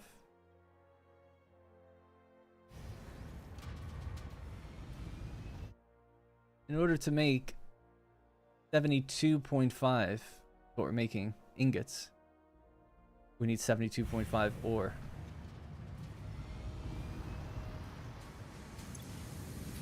Making 36.25, 36.25 times 2. Yeah. Wrong.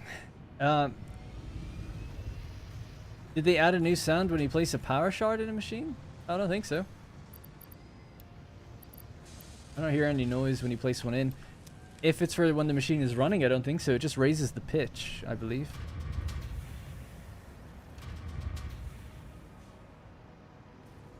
Alright, so any machines that are now like backed up, I'm just gonna like freshly empty them. Let this place kind of get started again on its own. Freshly consuming things. So you guys are kind of okay. And then if I see anything backing up, we know we've got some sort of issue.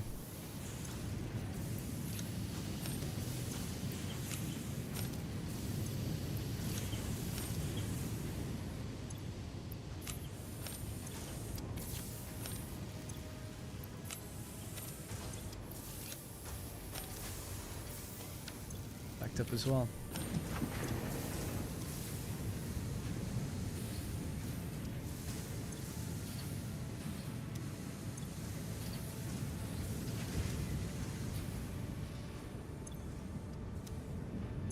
They're running at 60. Yeah, they weren't getting enough copper. So that's a good problem to find. So that's already sorted that. Alright, so the bottom floor should be okay now.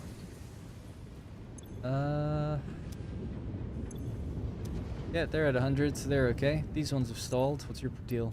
Which polymer resin? Polymer resin goes in to make fabric. The fabric goes to make gas filters, but we now have a sink for that, so I think you'll be okay. What about these guys? Making compacted coal. This one's backed up. What's that? Just cleared that once. Fresh now. Alright, we'll leave it as is. I think that's it for what's being backed up. Actually, these are kind of backed up as well. Although, that's kind of odd. Oh yeah, no, it's not that odd. Let's just get rid of these as well. They're at 100%, so it's not actually a problem, but still, just keep it nice and fresh. Nice and clean. No room for error. And then, it doesn't matter if they build up after the fact now. Yeah, I'll just take these. Give me them. Help you guys get out. I'm actually full now. What could I get rid of? Screws. I'll just place them in the container so it overfills quicker.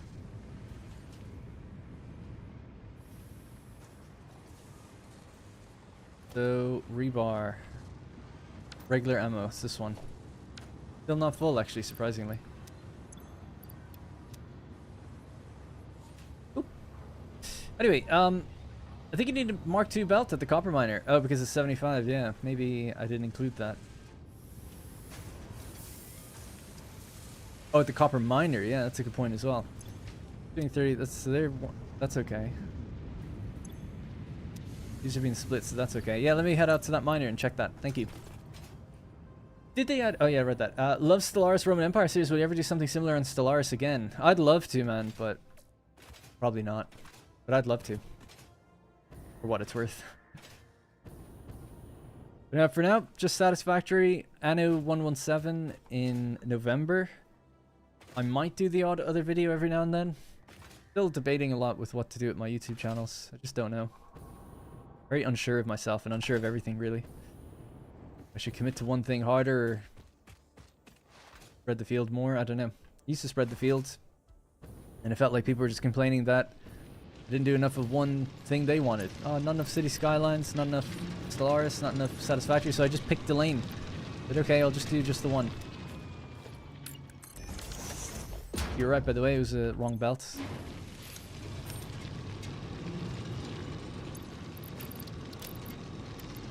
Just get rid of a few of these. Just let it keep running for a while.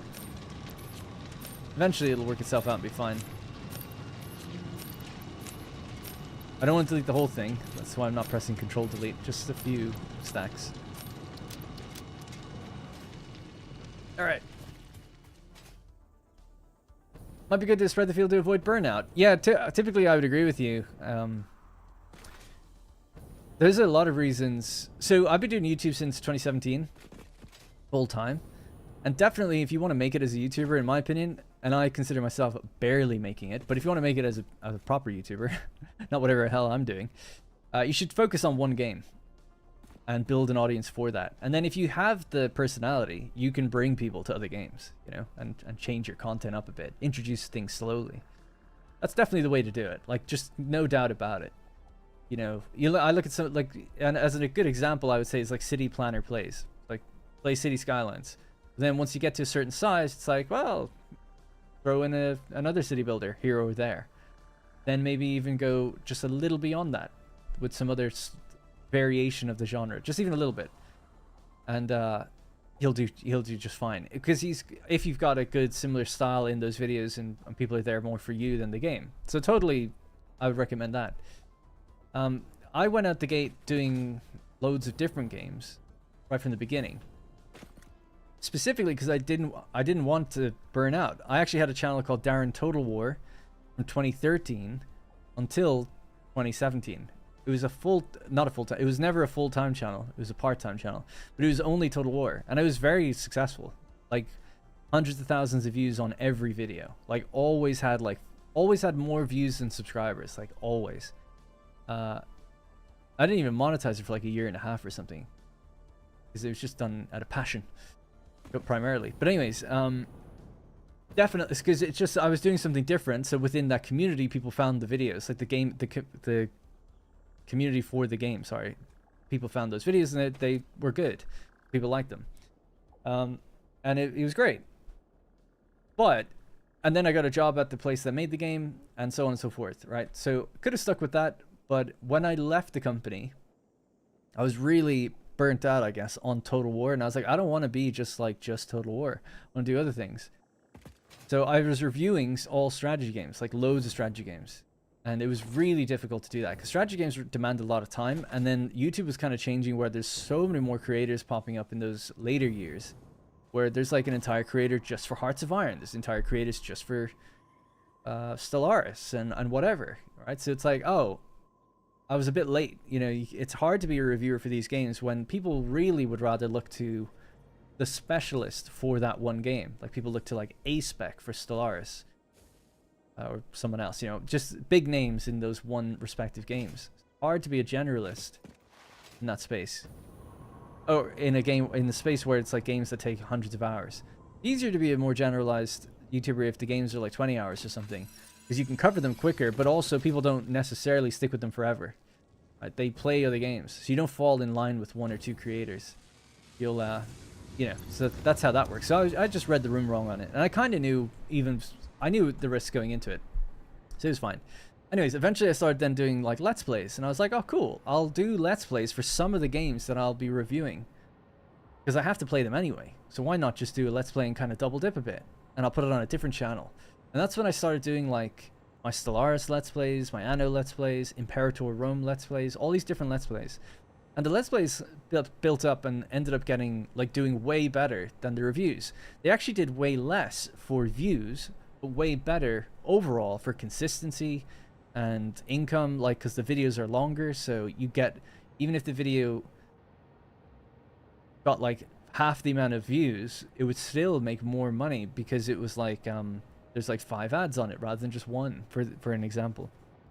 Anyways, then I ended up saying like, okay, you know what, I'm just gonna stop doing reviews. This is doing so much better that I hate the up and down nature of reviews. Like one review does 100,000 views, the next one does like 10,000. It's just too unpredictable for me, because I wasn't very strong personality branded, so I don't know, reviews are just hit or miss. And I was covering all sorts of different things as well, so I can't blame the algorithm or people for not really latching on that well. So then I started What Darren Plays. I renamed the Let's Play channel into What Darren Plays, and I started covering different games. But then I started narrowing the focus a bit more. Anno did really well for me, so I kind of just stuck with that for longer than normal, and I loved it, so no problem. Same with Stellaris, and I stopped doing more random games. City Skylines was doing really well for me, but it was taking so much time that I decided, like, oh, I'll do Satisfactory instead, and the Satisfactory just kind of took less time overall at the time. But now I've kind of pigeonholed myself a little bit, in a way where I'm just doing Satisfactory, but the type of videos I'm doing do take me a very long time to do. Now they're viewing better than they ever did before, but it's like really difficult though, because now I'm kind of a bit more tethered to one game, that if the interest in the game wanes, my viewership will go down a bit, as well as if I'm just not very consistent, which I'm not. I'm slow to make these videos, and it's unpredictable, because I don't know how long it's going to take to do something. So it's like, is the video going to take me a day or two, or is it going to take 3 days? I don't know, because the factories are all different. So it's kind of hard from that perspective, for me anyway. Anyway, so that's where I'm at now, where it's like, okay, I enjoy this game, I love it, I'm not nearly burnt out on it, love it. There's mods I could be playing, there's loads of things to do. I actually can't make stuff for it fast enough, but I just know that, yeah, it's not a good idea to stick with one thing for too long. But I'd like to get back to something like Anno again, but I'm busy. I'm also working on Manor Lords a little bit, and then I'm trying to like kind of spool up my own game, because I'd love to really do game development more if I could. So it's just a lot of different things going on. But the important thing for you guys is I really like Satisfactory. It's not going anywhere. It depends how things view. If the views kind of start tapering off a little bit more, and they kind of are a little bit, it's not crazy, but as that kind of continues, the series on the Desert Series thing will become less viable, and I'll have to introduce like something else, like alongside it, for sure. But it's a bit of a death spiral, because it means like you get Satisfactory even less often. It means it'll probably view even less. So it's a tough one. But yeah, I'm not leaving you guys. Don't worry. No, it's all good. But yeah, the streams I really enjoy. I do think streams would be a good place to try other games and other stuff every now and then too. None of these have overflowed yet, no? I guess not. I guess they wouldn't.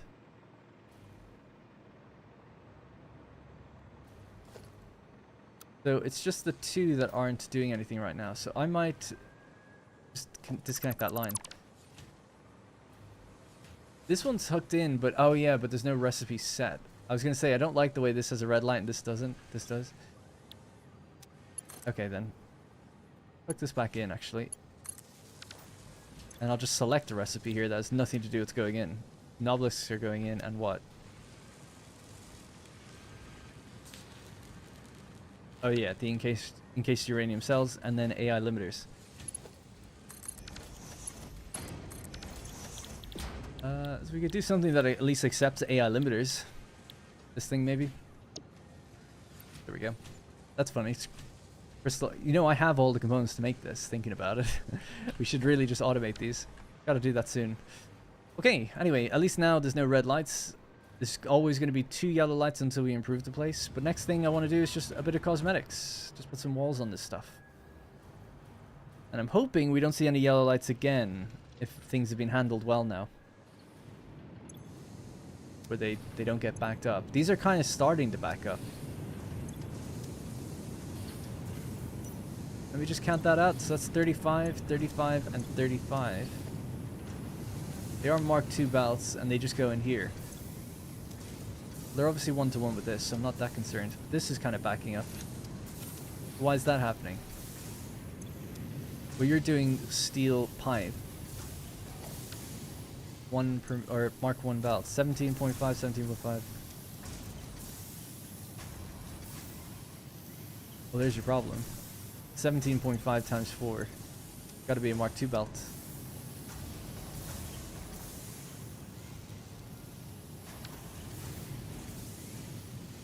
Where are these going? Are they going anywhere else? I was just checking if they were going somewhere else, but nope. So Mark II. This is where they start going upstairs. So that's okay. Alright, problem found. That should prevent these guys getting backed up for much longer.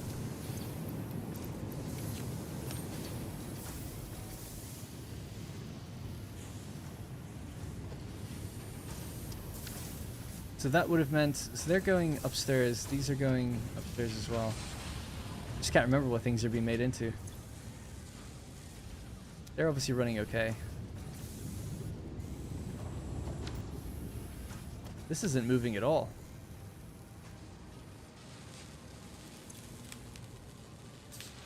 Alright, well, I guess I caught it early enough. It's not an issue. I'm just going to get rid of some of the ammo out of my inventory so it's clogging it up a bit. I'll keep the pulse because we don't make them, and I'll keep these because they're vital. They can go. They can go. Oh yeah, I can complete the milestone. We should do that. I've got 42 supercomputers. We can unlock nuclear power.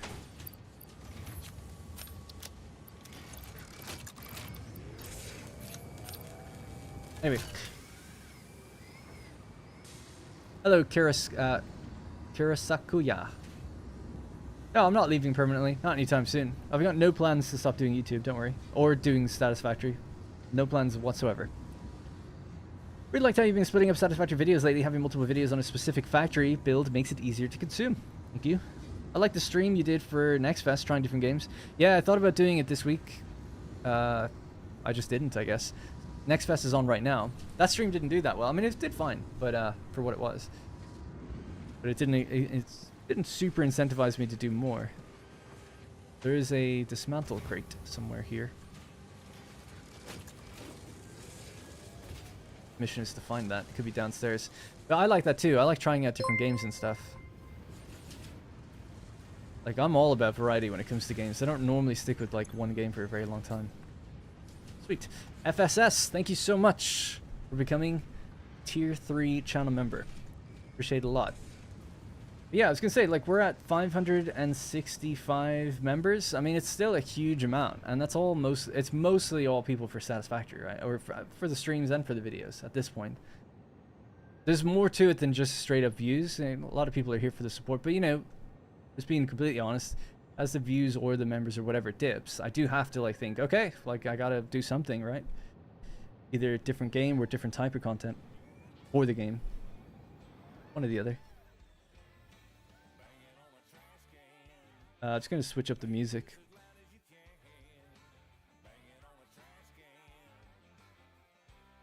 What can we do?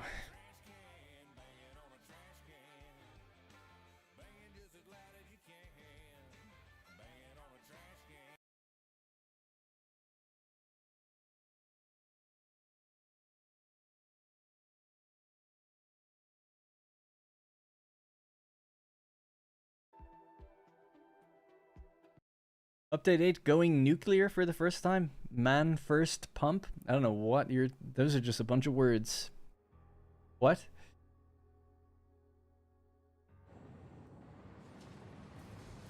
And thanks Gorlan, by the way. Alright, let's do a little bit of cosmetics. Start from the bottom and work our way up.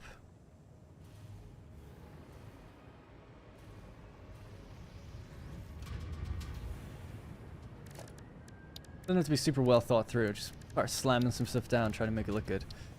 I think hex walls along here would be nice, out into the water area that we have.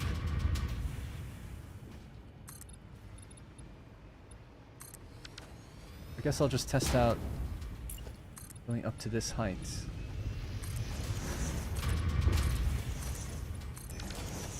Maybe some walls every now and then. See, nothing really needs to go over this edge too much, does it? That almost kind of does, but it'll probably be fairly hidden. Damn, yeah, I'm surprised I did that actually, because oh no, at least it doesn't poke through. Okay, well, it's not great, but at least it doesn't poke through. So I'm just thinking, if that's the edge there, so this will be a wall, and then we'll go window.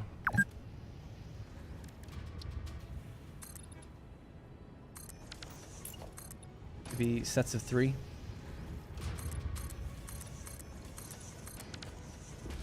Color, I think red would be kind of cool for this place. It is a weapons factory, so some sort of red-ish color. Gold.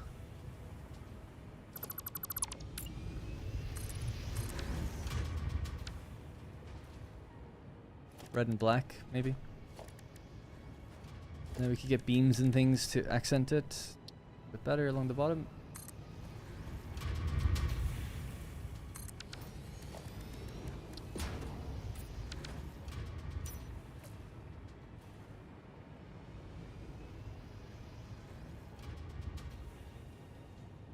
Update 8 going nuclear for the first pump.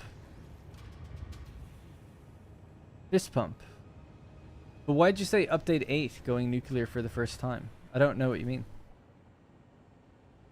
Oh, in this save. The update 8 save. Sorry. I think I get you now. And fist pump. Yeah. Yeah, we'll be doing a nuclear plant in the save, definitely. The idea will be that we'll do Fixonium. I want to do things that we haven't built yet. So that'll be one of them.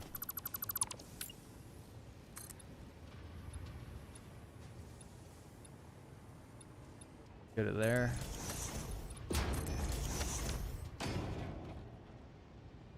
Like that. Probably just be a wall as it's a corner piece anyway.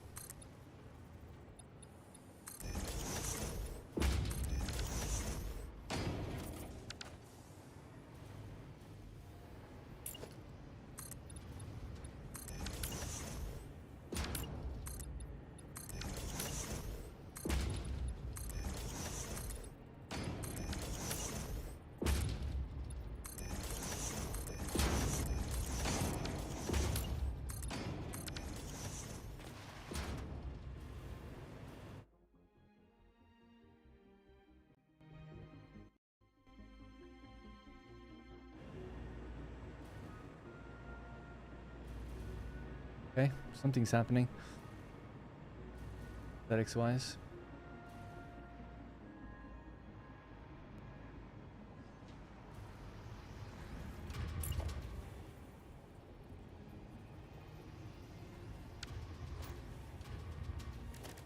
Be a doorway, right?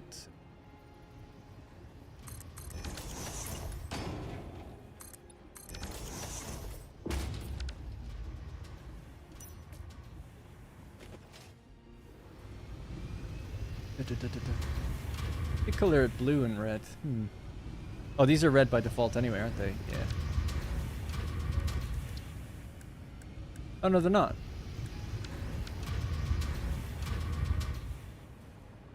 It makes shiny reflective walls.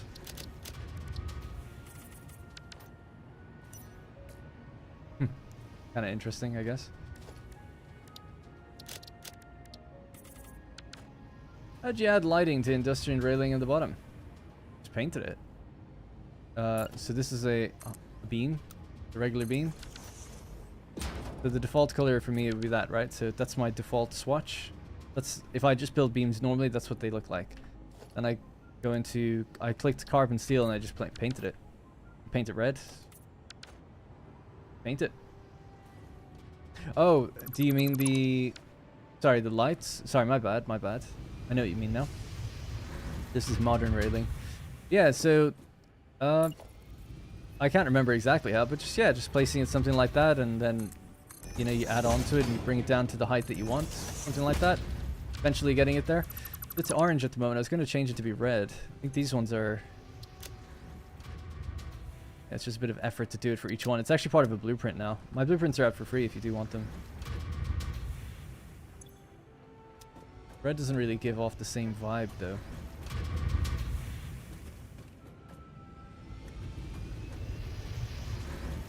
It would look better at nighttime, probably.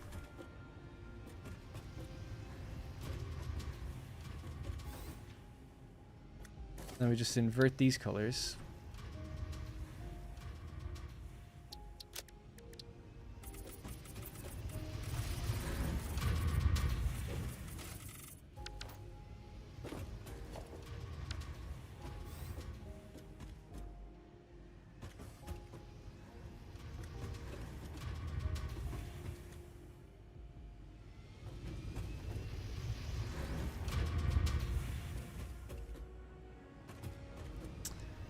We actually use a little bit more oil than I think we might be producing now as well, do we?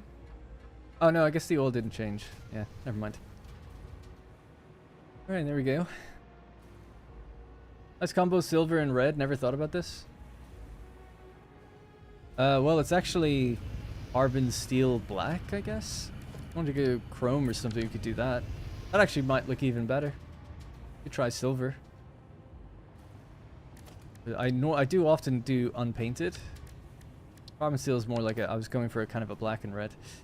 Sometimes then as well, grab something like this. Do an actual painted beam like that separates the windows. That could look a bit strange. This scenario. Again, you could do the carbon black. That can look kind of cool.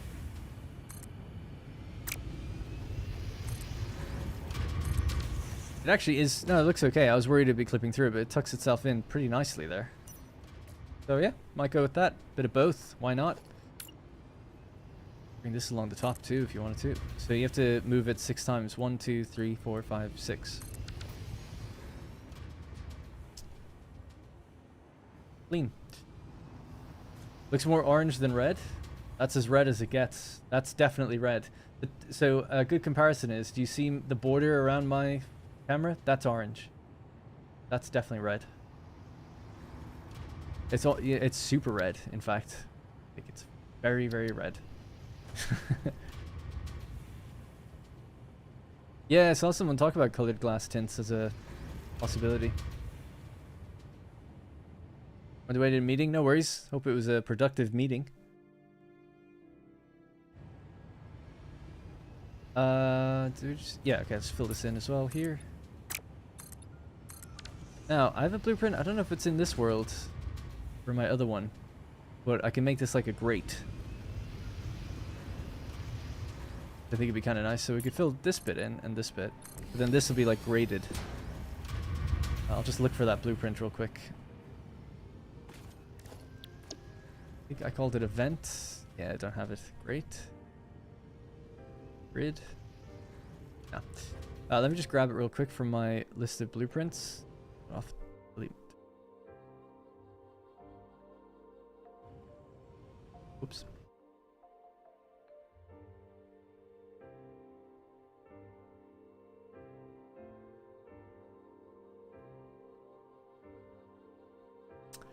Blueprints. So I definitely have them in my new world.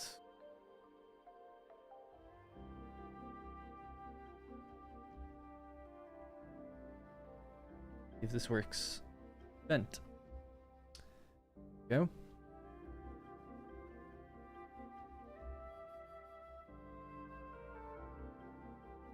Copy those.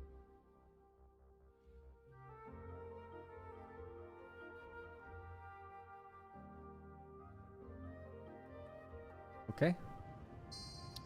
Now if I just save and reload, they should be there.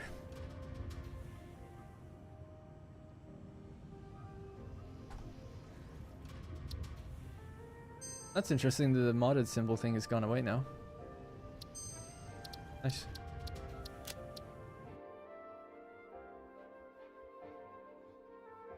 How do you plan the foundations below the hole? Hey, Dr. Helfenstein. How do I plan the foundations below the hole? I'm not sure what you mean, I'm sorry.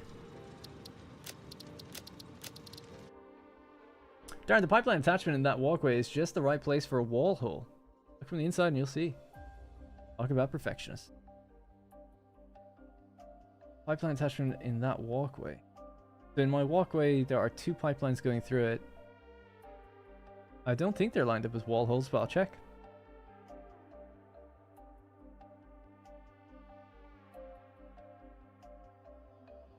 Oh, if you were talking about the light, the redness of the strip lights, then yeah, it does come off as more orange there. It was more orange before, but yeah, at nighttime, when you don't see the glow, it can look orange, but then it does go a bit more red later, if that's what you're talking about. Sorry if that's what you meant, my bad.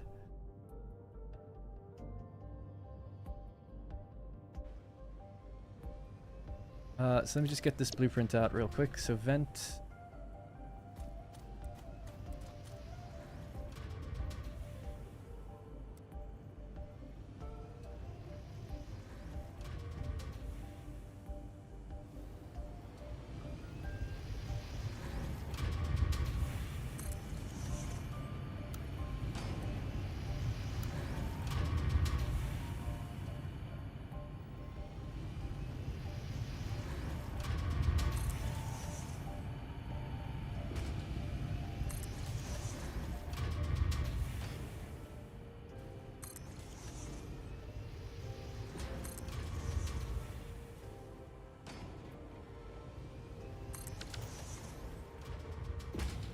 I'll just get rid of some of those until that point.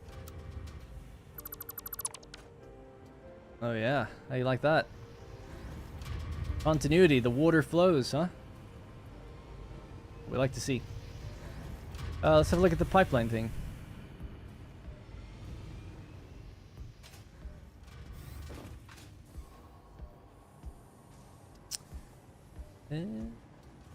These were spaced. Yeah, the 3 wall hole prong would work here. We'd have an empty slot on the left, but that would work still.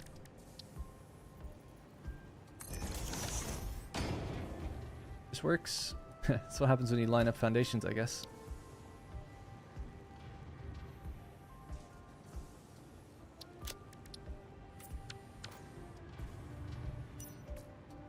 Have to copy and paste these ones. Yeah, these ones definitely look orange to me. I agree. But I would think at nighttime they might come across more red. Kind of. Yeah, not much we could do about it. Like, it's using the same color as the walls, but I don't know how to make it more like red. I guess darker maybe it would make it do it. Yeah, that kind of works, but then it's just not very glowy. It is what it is. We'll just leave it as is. It's fine. Like, good point. This is where it was before, so it's definitely a lot more orange.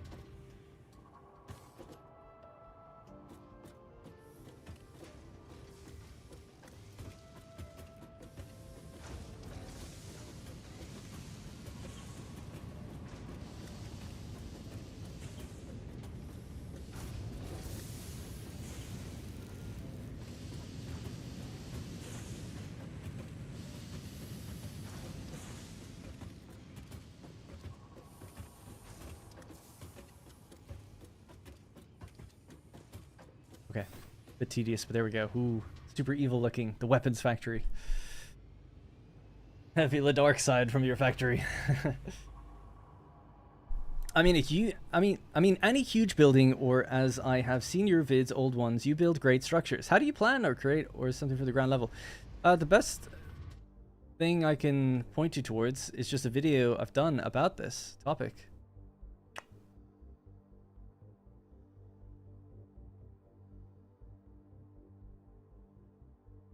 This one. So do you see the thumbnail has like the floor plan? This would kind of illustrate like how do you plan where things go. I mean, that's the best I can show. I mean, I ultimately did just create like a flat ground, but then I would paint the ground with how wide machines are. So it's like, oh, okay, like 4 constructors is 4 foundations across. So I'm going to paint that out. You know, 4 assemblers is this much across. So I'll just paint that out. And you kind of overpaint just in case things take a little more than you thought. And then if things have to go up a level or down a level, I don't know how I plan that. I just kind of think in groups of machines, really, most of the time. Or in groups of 3, because a splitter does things in 3s and a merger does things in 3s. So often I would say like, okay, we could have like smelter, smelter, smelter stacked on top of each other. But I wouldn't go up higher than that because I couldn't split that way. Now you actually can with vertical splitters. You can manifold your way straight up if you want, which is cool. So... but yeah, I don't know. It's different for every factory. I don't really think about it too much. Like in this one, I knew that I wanted truck stations in a line. This is the top-down perspective of like truck stations, and I just built a blank floor above it, and I painted the floors where the machines were gonna go. Then I placed the machines. Just how I do it every time. So I don't plan it out like way too far in advance, but I do try to generally know that I have enough space where I am by painting. Painting is just a quick way of doing it because it's free. You can just do it immediately. You don't have to place the machines or hook anything up and then realize you're wrong. That's typically how I do it.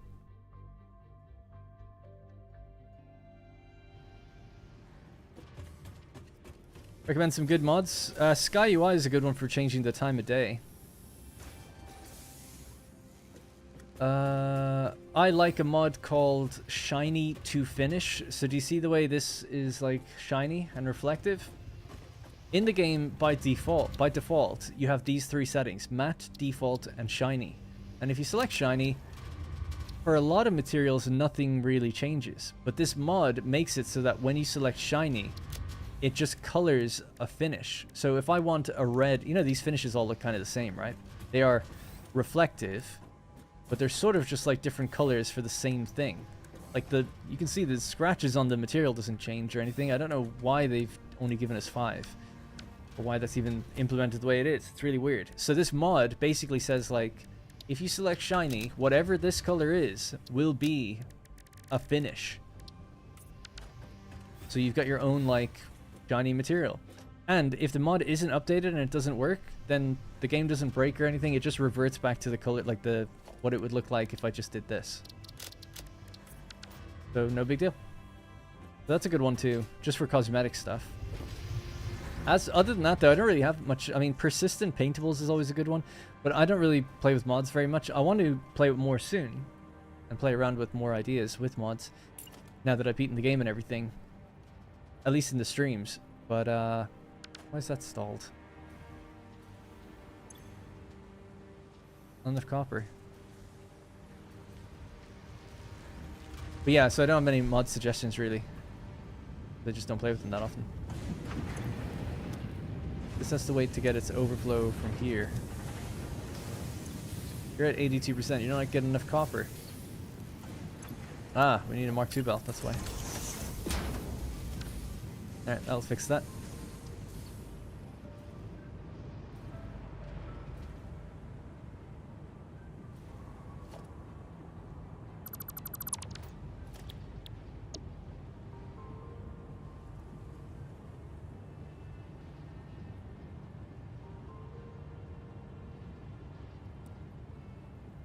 Oh yeah, we had deadlocks earlier. I wondered if they fixed themselves. I wondered, did they fix themselves this time?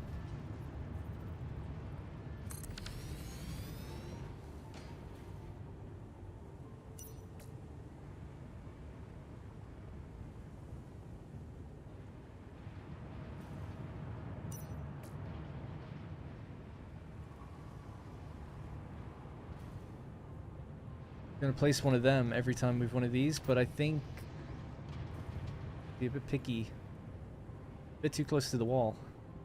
I don't want to go full foundation in. It's a bit more work, but I think it might be worth doing a half foundation along the side and then just building it on from that. Yeah. Alright, let's try that.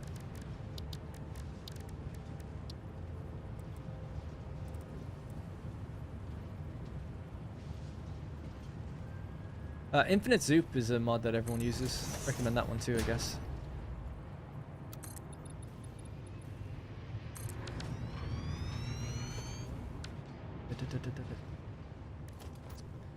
So this line, certain things here will need to be half foundations. That's about as complicated as it'll get, I guess.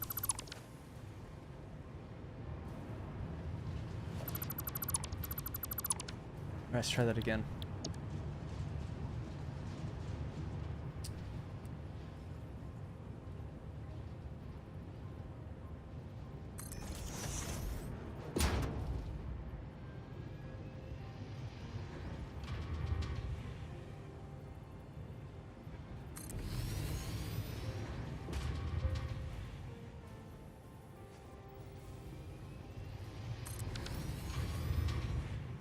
Alright, better. It's a sort of a soft pinkish glow, but we could make it red. Any kind of color we want, really.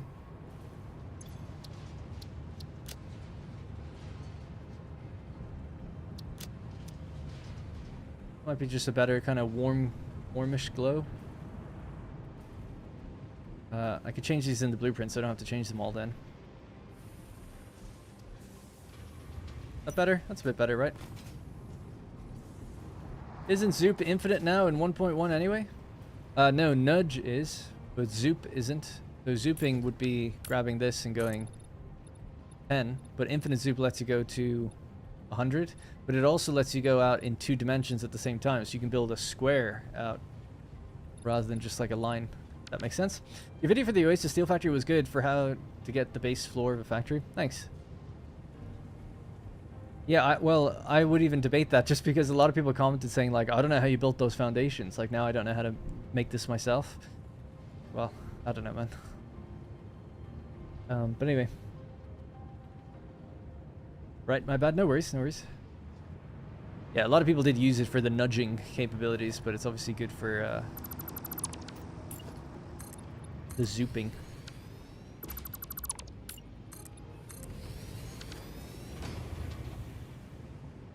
These need to be half foundations on the other side here.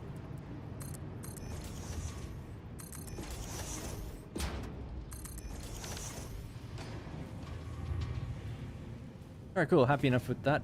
Just keep doing the walls and then we'll just continue with the interior stuff later. Alright, so I'll just match these walls all the way around. We'll just continue with this. Trim. 1, 2, 3, 4, 5, 6.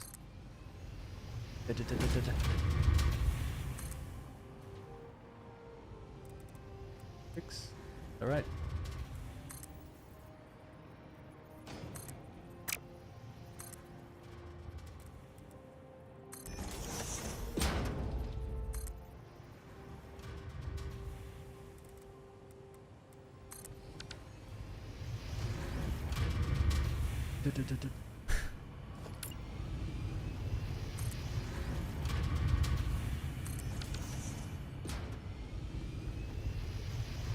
That's so nice it doesn't clip actually, because it looks like it will in the hologram, but then it just kind of settles itself, which is nice.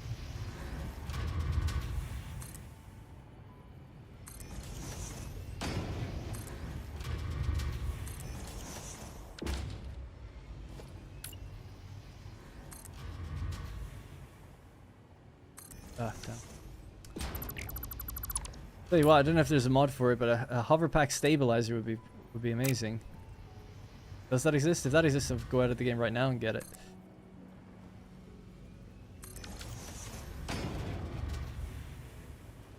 Yeah, I actually quite like that. That's a really nice trim. Just need the laser from the foundry and we're good to go for saving the kitties, cat and puppies and warming the seats. Hello, Zaid.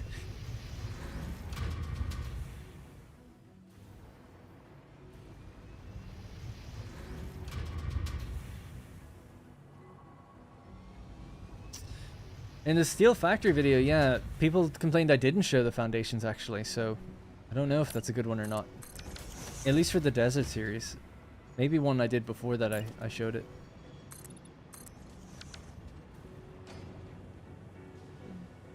Perfect. 3 more. 1, 2, 3.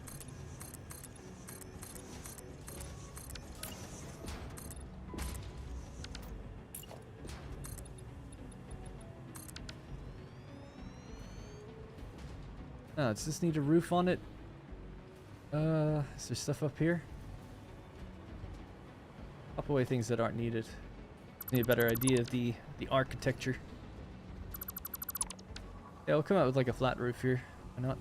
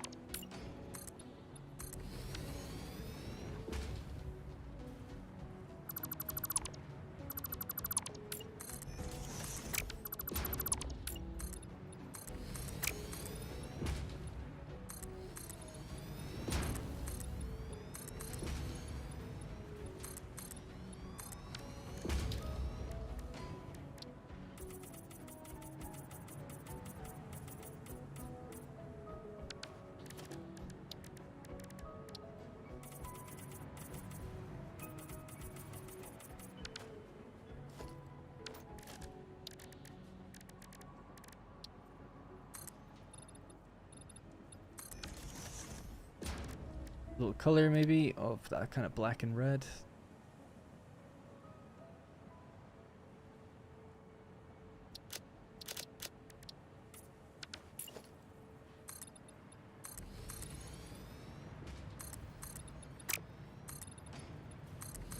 This would be like a little floor that you can come out to. It's just like a little mini roof, I guess, if you come out of this room. I might move that in a bit or something. I'll see how I go. And then there'll be a pillar support or something that comes down to here. So it'll be like not it won't all be completely joined at that part. Anyway, we'll see. Whew, all right.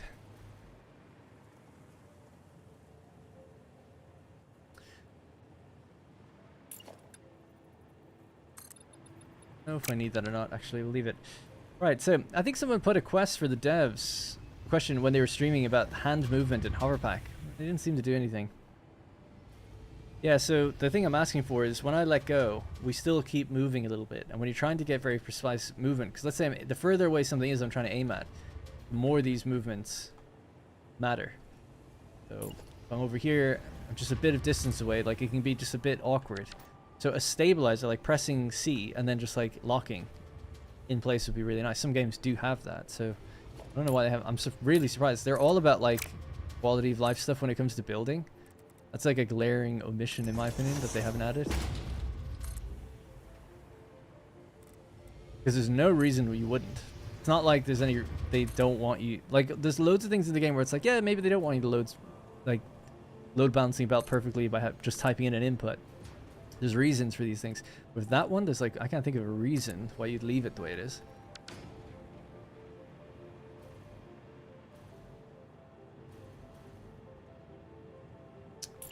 Or should I do this? Could even color it black again. What that would look like shiny gray.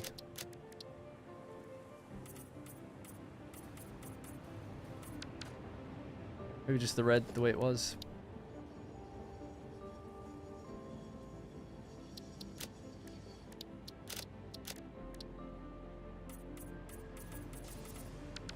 I just thought it was weird seeing a bit of the concrete creeping up. The other bits won't matter as much because the walls will continue up, but here it kind of does. So yeah, I guess I'll just have to do that. I don't mind seeing the little black trim then on the edge, that's fine.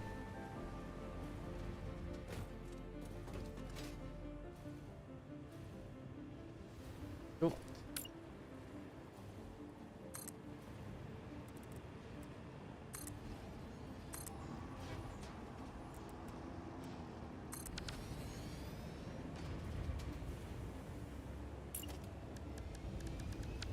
I need to bother joining that together? Actually, no. I think I could just use this in the middle. It might look fine.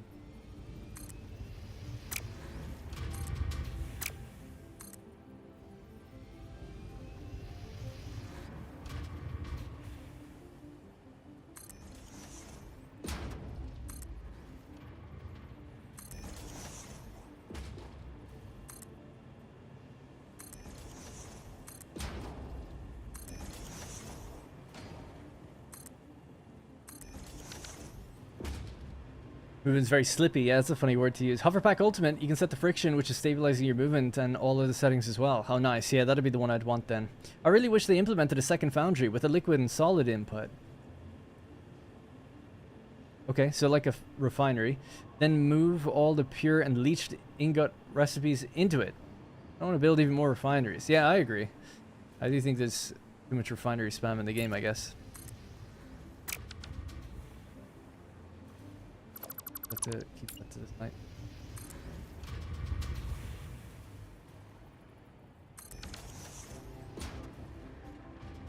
Alright, bit better. I know there's edges and things that could be left, but we'll just move on, it's fine. I don't really like using the connector things all the time, they stand out a bit. They're cool, I agree with what someone said recently, I never even thought about it, but like, why can't they be painted? Like, yeah, I don't know. Don't know.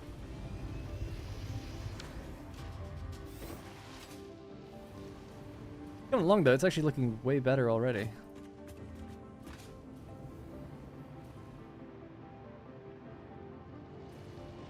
Ba-da-da-da-da-da.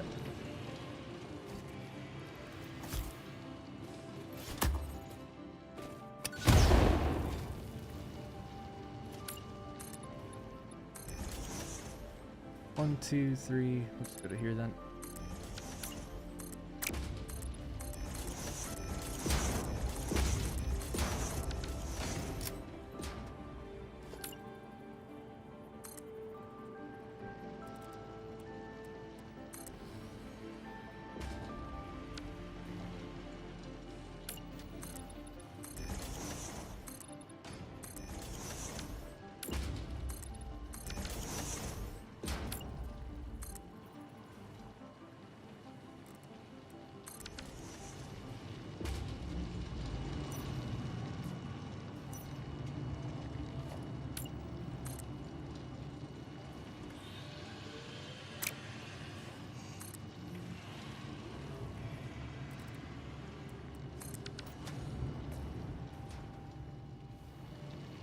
Don't know why that's colored that way.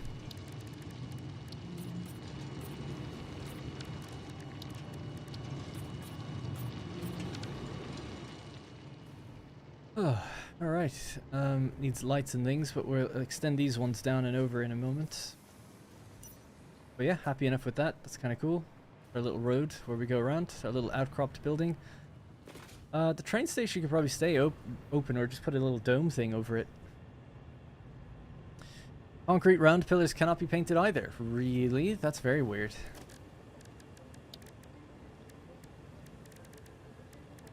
This is, I gotta say, this is a weird update. It feels like they I don't know. Didn't finalize it properly. That's crazy. Yeah, they don't get painted. Weird.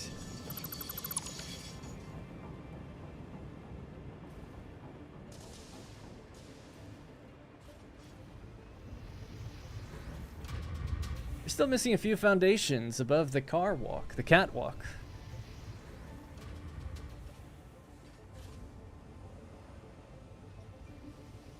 Foundations above the catwalk? I don't know about that.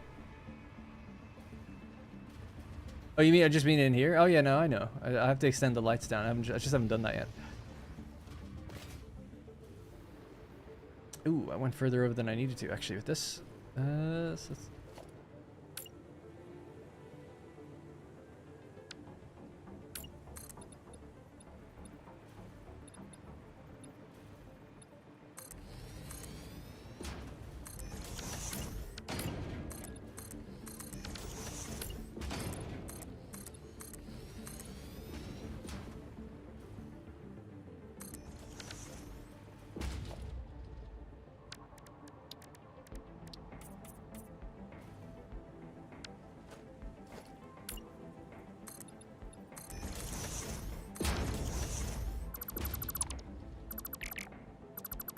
okay, this will make more sense when I put the walls on for this floor.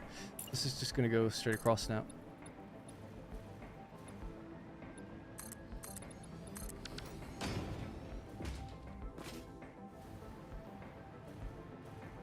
Could do big pillars that come down out of this thing maybe in the future. This doesn't need to be here anymore either.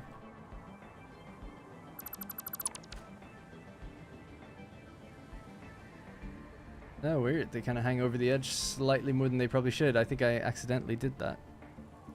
Not going to move them now, though. It's fine.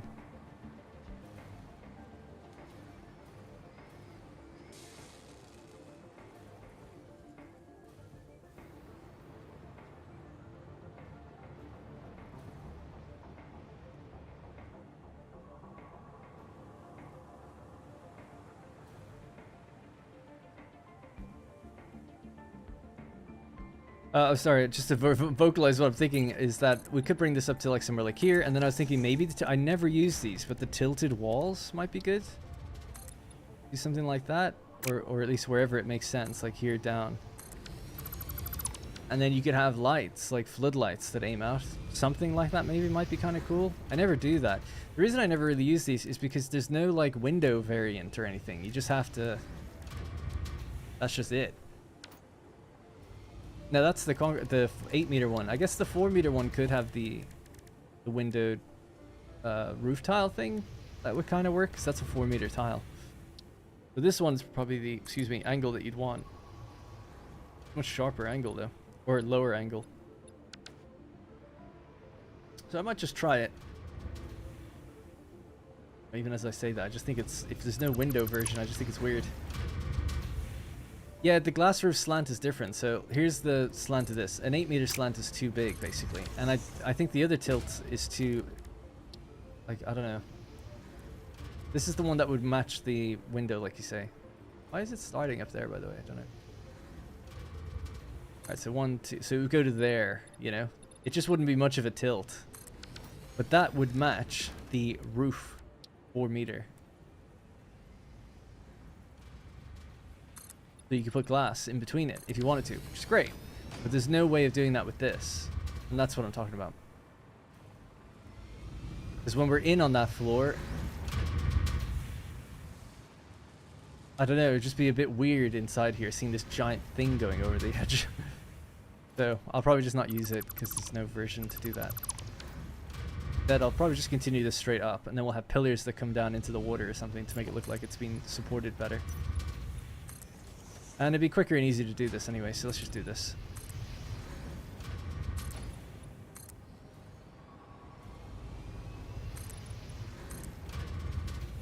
So that can stop there. This is going to be a different room, effectively. Something like that. Put this in temporarily.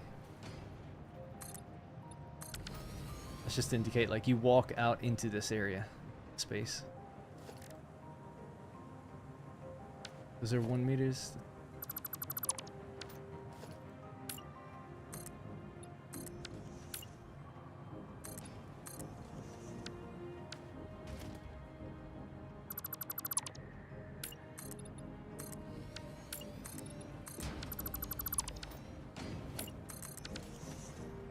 Just something like that.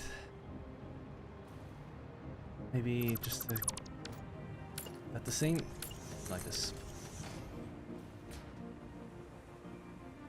Yeah, it's fine. Whatever. All right, cool. Yeah, let's just do the rest of the windows then here. That needs to be raised, so 2.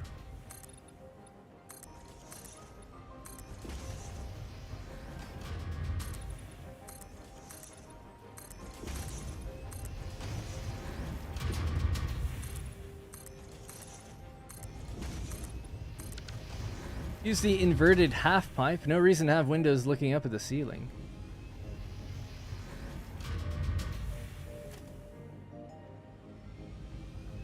But still allow light to come in though. I've seen slanted windows in real life. Okay, I just stopped searching for some reason.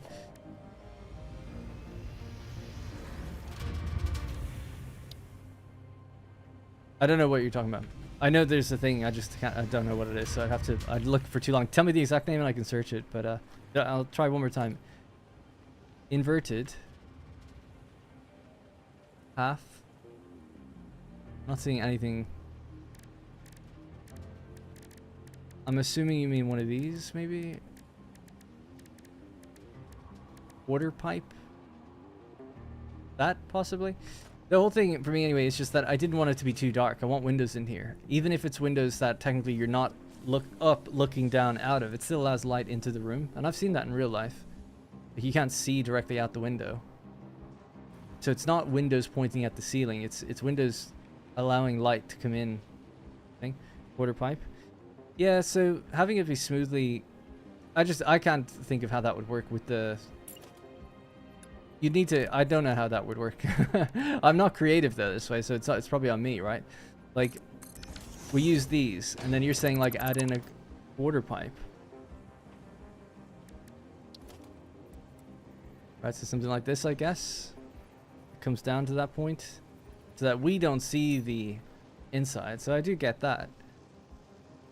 But it doesn't really solve the problem I have, which is like not allowing enough light into the room. But that's what I was hoping for anyway. So I'm just going to go with the basic, more boring look to it, I guess, in some ways. If I could have tilted the window down, I would have done it, though.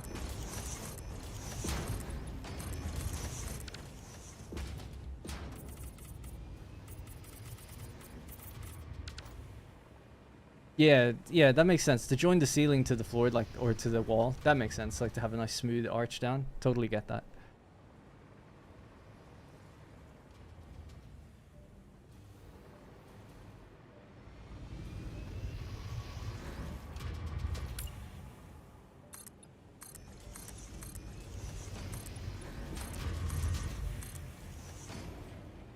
Probably look weird with the two beams going across it now.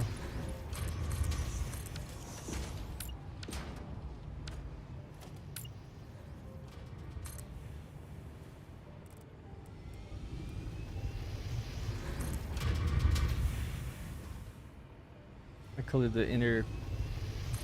Oh yeah, I can make them all metal, actually, thinking about it. For color, or all chrome.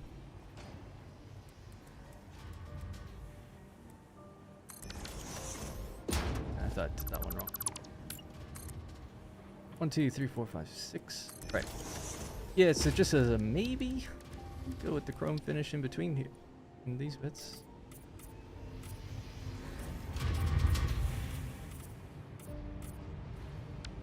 and fill in those gaps too. Does that look okay? That might look a bit better than what I've done.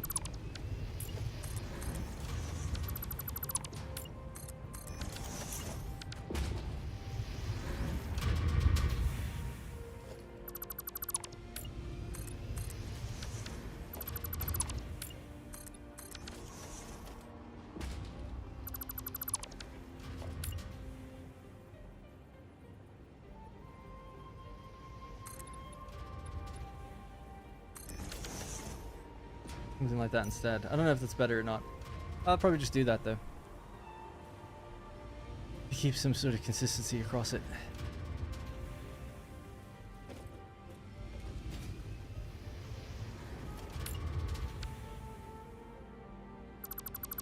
Looking good. Thanks.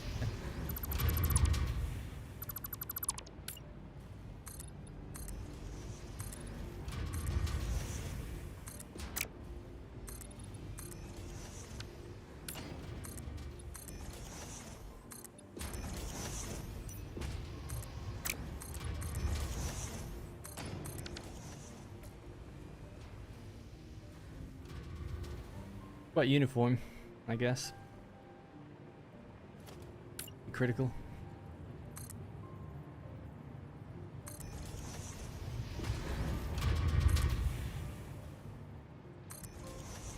Do you know if drones move faster with rocket fuel compared to batteries? Yeah, they do. Rocket fuel is the second fastest fuel type for a drone. Plutonium cells, I think, are the fastest.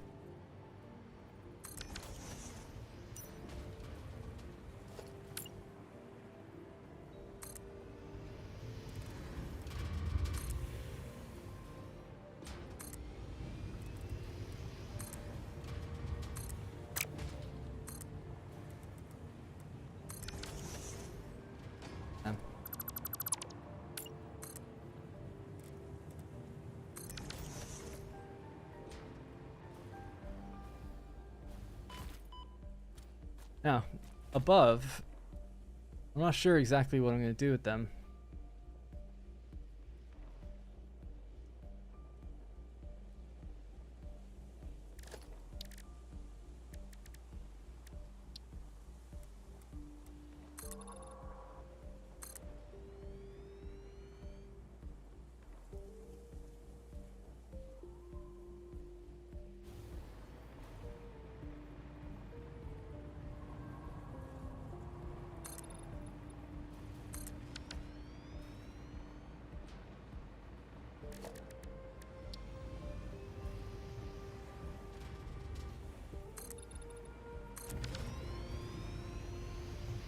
Now I'd get rid of the glass in those little bits, but that might be what I do instead.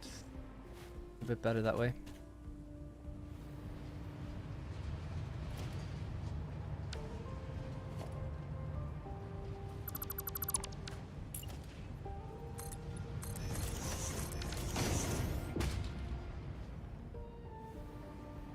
God, I'm so bad at cosmetics. What are those commands you used the other day? I believe it was to make the game run smoother and nicer. It wasn't to make the game run smoother. It was to add reflections to certain things. If anything, it makes the game run worse. These are the commands here. The bottom 5 are the ones that you need. Pause it, zoom in, screenshot, do what you gotta do.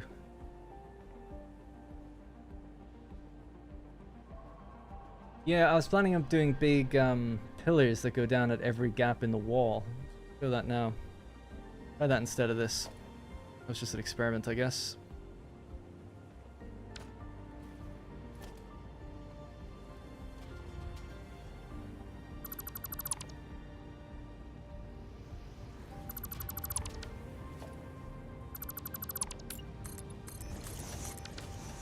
So, the only problem would be this is in the way of one of them. Unless I can turn it sideways, can I? Yeah, kind of.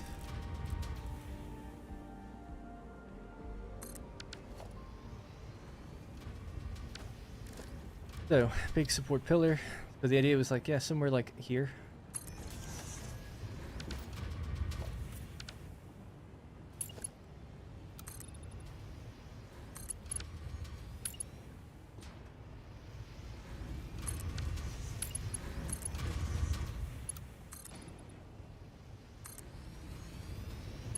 kind of goes through, but not too bad. Like you wouldn't really know.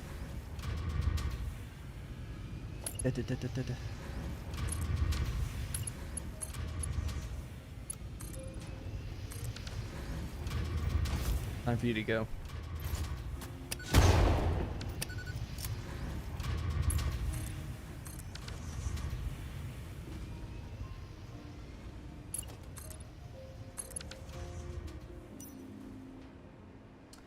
I'll probably keep it like that.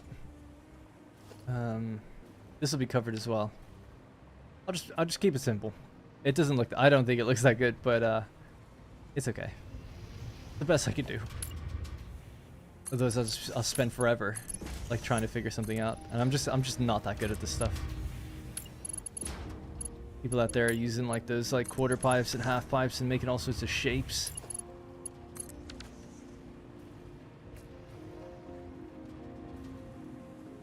Why don't you place a projector where... Why don't you place projector where you places the metallic frame? Could be nice. I don't know what a projector is. Rocketfuel makes drones go faster. I thought the fuel types didn't change the range, or is it only for vehicles? Only for drones does the fuel type affect the speed. That's it. Trains, tractors, trucks, none of it is affected by what fuel or power you give it. Only drones are affected for their speed getting from A to B. Not for their loading or unloading. That remains the same. It's 29 seconds to load and unload. But the travel time is shortened the higher tier the fuel.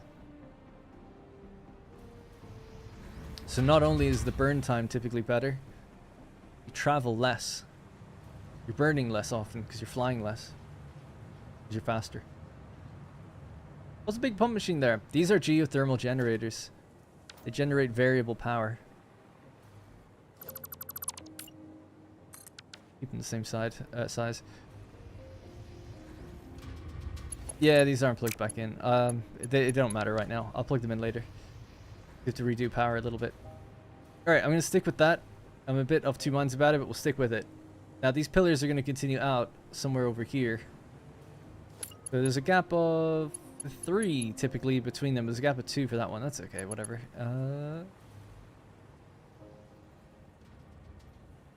Tempting to push in a bit, but I guess it should probably be here. There's one there, one maybe in the middle, and then another on the side.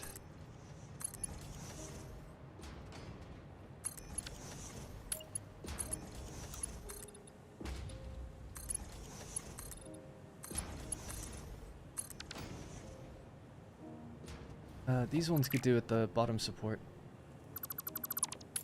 Don't need the bottom supports for the other one. They go into the ground. That's how I feel about it.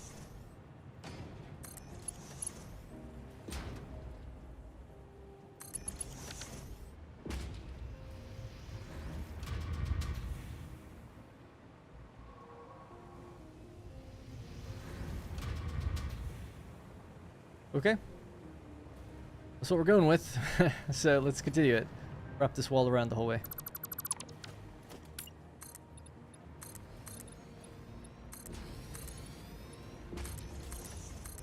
Just do it to where it makes sense and then cut holes in it for walls.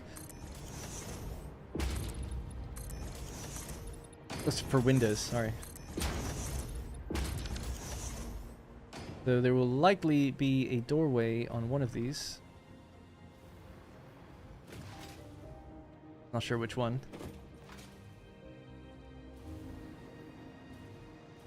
Likely move some of those things. So put a doorway there, maybe a doorway here. Gives us 2 ways out.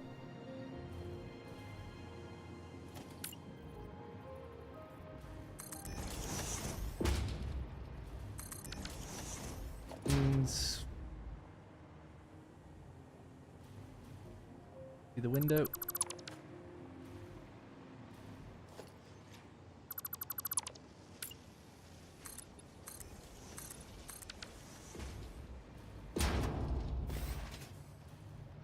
What time of day is it? God damn, we're like in this crevasse. We don't really see. We don't get much light in.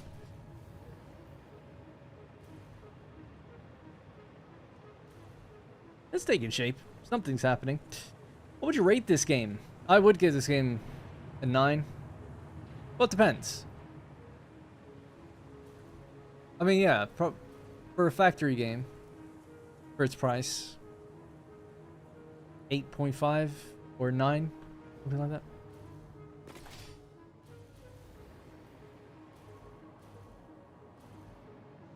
Trains do go faster if you put a coal freight car behind the engine, though. Well, that's not true, is it? That would be funny if it was. Just for coal.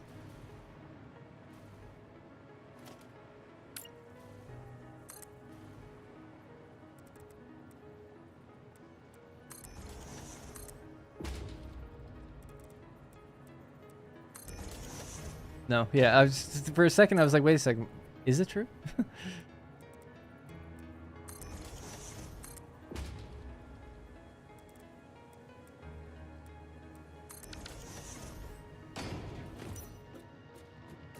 Oh yeah, we definitely need some lights and floodlights and things up here, would be nice. Alright. Making progress though, it's kind of coming together. We have our little balcony area, we have our big roof thing that extends over.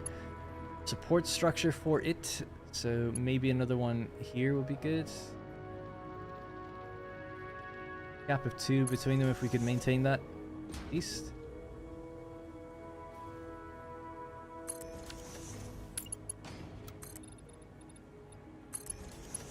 Gonna go through the ground. Yeah, that's fine.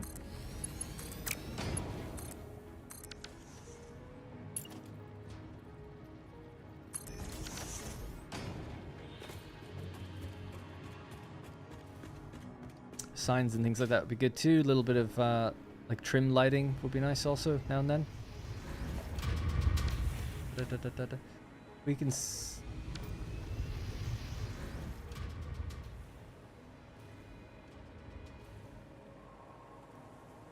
not sure what to do with the concrete there. What it should be. I mean, grip metal or something probably. These can then be just painted red as well, I guess. The red is fine, but then go with we could go with the blue, just like the things down below. Geothermal generators. They're red and blue.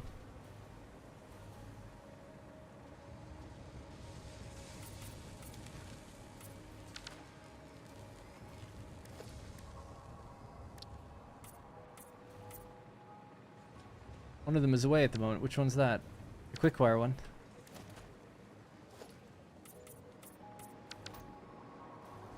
How's our stuff, by the way? We've got some overflow happening already. So it's the turbo rifle ammo is completely full, 12,000. Nothing in here. What's supposed to go in there? Oh, one of the things that we don't make yet. Pulse Nobilisks, probably. We're at 100% for this. Feels good, man. Just gonna dump that in here. And just for the fun of it, we'll dump that in here so we can kind of see the belts operating as intended.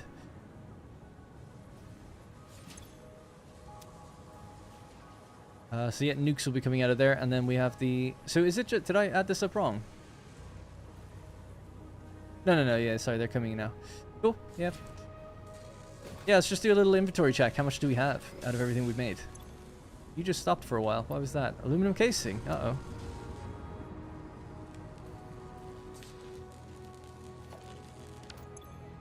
$3.75 per minute.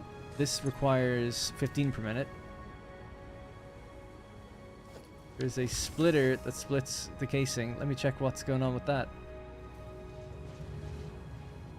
Aluminum should be coming in from, I would have thought, a drone port. But why?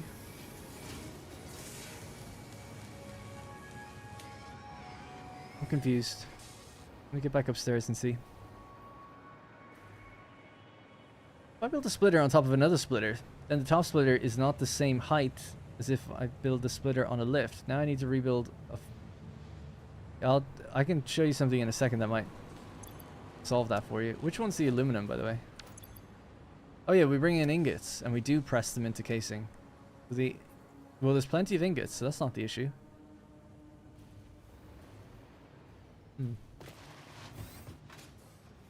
Ingots come down and they go merge with copper ingots. Okay, we still have a copper problem. Damn.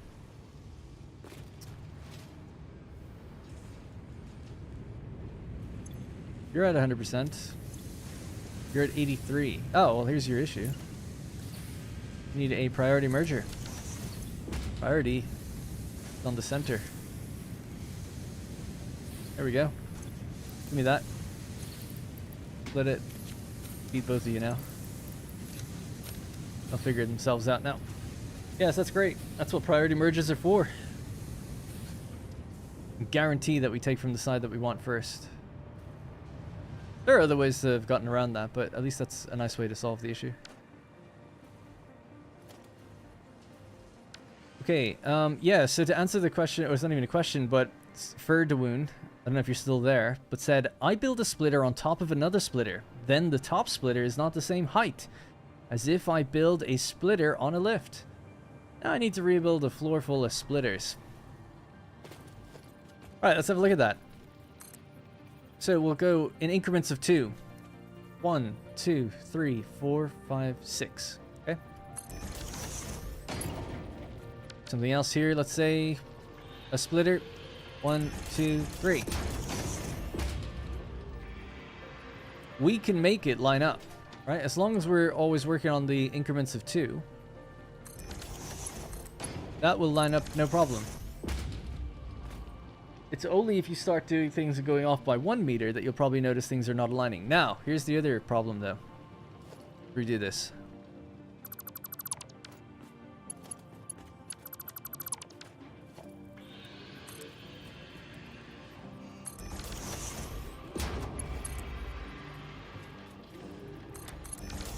Alright, everything fine so far. We have a lift and we have a belt going into it.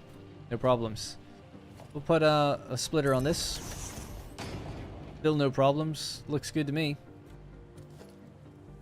Now I'll just get rid of this. Get rid of this. We'll be like, oh, actually, you know, now I do want to bring it back. Why not? We'll just do it again. That's strange. It's seemingly lower than it was. I'm sure it's fine. No, it's not. No, it's not. And that, and I hate to be negative, is what we call bad design. It's just off. It's offset when you pull things out of this rather than when you snap it onto things. If you want to avoid that, never pull things out of this vertically. That's just a rule. It's a new rule that you gotta know. So this isn't off. That's fine. This is on 1 meter increments. This is totally fine. The reason I know it's fine is even just building that one there randomly. It lines up. Oh my god, does it not? Oh, well, I built it it's in the 1 meter gap between them, but yeah. You know, you can be at the 1 meter gap between them, but it lines up, like, properly. This isn't 1 meter lower. This is like, I don't know what it is. It's like a half, it's like 0.25, a quarter meter or something. It's like just a little bit extra. And that's because just whatever way they implemented it, when you're building off of this, this really should be like just slightly above where it's starting. You know what I mean? Because it's just sinking down more than it should. So I'll just get rid of that and we'll get rid of this. I actually can't even get rid of that now. But we can see that it's just clipping through the ground ever so slightly. It's a really small amount. And this is where it should start. That's the difference. Building off the ground, sorry, building off a vertical splitter and not. You're this like weird quarter foundation or quarter meter off. So it's a pain. It just means that don't ever do that. And always build to 2 meters, because then you can guarantee things will always line up. Because there are some things in the game that work with 1 meters, but not everything. But everything works with 2. Anyway, I love your Satisfactory videos. Thank you, Tony. Almost as creative as Total Eclipse, so one day, hopefully, I will be. I'm really hoping they fix that soon, because it kind of ruins the vertical stuff. Yeah, maybe they will. They talked about it on one of their streams, and we're just like, nah. This is what I don't get, you know? What's your time pressure here? They wanted to get this update out for some reason, even though they knew there was issues with it. Like, they asked, people vocalized the problem with vertical merges and splitters, like, not working how they wanted them to in the first place. And they were like, yeah, we hear you, but we're not changing it. We don't have the scope for this update to change it. It's like, well, okay. I didn't realize Lars Wingford, or whatever his name is, breathing down your neck on this one. But my guess is they want to get it out for console And there's a deadline with getting certain stuff in for that, and then working on the next big update. So, you know, just internals, things delaying things. Yeah, that's also true that the Swedish holiday starts in July, right? So they're all out the door in July, and they all take a month off, as do like all Swedish companies or most companies. So they might have just been like, yeah, this will give us a bit of time to do any last minute hot fixes and then close up shop for a month. Have you ever tried the Brutalist building style? Yeah, if you were here earlier, we were running around a factory that's all Brutalist. I want to do it, but I never get it to look nice. Yeah, earlier in the stream, sorry to just fob you off on that, but basically this factory, the Quartz Crystal Factory, is a Brutalist. It's all concrete. Very little styling to it other than just some lights. Big concrete pillars, that kind of thing. Not amazing, and for me anyway, it's not amazing, but it is Brutalist.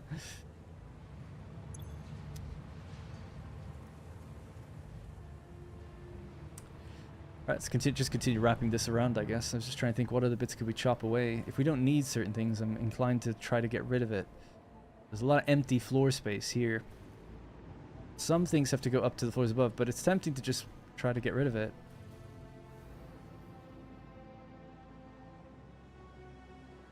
But we need the floor above, and we need the floor below. But getting rid of this would be a bit strange. They'll have to be inside. So I guess we'll just leave it.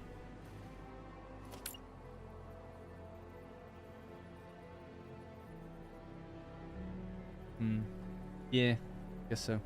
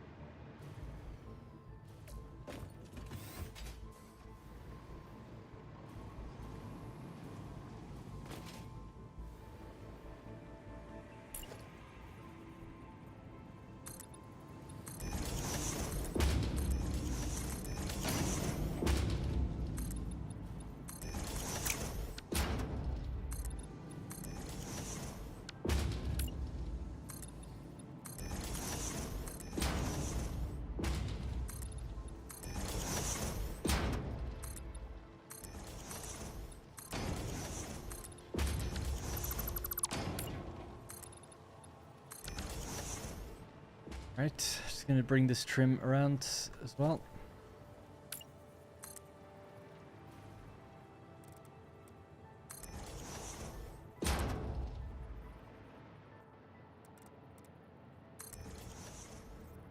I guess one thing about the experimental this time around, it just felt like they didn't really react to any of the feedback from experimental. They reacted to like some of the bugs and issues, not all of them, but 1.1 introduced a few new bugs that have stayed, that are still there now, and a lot of the feedback about the features that people asked to have changed didn't change.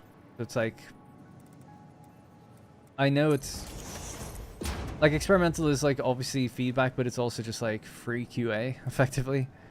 So it's like, yeah, whatever, I guess, but it's just something a little disappointing about it, you know, a little bit. I thought it was a cool update, but then it never really, at least in my experience, it just didn't really feel like it changed at all.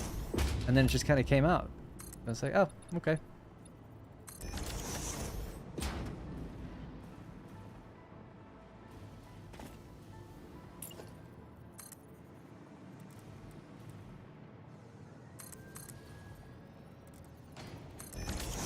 I like that it still says 1.0 when you launch the game. Yeah.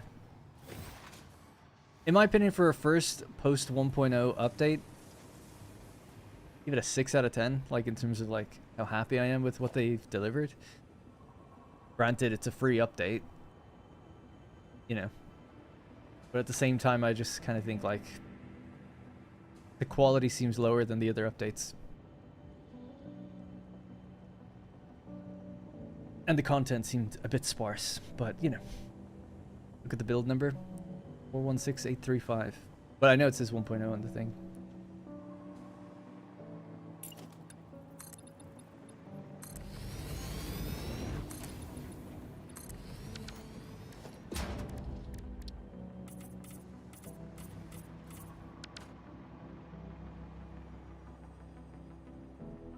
Oh yeah, my camera did get dark. Thank you.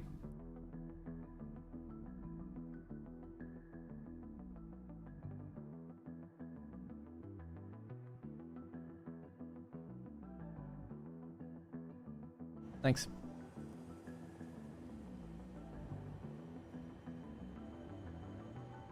Sure, it's just an oversight. Yeah, I mean, I don't know. A lot of it is stuff they know, and then they're like, "We just don't have time," and they've said it. So it's like, it's nice to be communicated to. I suppose it's better than nothing. But no one likes hearing things that it's like, "Oh, sorry, we don't have time." It's like we've set some internal goals that we can't really tell you about or why, and we've deemed it like some things not, we don't have enough time for it. It's like, okay. Kind of like how I say when I tell people like, "Oh, too busy at the moment to do more videos." Not your problem, is it really? If I'm, quote, busy or not.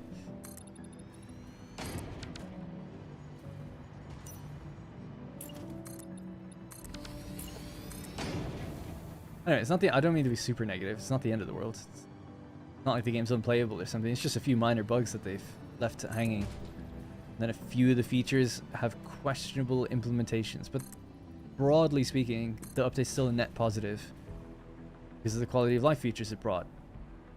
It's not really their fault, but some of the excitement that gets taken away by that is a lot of the features were accessible in mods anyway. But that's not really their fault. It's good that they're doing it. Alright, this is as far as I'll go, because now we have this weird split thing going on. I need a way to come down and get up onto this, so we'll up this way.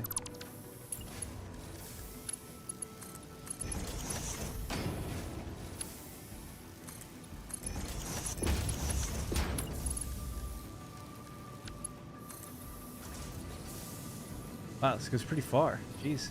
Realized it was so high up.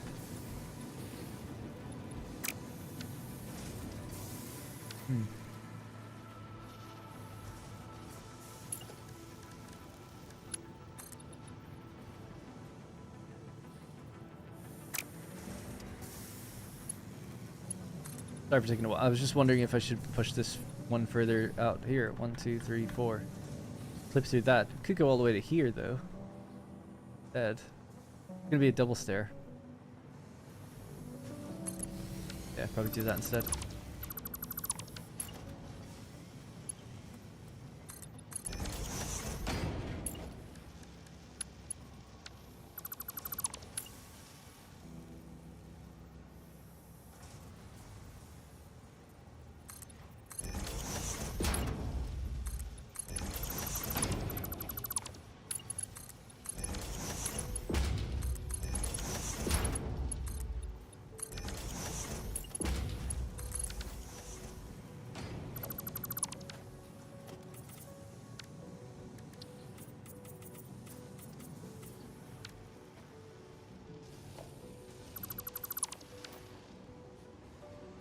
I guess this needs to be black and red, right?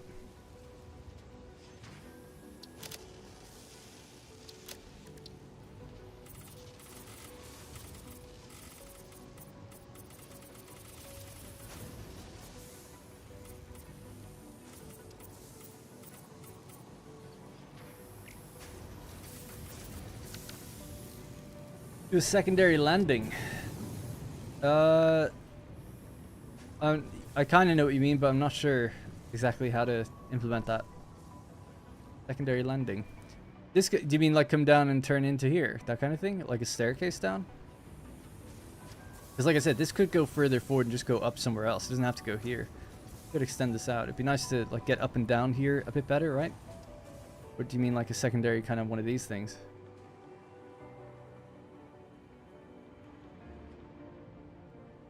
Yeah. Yeah, it could be worth doing. Be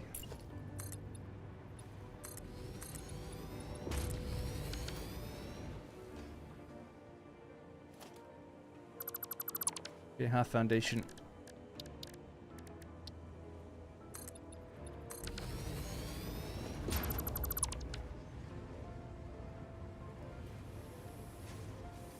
I'm just thinking, where did the staircase even go? I guess above this belt? Maybe, because probably this should just continue on or something. I don't know. None of this is really walkable, to be honest.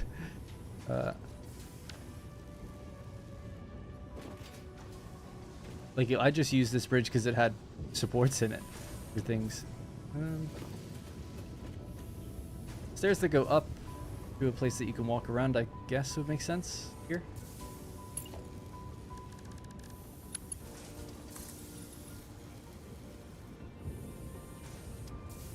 And then, like you said, curve around onto that floor.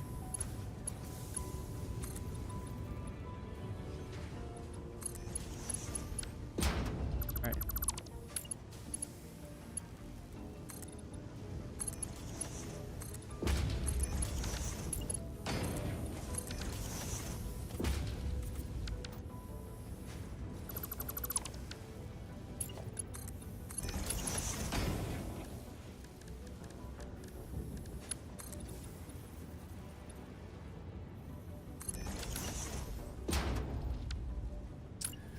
Just for ease of foundation length, we'll just go to there.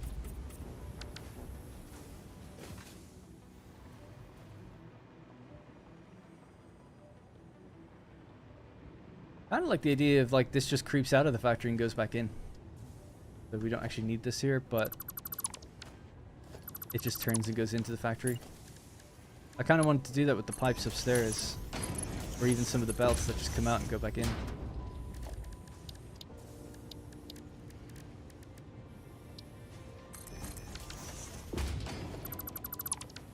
That's okay, because we can do this now, right? So we'll do that. But then we can just put one of our floor wall hole things on.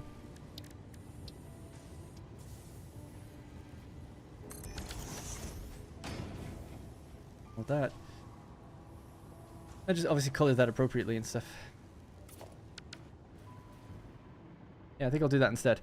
And then we could even do tilts or something that connect to the walls down here. Anyway, how you have nuclear power without building space elevator? Oh, I'll never tell. Game is telling him to build a space elevator. I know. How have I done it? How is that even possible? I have to build a space elevator, yet I have a milestone for nuclear power. And there's no mods for it. This is just something you can do in the game. How have I made it this far at all without a space elevator? How is that up there? How have we done it, guys?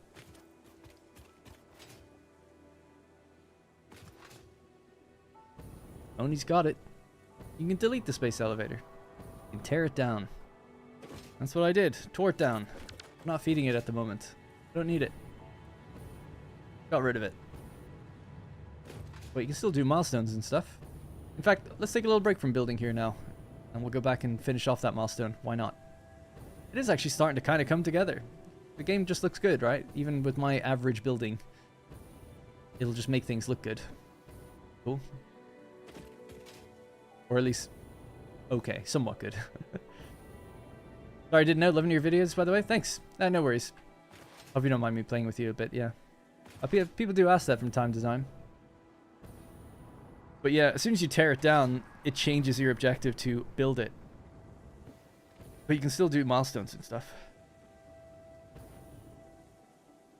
Ooh, we could go shooting, actually, now that we've all these new weapons and stuff.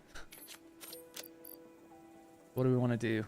Let's type in Nobilisk, so we've got a little bit of everything. 1, 2, 3, 4. Except the nukes.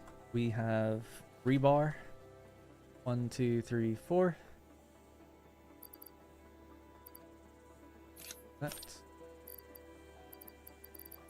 Have rifle ammo. 1, 2, 3. Oh, looks great, doesn't it? It's just with us wherever we go. Do I even have a rebar gun? I do. Let's do there. This one, then this one, then this one, this one. Yep.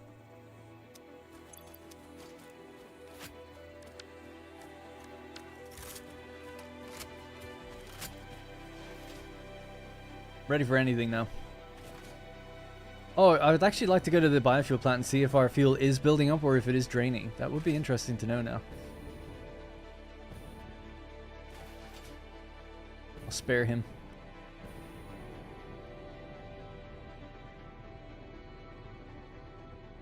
A personal solution to life splitters. Life splitters? Build one big, or lift splitters? Build one big lift through the floors. Place the floor holes for cosmetics. Now it all syncs up for me. Yeah, that works too. Average building, don't give yourself enough credit. Thanks, Chris.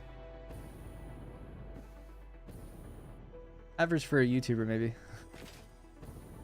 Average for someone with this much time in the game. Where are all the enemies? Normally float around here and they're all over you.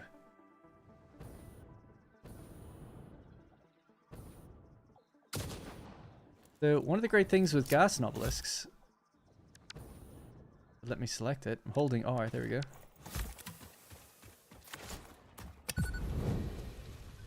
It just kills those things instantly every time they keep spawning. Now there's lots of easy ways to deal with these things really, but that's a kind of a cool way.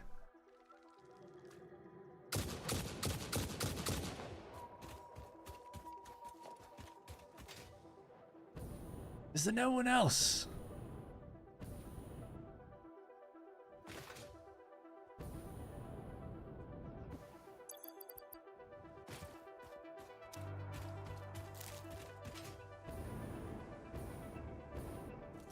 Guess not.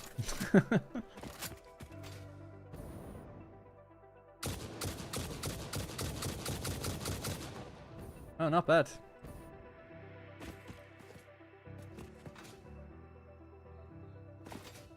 Head up to the pink forest, that's where it gets serious.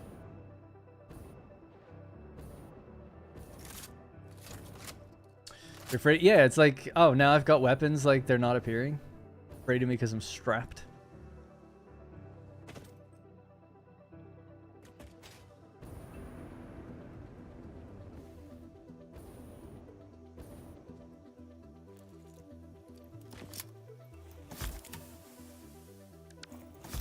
There's a bug, like I'm holding R, but it doesn't, it's like it's, I don't know if it's a bug or it's just really delayed. I feel like it wasn't, so I'll hold R. 3, 2, 1, now. There we go, it's just quite delayed. Cluster, please. Beep beep.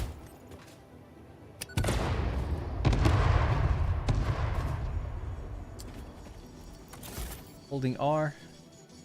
Holding. Still holding. Pressing again. There we go.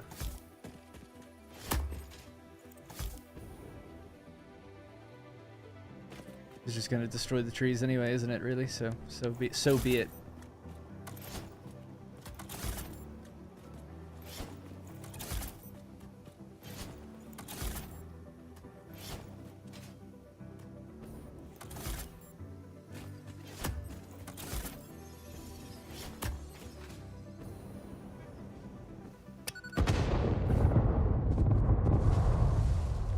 That's cool.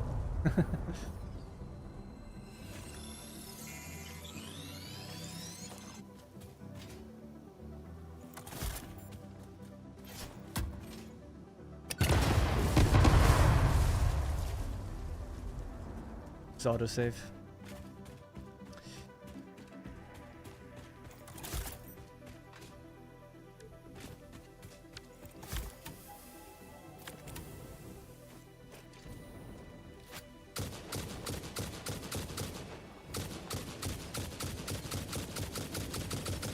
Oh, these are dying, like, I feel like, quicker than they used to. Or this gun is more powerful than I thought. Not even ramping it up to, like, high speed.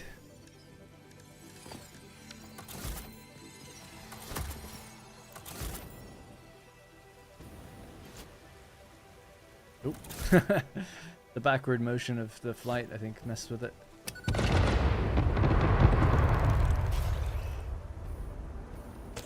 Where is he?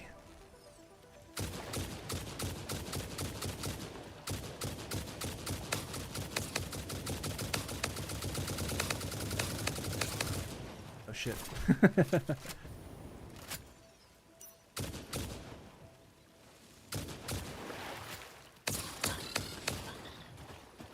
Yeah, I feel like they're not as strong. Maybe this did get stronger.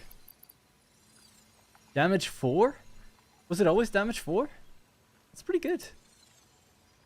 I am used to using homing ammo, but this thing, damage 4 seems pretty strong for what I remember. I just thought it was like quite weak, and you had to like really wind it up to get like the full punch.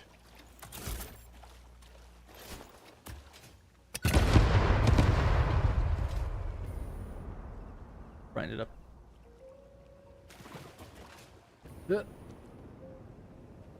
Anyway, we're heading south to actually do the milestone, so let's get back on track. Literally. Rifle ammo does 5 per shot. Homing does 3. Turbo does 4. Wow, yeah, I just didn't know. Or I just always thought not as good. Your attention to details will got me here, not over the top, just logically and tastefully done. Thanks, Floyd.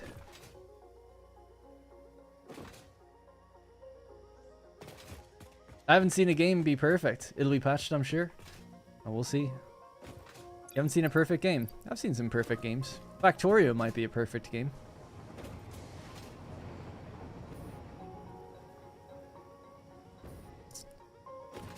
What are the games? What games are perfect? I mean, games from like before 2010. Pretty perfect. Or at least didn't have like noticeable bugs. A lot of them. Not saying every game, but a lot of them.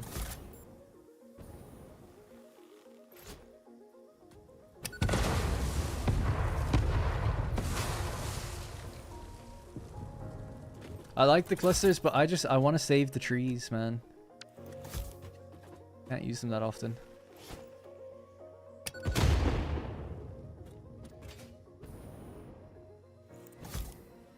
Sky UI being back now that we're unstable? Yeah.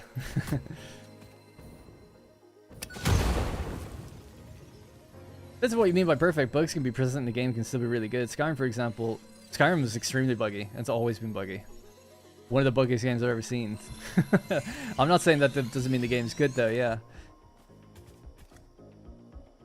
Dude, play Skyrim on PS3 at launch. Forget it. Or New Vegas. On PS, the PlayStation ports of those games were famously effed. Like, just so bad. I only played Skyrim for like 8 hours, so I just didn't play it anymore. And I've never played it since. It was so broken on PlayStation. Couldn't get over it. And I was a huge Oblivion stan. I played Oblivion on PC. And I 100%ed it when it came out. Loved it. Many people did. And then I was like, oh, cool, Skyrim. And I was really disappointed in Skyrim. And it's so funny that that's the game that everyone loves. Because to me, it's just Oblivion. But you can dual wield and there's dragons. That's my hot gamer bad take. That I don't understand. It's like no one was there for Oblivion or something.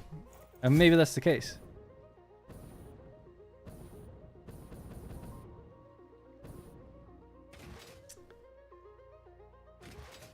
Anything released by Bethesda is bug-free. They are features. Yeah, Bethesda's a bad example, I think. I don't know, genuinely games without bugs, though. You know, I think of like games like Uncharted, like PlayStation games, Nintendo games. So famously, these games don't really have bugs. Now, nowadays, they probably do a little bit. But I'm talking like PS2, 3, even early 4. Quite rare to even get patches for those games. Unless it was like additional content. Anyway, it's not to be taken seriously, right? He's just saying like, oh, you know, I don't know any game that's like totally perfect. I understand. I know what you mean. Yeah, I think I missed another chat just a bit further high up. Let me just catch it real quick. Thanks, Nico, by the way. I just saw that now. How am I doing, Felix? Yeah, I'm good. I'm good. Cynical as ever, I suppose, but good. For me, Elder Scrolls Skyrim started everything. Well, that's awesome. Yeah, I mean, obviously, that seems to be the game for people. And it's funny, Oblivion has a remaster now, so you can kind of more directly compare them, I suppose, in some ways. I didn't play the remaster. But to me, like, you know, my expectations were just too high. That's basically what it was. Because when I was playing games then, it felt like every time you got a sequel, a big leap was happening. That's just how it felt. It's like, wow, like GTA 4 or GTA San Andreas into, yeah, GTA San Andreas into GTA 4. Wow, what a leap, you know? Or thinking of GTA 3 to 4. It's like, what a massive leap. So when Oblivion was this like really big game and really famous and popular, it it was like, oh my god, Skyrim's gonna be like amazing to me anyway. And then I played it, and I remember thinking like, this just feels like an expansion. And I know I'm like really on my own on that one, I guess. But no one knew my opinions back then. I wasn't on the internet. I was just playing games by myself, and I played like 8 hours, and I just never went back to it. And I was someone who had 100% of the games before, and I wasn't even mad about it. I was just like not interested. I was like, nah, I'm over this now. Like this did not like push forward enough for me. And it was the same kind of, honestly, and this is another gamer sin. 100% in Fallout 3. And then I was like, sweet, can't wait for New Vegas. This is a new game for Fallout. New Vegas is going to be amazing. And I was like, this is so janky. What's going on? Like, this felt like a mod.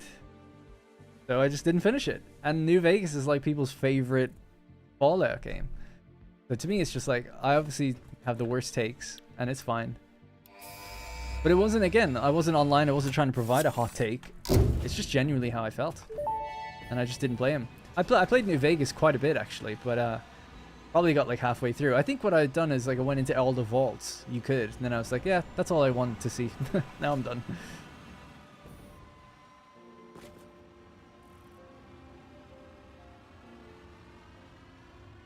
But to me, like, Bethesda got like lapped by games like The Witcher and stuff like that. Like, it came out around similar time frame. I remember Uncharted 3 came out when Skyrim came out, and I was like, God, Uncharted is so much better. It's not the same game at all, but I was like, the quality jump from Uncharted 1, 2, and 3 compared to what they were doing at Bethesda, I was like, this sucks. Like, they're not like pushing forward at all.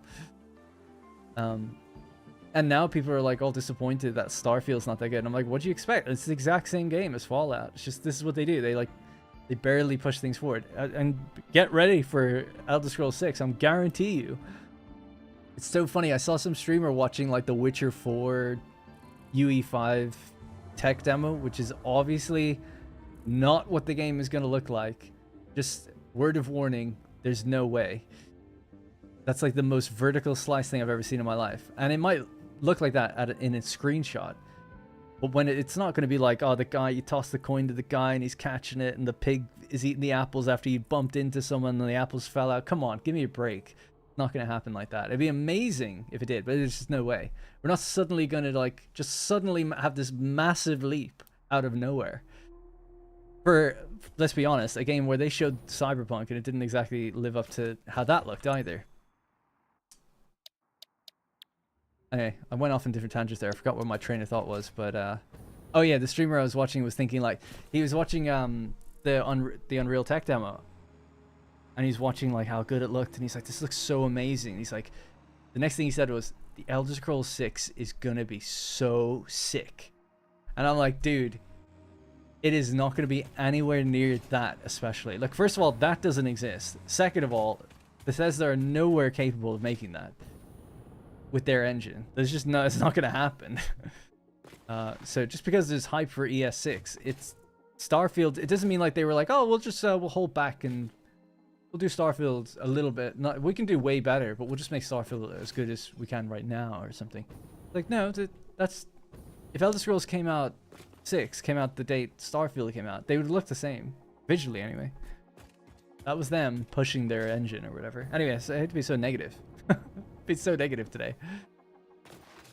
But I just find that, I love that expectation from that streamer. It doesn't really know much about games in my opinion. It's just like, oh, he sees a tech demo for UE5. And then immediately leapt to the conclusion that Elder Scrolls 6 like is going to look like that or better. I'm like, okay. That's hilarious. I would eat my shoe if I'm wrong. But I never am. Anyways. So, would you suggest Factorio to a player that has met the genre via Satisfactory and only played it? Yeah. Factorio is the best factory game there is. Hands down. There's no question about it. If the art style is not a barrier to you, if you just care about the gameplay, then Factorio is the way to go. It's an infinitely procedural world with far more interesting and complex building chains, with also much more robust multiplayer and modding scene for changing up how you play the game if you want to go that route. But also the combat side of things, like, the more you build in the world of Factorio, the more pollution it creates. The more pollution that's created, the more enemies spawn and attack it. So you have to start, like, really keeping up with, like, what's going on. And you can turn all this off if you weren't familiar with that.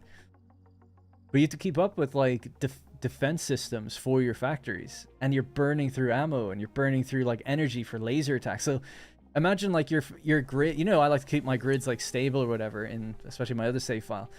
But it's like, you're looking at this, and then suddenly you see these big spikes. You know, what's happening? It's like, oh, like, 50 kilometers out west in another part of the world, there's, like, a massive bug attack going on. And it's awesome. You hop on a train, you get there as quick as you can, and, like, you know, if you're any good at the game, it's okay. But if you're not, you know, you're watching your factory get eaten alive. It's awesome. I have played Dyson Sphere Program. I really like that game. To be fair, I do make this claim and statement without having really played Dyson Sphere that deeply. I only played it a little bit when it first came out into early access, and I thought it was amazing. I just didn't have time to open up another factory game, so I haven't played it since then. I've heard nothing but good things though, but I still just assume Factorio is the best because of how well it runs and the scalability of it and everything. But it's, as a fair point, I actually shouldn't maybe make the claim without really knowing Dyson Sphere that well. They're both extremely highly rated. So is this game, to be fair.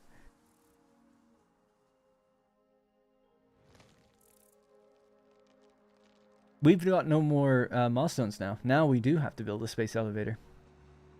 Eat it. But there's 2 factories to do before that. Radio control units and crystal oscillators and one other one. Can't remember what it was. Yeah, Shape C. Shapes is a really... I mean, don't underestimate Shape C. Or Shapes 2. Like, it looks basic when you're playing it, but it really does get its hooks into you. And it has really good ideas. Like, it's really quite good. That's why, like, when I got offered that sponsorship, I get offered sponsorships all the time. Got one recently. It's a factory game, but it doesn't look very good. But that game, when it came by me, I remember, like, kind of writing it off immediately as well, being like, you know. But then I played it, and I was like, this is actually, like, really, really good. Like, really good. And the developer should be commended, because he went from Shapes Z1 to 2, and it really pushed forward a lot of interesting things. Like, not that every game always has to be pushing boundaries or whatever, but you could get comfortable and not. And they took risks and did some interesting things, and I think it's great. So it's worth checking out. I don't know if it works on Steam Deck, but I could imagine that'd be a great, like, portable game as well for factory fiends. Thanks, Avish. I'm just trying to think of what that's a Star Rupture. Yeah, that could be good. I'm a bit skeptical. I'm very cynical, as you can maybe tell. I need to see it really being played. They showed some stuff so far, and it could be good. I'm not sold on the initial... A lot of it looks cool, and I was initially writing it off, and then I got a bit more interested, but then I watched a bit more off stream, and I saw, like, everything's transported via rails, and it automatically splits things for you and stuff, and I'm like, I don't know if I want that, really. But I'm open to it still. But when they said, like, you don't do the splitting and stuff, like, it just knows what it needs and it goes where it... And I'm like, I don't know, then. I want that. This just ends, by the way. I thought it goes up here further, but I guess not. But anyway, it'll be early access, and they've got a lot of room to get there and look at feedback and stuff, and maybe it'll be great. I don't know. It's ambitious.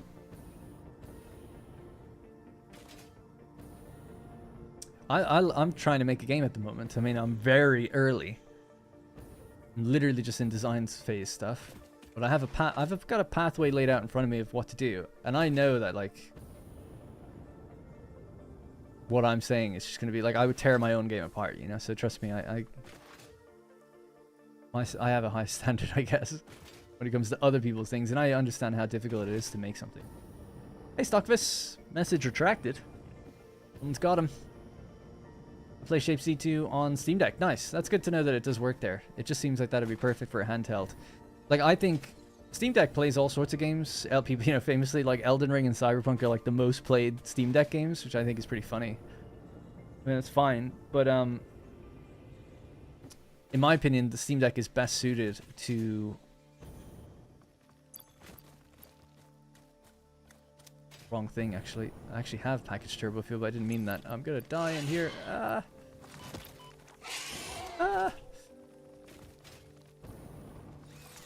Best suited to like more smaller indie games. The reason being, it saves battery. Batteries get eaten alive when you play like intensive games because they, you know, your GPU's running like crazy and the fans are on and everything.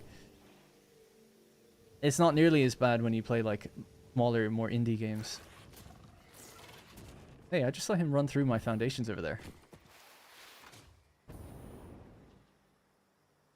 I definitely saw him like right here.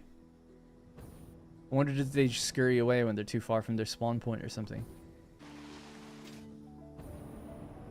What else we got?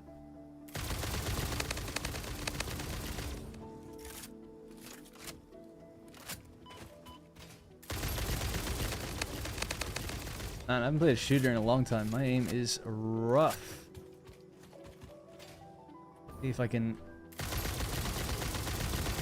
Yeah, it's okay that time. For a non-moving target, I guess. And I'm using homing ammo. But I was looking at the dot, just so people are aware. Do you have any tips for more flowy builds? Do you, could you explain to me what a flowy build is?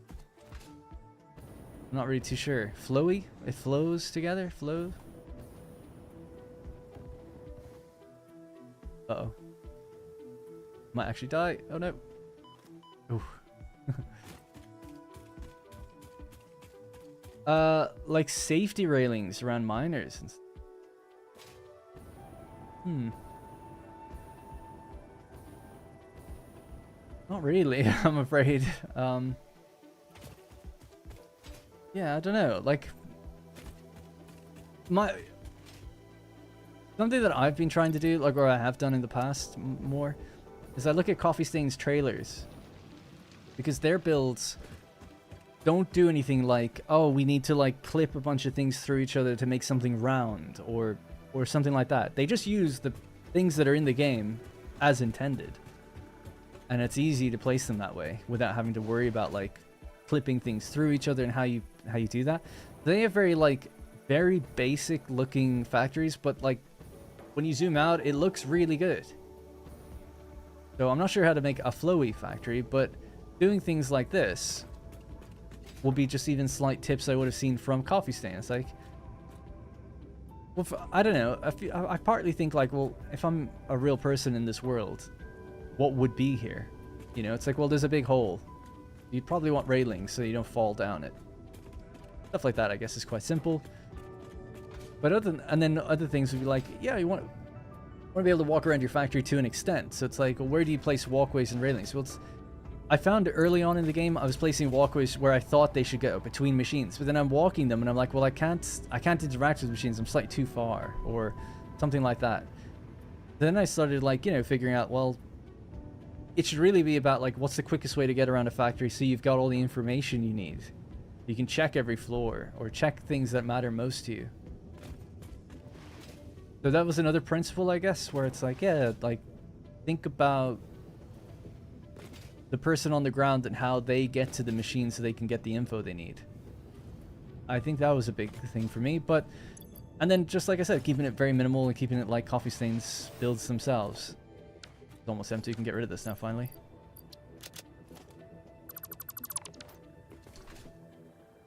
But that would probably be it. If that's what you mean. Stuff that isn't just let me place a wall blueprint, instead it's more freehand. Well, ultimately the blueprints are just to speed up things. You're just asking about how to place things like, or any tips for that. I don't really have any specific tips. It would just be like, I look at Coffee Stain and what they do, and I kind of think like, yep, just, you know, if you want to do more freehand stuff and placement to make it go quickly. I do a lot of that, like often with architecture, like this category, you know, you place a pillar, but if you press E straight away, you get the pillar out. Press R, you can zoop it. Look at that, you can place one on top. So that's a quick way to freehand a pillar, right? Without having to go into the menu and search for things or anything. Like, you just kind of pick up on things like that eventually, I feel like, over time. So, you know, this is all done by category. That's always been a really good way for me. So it's like, yeah, I do freehand build a lot, actually. So I'll do this, do that, bring that up to a certain height, place this on top or whatever.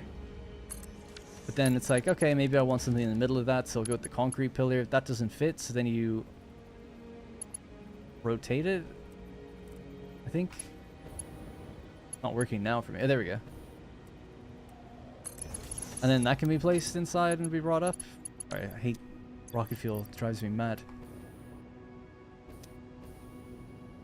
Fell through like the only hole in this whole flipping factory now. Rocketfuel's gonna get its last laugh because I'm not gonna make it. Okay. Anyway, just stuff like that, you know, just pressing E, I guess, to go around the different categories might make things a little easier. I don't know. That's the best I got. Xclips calls it clipping. Everyone calls it clipping. I mean, if you're clipping something into another thing, that's the name. That's the game term for it. Like, not just in this game, but lots of games. So normally you start with a pillar like this, go up to whatever height, and then it's a weird one to call clipping because it is kind of in a way. It definitely is, but it's almost like you're not allowed to do this for just reasons. The game has IDs for every type of item that's in the game, so these two share the same ID for some reason. Some objects do. So they're considered the same thing. It says an identical buildable is already there. But it's obviously not identical, right? It's different. So to place it, you can hold control. Just holding control lets you place it. Now, is this clipping? I mean, you could argue it's not, because nothing is clipping through anything. The beams are... like, physics is intact with this, if you know what I mean. Whereas physics wouldn't be intact if I did this. It'd be like, well, it might be if you think of physics, but you know what I mean. It's like, oh, there's something weird going on here. And then it just lets you do it. And that way you can have like a pillar within a pillar. Because the game doesn't naturally allow you to do that, but it's obviously, it can look good in certain situations. There's lots of instances like that. But other than that, I don't really have any of the tips specifically for that kind of thing.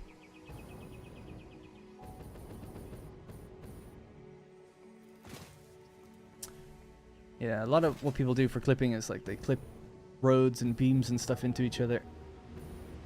And that can look good, but it just takes a lot of time, so I just try to avoid it.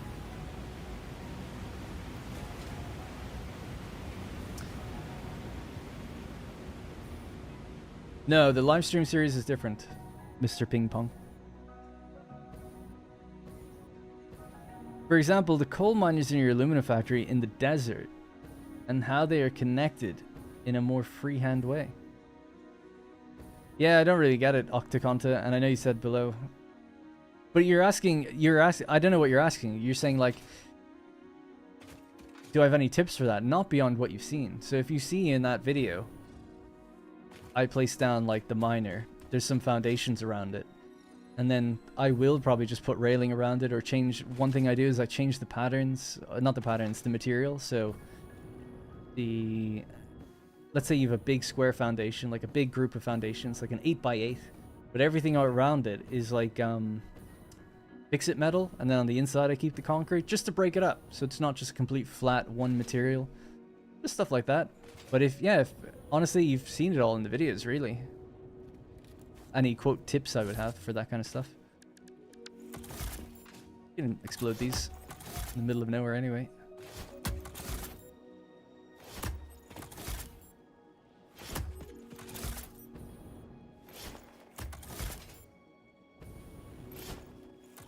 By the way, I don't mind you asking, by the way. I just, you know, I just don't fully understand how I can answer it, I guess. Ooh, spiders down there.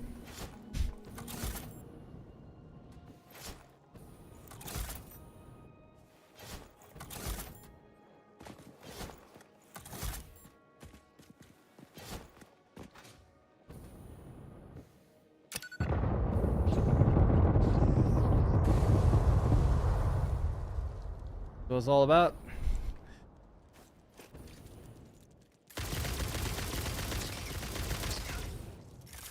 Jiggling.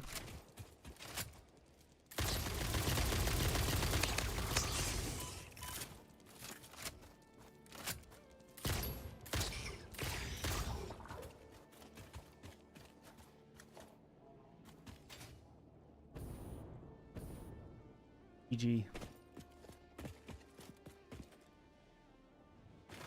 It was cool. Is there any gas left? I think there might be one.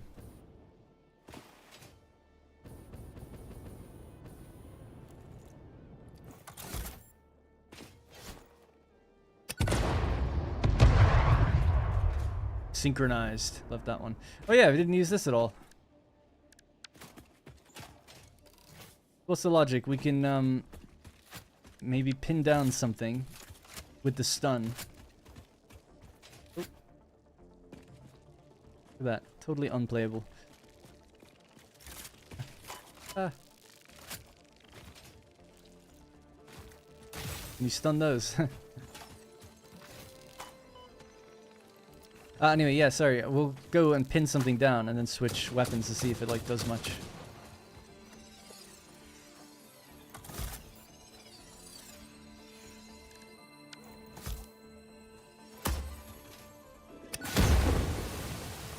Try to detonate it in the air so a fragment hits you. That's funny, yeah. I was so funny you say that because I was actually thinking about that.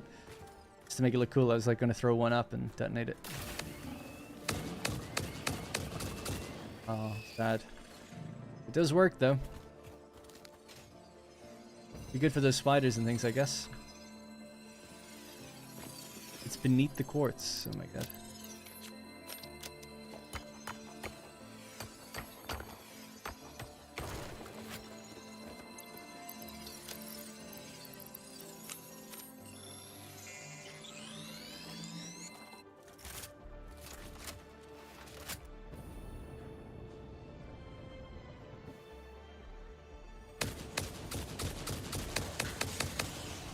Dude, turbo. I'm changing my mind about turbo ammo. It's pretty good. Oh yeah, I meant to go to the damn turbo fuel plant. Or the biofuel plant. Go there later. Go there just before the end. How much time do I have left? I've only got 10 more minutes, really.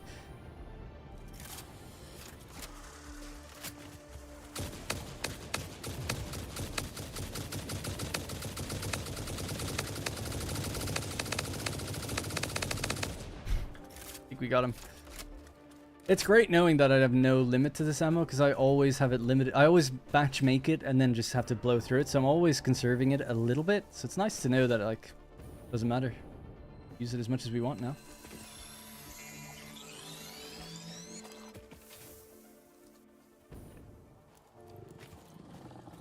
Oh shit.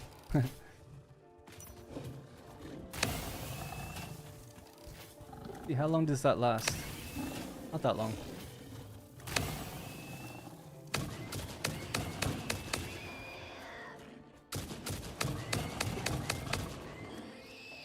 Yeah, you gotta find some nuclear hogs to really play around with them. What is it? I shoot, and then I pull back on the mouse. Okay, let's try it again.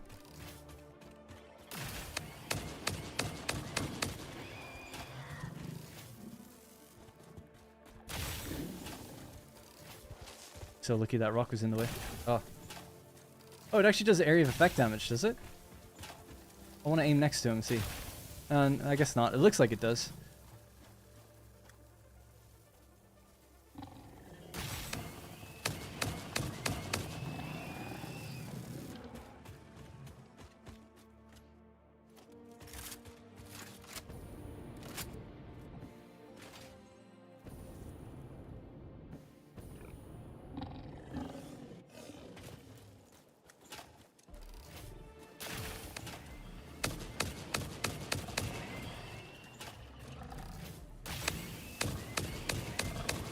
Dude, easy. Too easy. Where's his, there it is. Oh. Darren, can I send you a screenshot of what I mean? Go for it.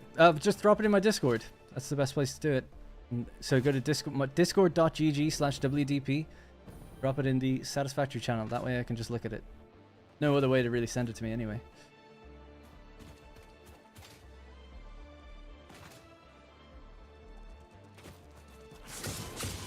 How many shots can these guys take, I wonder? Play with this as an example. 5 of them. Let's see, does the area of effect affect these guys, because they're small. No. Okay. Just the graphic on it, I guess.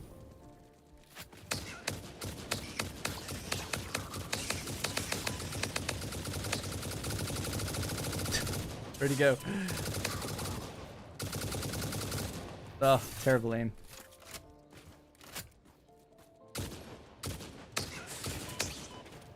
Three shots, is it? It's 4 for a hog and 3 for a spider? Kind of crazy. Because there only one with a rebar. Anyway, whatever.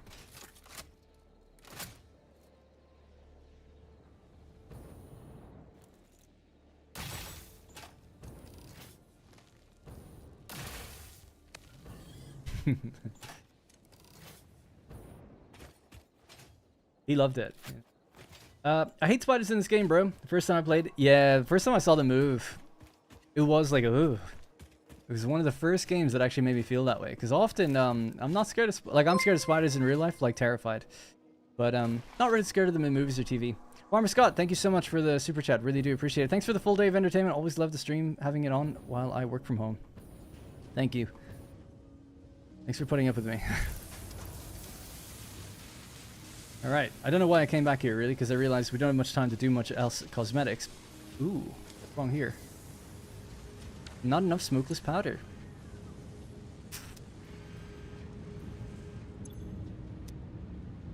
How could it be? Let me just count what's coming out of here. It's 60 per minute. Are these all running? No. 10, 20, 30 heavy oil residue. 48.75. You're running at 61%. You're backed up.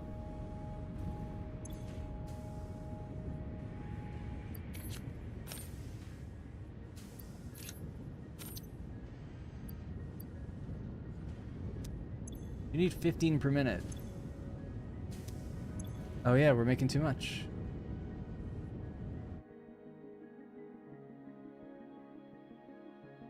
Oh yeah. There's some ish that has to go somewhere, and I never did anything with it. Okay. Okay.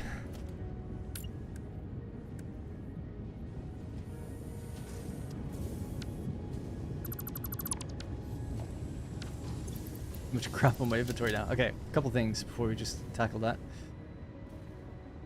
Putting up with you, so humble. I think I just have crippling lack of confidence, probably. Can't even build that right now. Alright, let me get 9 more radio control units. Build those radio control units, then we're going to ship off our remains to the liquid biofuel factory just so we can send that stuff off and automate it. Something with the slugs as well, I guess. No, the Discord? Okay, I won't forget. I'll look at it in just a few minutes.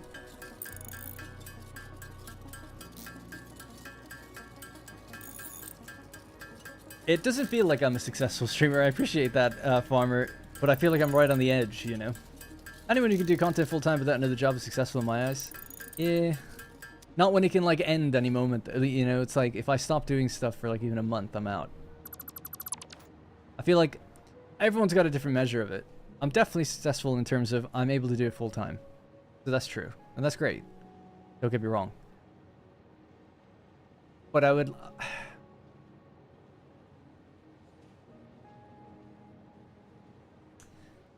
I guess it would just have to be a little more than how I am now. You know? Something a bit more consistent for either viewership or whatever. I don't know what it would have to be. It would just... I need to be either earning a little bit more or have more consistent viewership to feel more secure and say like, yeah, I made it. I can do this properly now. Because as it currently stands, you know, I probably make less than I made in my old jobs.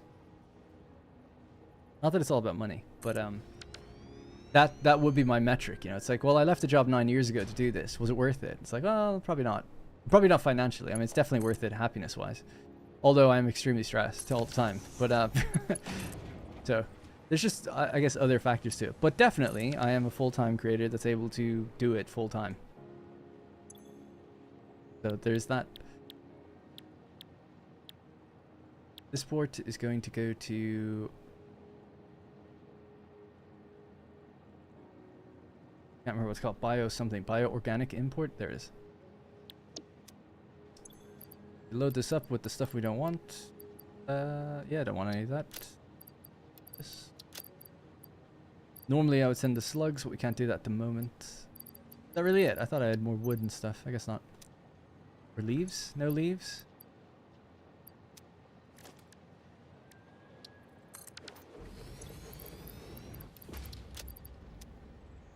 Alright, and that's gonna go do its thing. It'll drop off all that stuff. Now, to come back down here, let's just fix this little problem.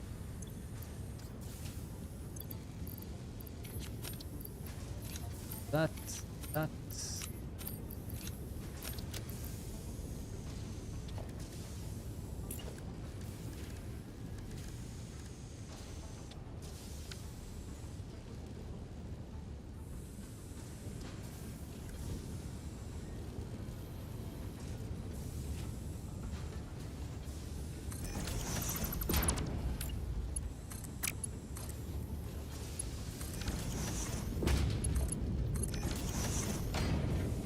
You're gonna overflow out to the right. You're gonna send your stuff out to the left.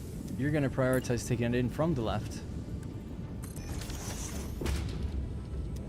Okay. You're gonna have to go up and join this thing here.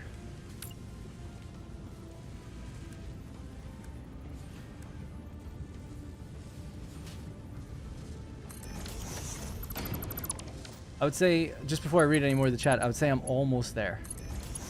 Almost there. Just not quite yet. Although I've been almost there for years, so it's like, I think I'm probably at my limit. I lose as many people as I gain.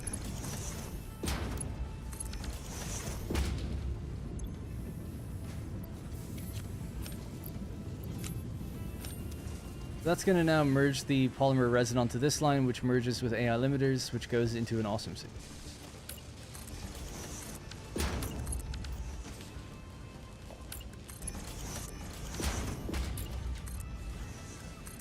Alright.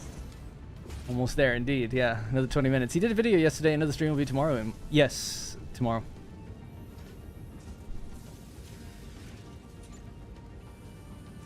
Yeah, no stream yesterday. I did a video instead. When are my streams? Normally Wednesday and Thursdays.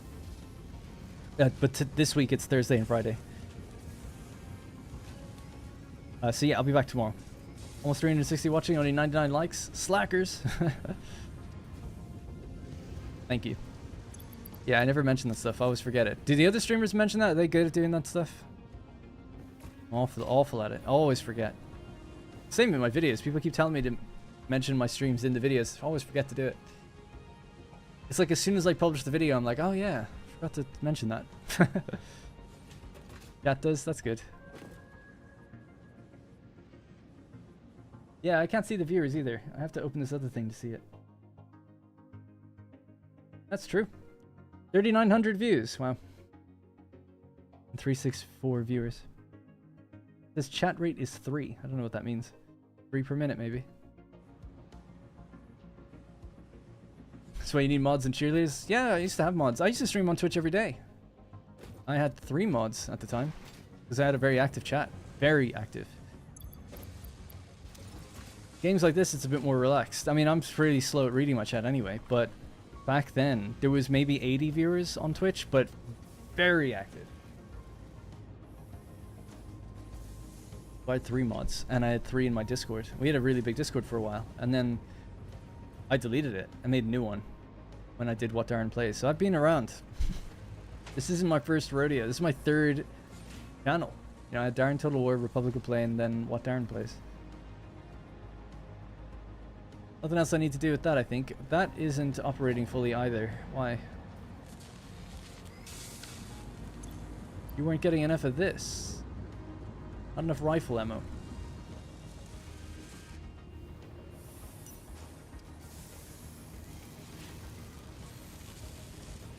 Oh, because you weren't getting enough smokeless powder. Because those were backed up. Yeah, that's okay. That should all work itself out now. It'll take a while, but that should work itself out now. So basically, long story short, this polymer resin couldn't find a way out, so it was stopping production of heavy oil, which is slowing production of smokeless powder. But that should be good now. It should get back up to 100%. It's a matter of making the amount of heavy oil we need. As long as these are at 100. This should be at 100 now. It'll just take a little while to get going. Probably just throw a sloop in. Bang out a little extra for 1 or 2 cycles and just help encourage it to speed up quicker. Let's have a look at that Discord then. You think your biofuel factory used to look better on update 8? No. I think it was you. It might be someone else that was... I think it was you, actually, that was saying the lighting is worse since update 8. I haven't experienced that or noticed it. I mean, I have a video doing that biofuel factory, so we could just go back and see it.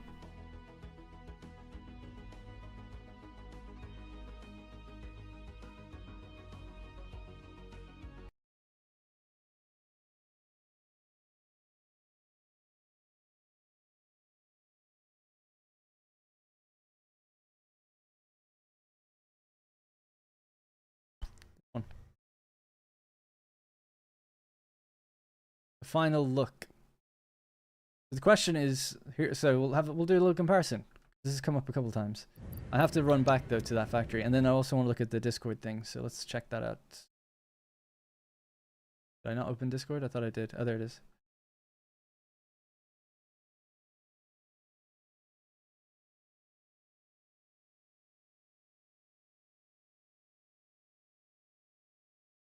Octaconta, something I was talking about in the stream. This is the more rigid building type thing. Okay. Then this is the stuff I'm wondering about. But what do you want to know? Like, I can't provide you anything. That's what I'm saying. It's like, yeah, this looks like something I would do. I don't know. I don't have any tips. The only thing I could maybe suggest, like I was saying earlier, is it's just a eye of the beholder thing. I don't know if it's better or not. But you could change these outer foundations to be like metal, and they keep the inside as concrete, and that would maybe just break things up every now and then. But it depends. You've already broken it up with patterns, which look kind of nice. And I remember you posted before, you had that pattern stairway, which looked really cool too. They posted this one. Yeah, so I think this kind of thing is cool. So I think Octaconte was saying if you put patterns on a staircase, it has this effect, which I think looks pretty dope. So that's the kind of thing that I do, you know, like in terms of, yeah, just some railing. That's all it needs sometimes. That's all it needs. But I don't have any feedback or tips other than that you're doing exactly like what I would do in that situation, which is why I couldn't really answer the question, because it's like, yeah, these little things are different every time. The ones that I did in this world, we can leave this place now.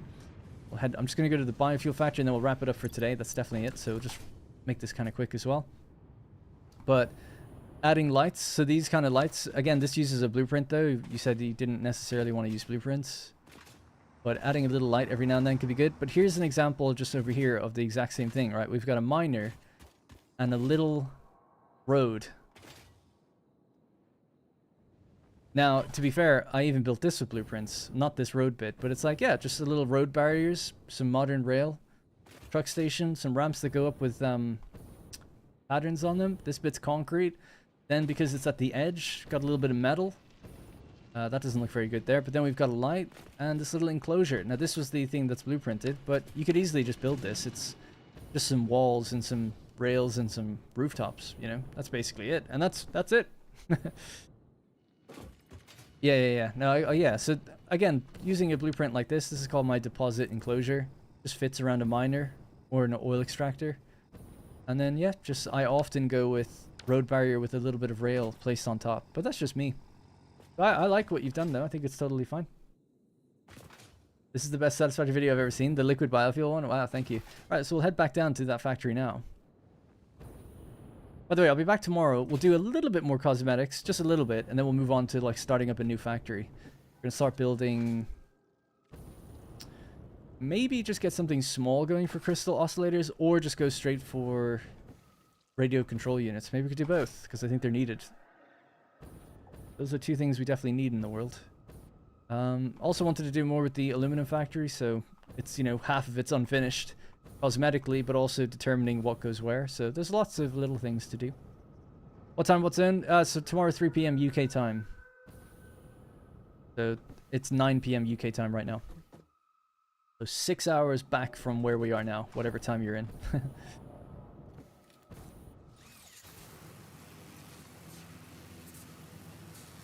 Yeah, I live in the UK.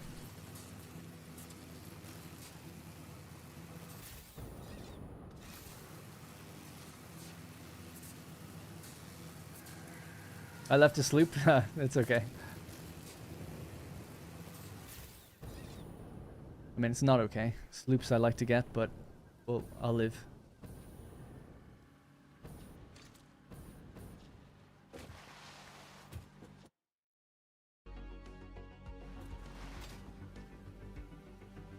Ooh, didn't know. Thanks, no worries.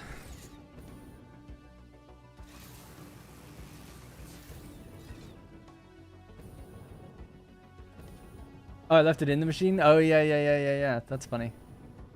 I'll have to remember that. I'll remember to get it. I think when I end the stream, I'll just run back and get it, because that will bother me. What will it do? It'll just create too much heavy oil. I mean, that's not a problem, I suppose. Yeah.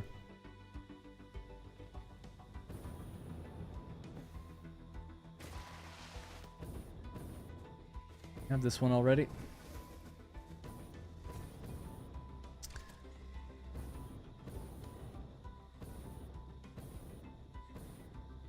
It would be fun to play the game no foundations. Things just built in and around, and you're not allowed to delete trees either.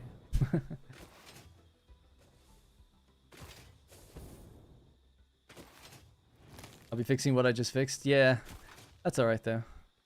I do that after these streams end. I still play the game for like maybe 10 or 15 minutes. Tackle any like final small things I forget about.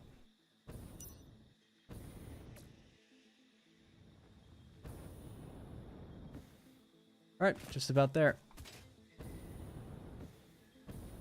And we can even set the lighting to be, you know, daytime, so it's not skewing our results.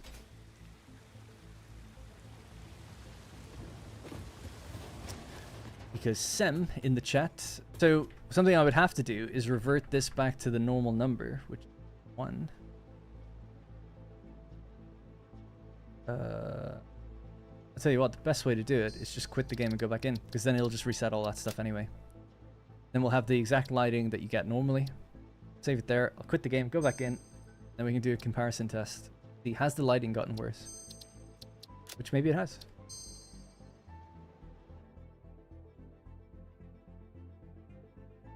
It's gem, the way you pronounce gem. Why isn't it spelled like that then? Gem. I'll try to remember, but please forgive me if I don't, because I have to just read what I see, and I can't remember everyone's names. But I will try. Gem Salbiz. Lang, and I'm sure I've said Salbiz wrong as well. Lang, appreciate that. Well done, my friend. My friend, thanks so much. Appreciate that. No worries, thanks. Okay, let's hop back in.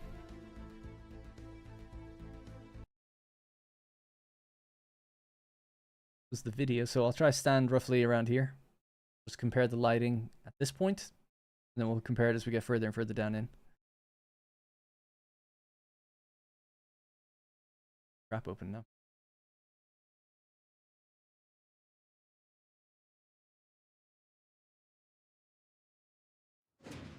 Any Steam Next Fest demos that had people excited? I'm not American. I had to learn it. UK people are some of the funniest people I know because they don't know shit about America.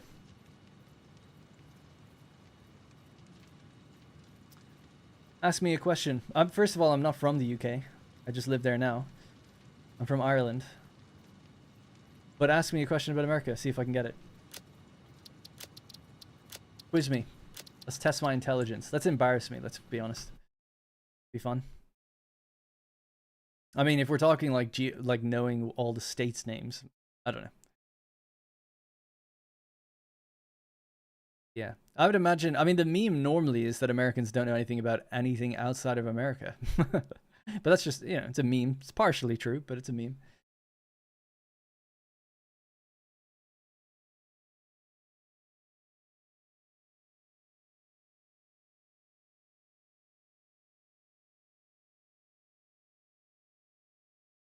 Nothing, no questions.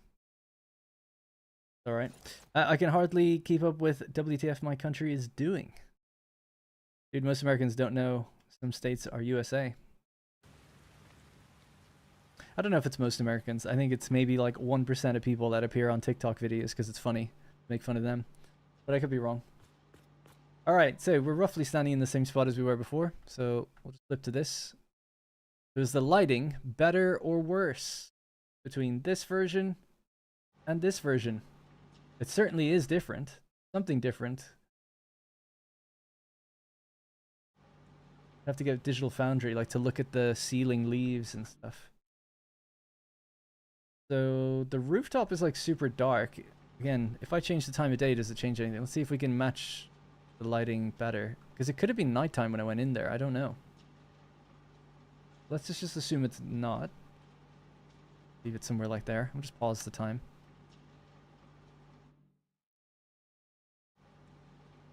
I think the lighting is better for fog. There's more fog in here, making it harder to see kind of down there, whereas this is more natural looking, you can just see further down. No, not 1%. I think it's 1%, but, you know, I could be wrong. Maybe I'm an optimist. Because I've met several Americans and they've all been totally normal in different parts of the country. So it's like, am I just not meeting the ones that are apparently crazy, or the ones that are crazy just get some video attention now and then? Alright, so that's the first part. Let's go down to the entrance next. This is the final ramp for here.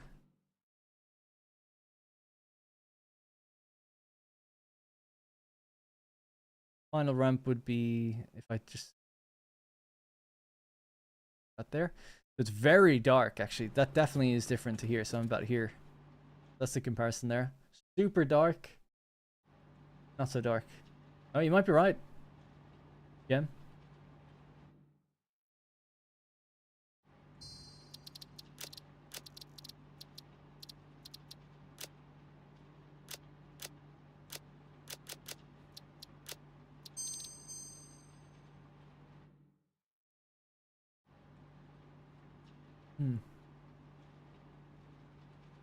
Because there's global illumination presets now and there weren't back then. That's what I was just testing. Whoops.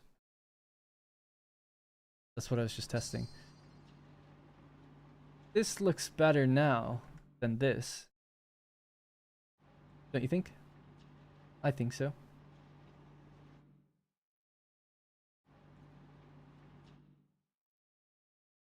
I think so. That's with it on dark. I'll keep it on dark settings because that seems to match what we're seeing. Alright, let's go further. That looks pretty good. Let's... Where am I looking? I'm looking above the container. Things have changed slightly. I've added a new container.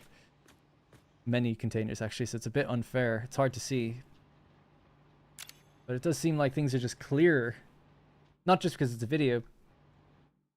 I actually lined these up pretty well. It's about there, I think. Now, obviously, we have the reflection of the dimensional depot and all the extra things in the way.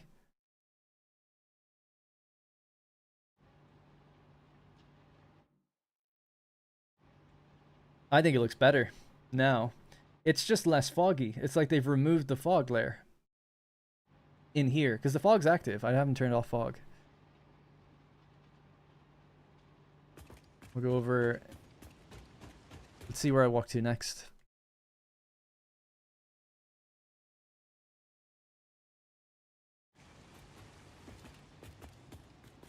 I know it's kind of hard to see because we're in the way. But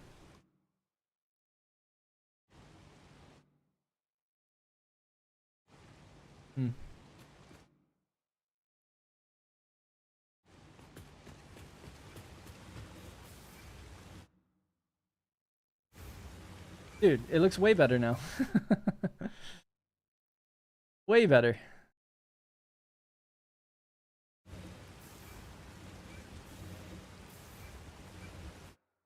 Much more natural without the fog in there. I remember thinking it looked so good in that video too, but now I'm like, oh. With the 1-to-1 comparison, I'm like, this is definitely better. Funny to see how it changed as well a little bit.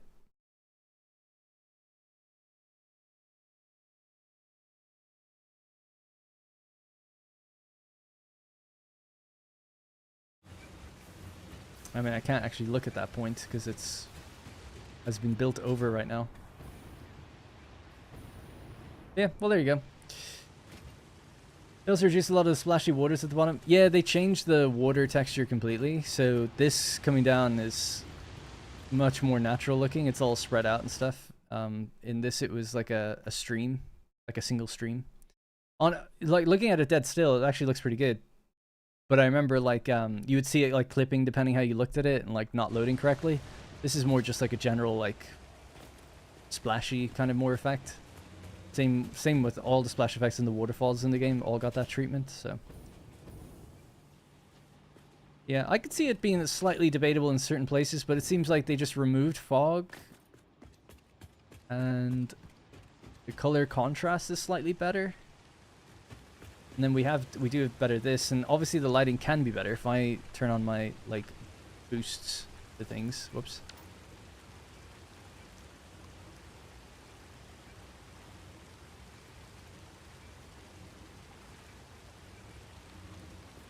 Now we get like the full reflections. Now I think that probably was possible back then too, actually. I don't know.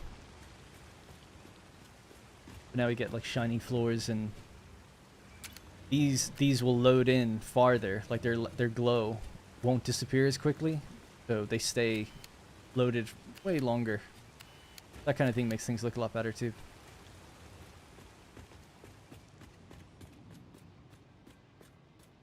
Yeah, it looks good though. Oh yeah, photo mode, of course. Now we could do different things with it altogether. I'm not very good with this kind of stuff, but you could change things in here. Saturation. Actually, up the contrast. So people ask me in my videos, how do I get it to look the way I do? In the videos, I do increase the contrast and brightness slightly. It just creates a more saturated video. It actually reduces artifacts, which is the main reason for doing it. But, that would be one thing, and then there's obviously the reflectivity thing that I use console commands for. Those are the two things that I would do that would be different than what you see. But on the streams, I don't do that color boost, so you see those. Just in the edit. I do a brightness and contrast and a slight sharpening. That's what I do. The video file. You can just about see it when you turn it on and off, like next to, side by side.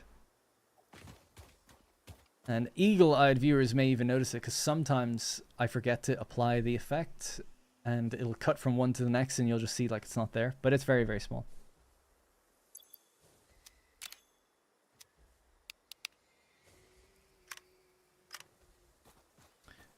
Yeah, basically Vibrant is what I do. I wonder why they don't just let you play with Vibrant on, because that's effectively what I do for the videos.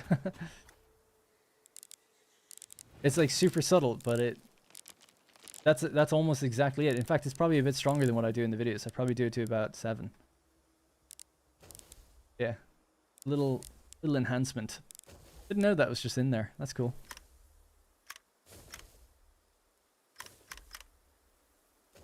Somebody's sky? Oh, that's funny. It's like No Man's Sky, is it? Is that the idea? That's so funny. Because it is just like that. Alright. Anyway, that's going to be it for today. I'm going to save it there. I do have to run up to the north again and take that power sloop thing, summer sloop out. But that's it. I'll be back tomorrow, 3 p.m. UK time. 3 p.m. UK time, and I don't think I'll do the giveaway tomorrow, but we'll do the giveaway maybe next week or something, or closer to when that Kickstarter goes live. But just for those who are interested, I thought we should mention that Kickstarter. It's nothing to do with me, right? But it's the Heroic Replicas Satisfactory like package. I don't know what they call it overall, like just a kind of variety box of different kind of gadgets and toys and things and memorabilia for the game. It's almost like it's like a limited edition console, or not limited edition game, I guess. I don't know if it comes with the game, but it comes with all the stuff you would get otherwise. Alright, anyway, that's gonna be it for me. Thanks for hanging out, appreciate y'all. Sorry I'm weirdly introspective sometimes, and I'll be back tomorrow. Keep it on the reels. Is the number of fuel dropping? Oh yeah, I do want to know that. I do need to know that. The whole reason of going there was to check, do we have enough biofuel? Or are we like eating into it really quickly?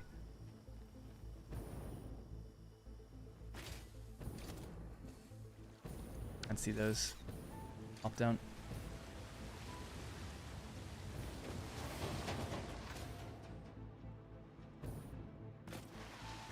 squirrel.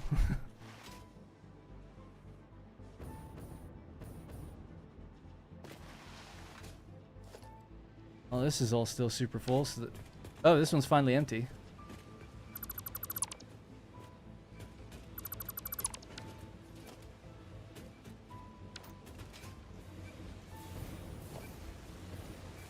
Oh no, it's filling back up. That's what we'd like to see. But yeah, that's interesting though. It's not super full. Definitely seems like we're burning probably like... Saw something fly through my face. Yeah, bats or whatever. Probably burning like 80 or 90 per minute. My guess would be. It's actually running at 100%, so that's still pumping them out just totally fine. This is probably fine as well, right? Yeah. 100%, 100%. Yeah. So what do we got? 1, 2, 3 containers are full. Or 2 containers are full and 1 has a little bit in it. So it's gaining, but not by that much. So that probably means, yeah, maybe 100 per minute's what we're consuming. That's a lot. I mean, we'd have to be killing animals. I mean, you get, what did we say? It's like 1 animal remains gives you 530 biofuel? Something like that? And if you're burning 100 per minute, what would that be? You'd have to kill an animal every 5 minutes, basically. Maybe 6 minutes. Kind of hardcore, actually. You don't just get 1 animal remain, though. Depends what you do, I suppose. Yeah, interesting. Maybe it'll be worth putting the... Trucks could run on Rocketfuel if I wanted to for the copper caterium factory, because that's the one that has all, like, so many. What do I have in the world? 1, 2, 3, 4, 5, 6, 7, 8, 9, 10, 11, 12, 13, 14, 15, 16, 17, 18, 19, 20, 21.